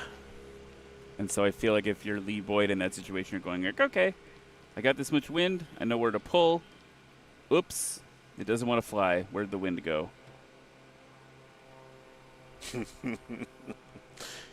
That's exactly how he sounds, too. That's his voice exactly. Whoops. Whoops. I don't think I've ever heard Lee Boyd say whoops. Probably not. Anyway, folks, as we finish up the last 9.5 minutes of open practice, now is the last chance to hit up the National STOL merch tent. It's the last chance to hit up any of the vendors on site here. And obviously thank them for their support of this great local event. Yeah, that barbecue over there looks like it's calling my name at some point. Here comes Dave Curley, too short that time. I gotta say, like, I'm not like a green guy. Like, I don't like wear a ton of like green like clothing or anything, but I don't have like a green car. But what Dave has done with that aircraft, just aesthetically, never mind all the performance, just I love looking at it. Yeah, it looks really Rick good. Boardman hanging it out. Ooh, burst of power. Good over the line. Let's see. No! Scratch called by Lexi Duncan. Oh. That was like classic Rick Boardman maneuvers right there.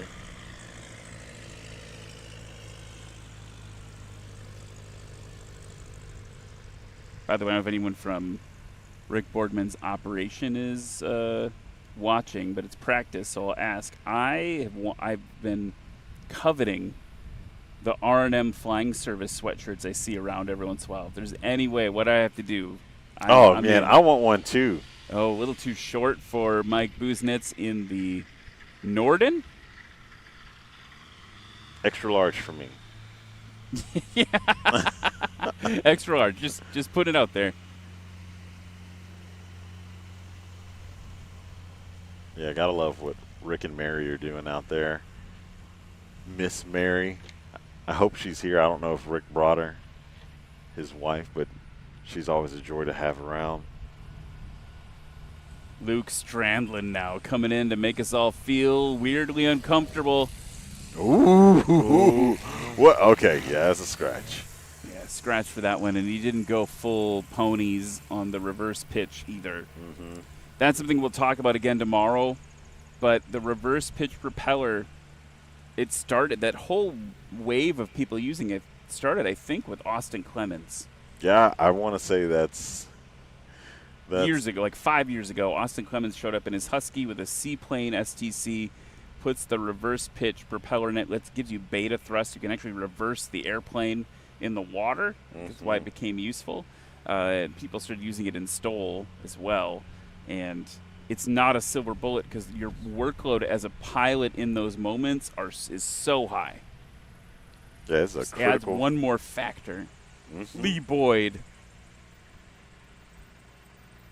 Graceful. I love what you can tell when someone's got it kind of locked in too, when you just hear the prop just doing that little light whisper, that little whistle. Yeah.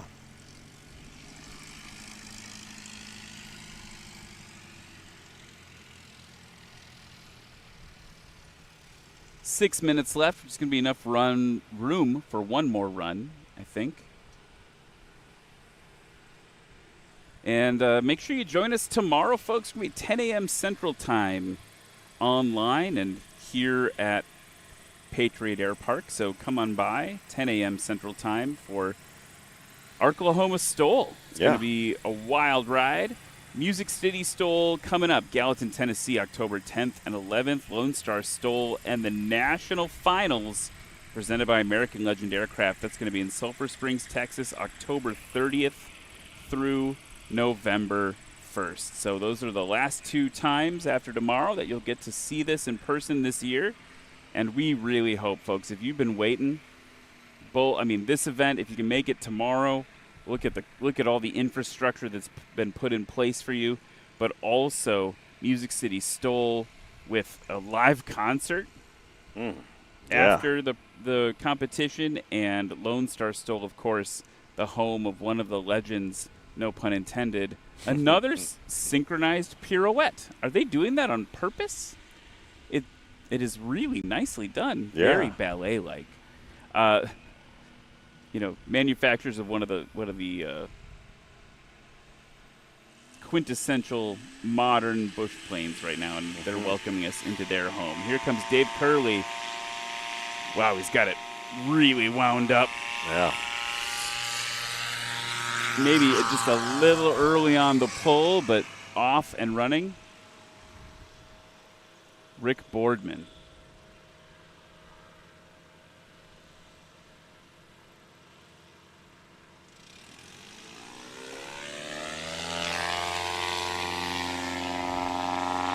taking a bite. Nice.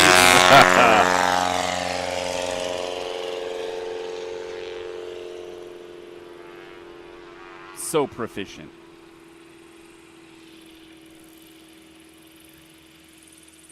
Michael Busenitz into Zlyn Norden. Kind of want to check that plane out.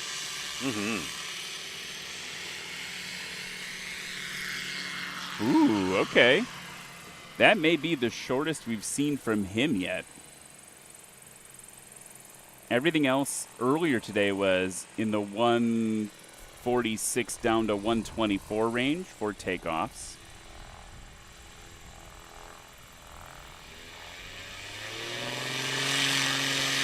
Luke Strandlin.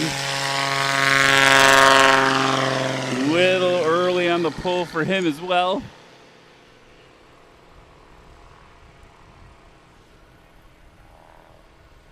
Lee Boyd.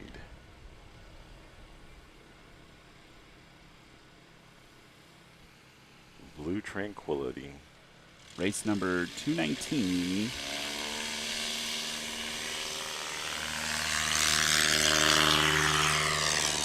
That one, I think, yeah, I'm looking at the two judges chatting about it.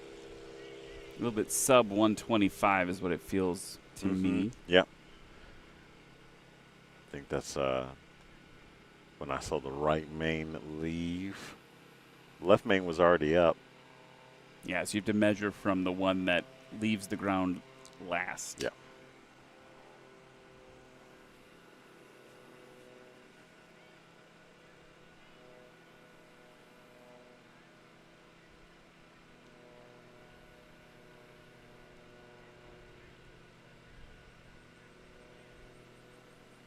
And just 2 minutes left at practice here in Oklahoma.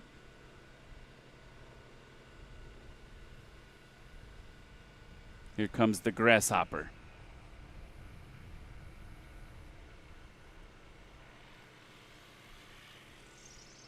Yeah.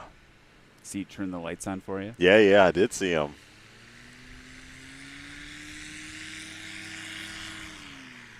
Yeah, it's super cool. So the final recoveries in action of practice. Again, don't forget to join us tomorrow, 10 a.m. Central, either here in Oklahoma or online, where all your favorite live streams are sold. Rick Boardman holding it on. The way he can modulate the brakes is just really good. That guy knows how to tap dance. Anything else you're looking forward to tomorrow, Cam? People should check out and get excited about?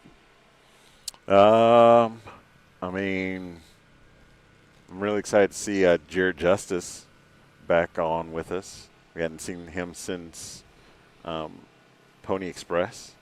Yeah, it's been a little bit. Yep. The Norden. That was like a textbook STOL landing. Is it me, or does it look like his landing lights? Oh, no, okay. So they are housed. At first, like, that housing is just so clear, it looks like there's no housing there. So it looks like the wingtips, like, just have, like, a chunk taken out of them. Luke Strandland working to get that timing right. Good over the line. There we go. It just cuts through you, man. Like, just chaos inside that engine bay. Oh. I'm curious about what the gallons per hour are in those few moments. Yeah, it's definitely got to be wide open craziness. 1,000 gallons per hour. No, Measured in pounds at that point, it's so much gas. Lee Boyd. Settling it in. Just a little short on that, but I don't know if there's a better way to end a practice session for National STOL than with a Cub coming in and landing on some fat tires. Yeah. Absolutely. Doing the things we like to see. So, with that,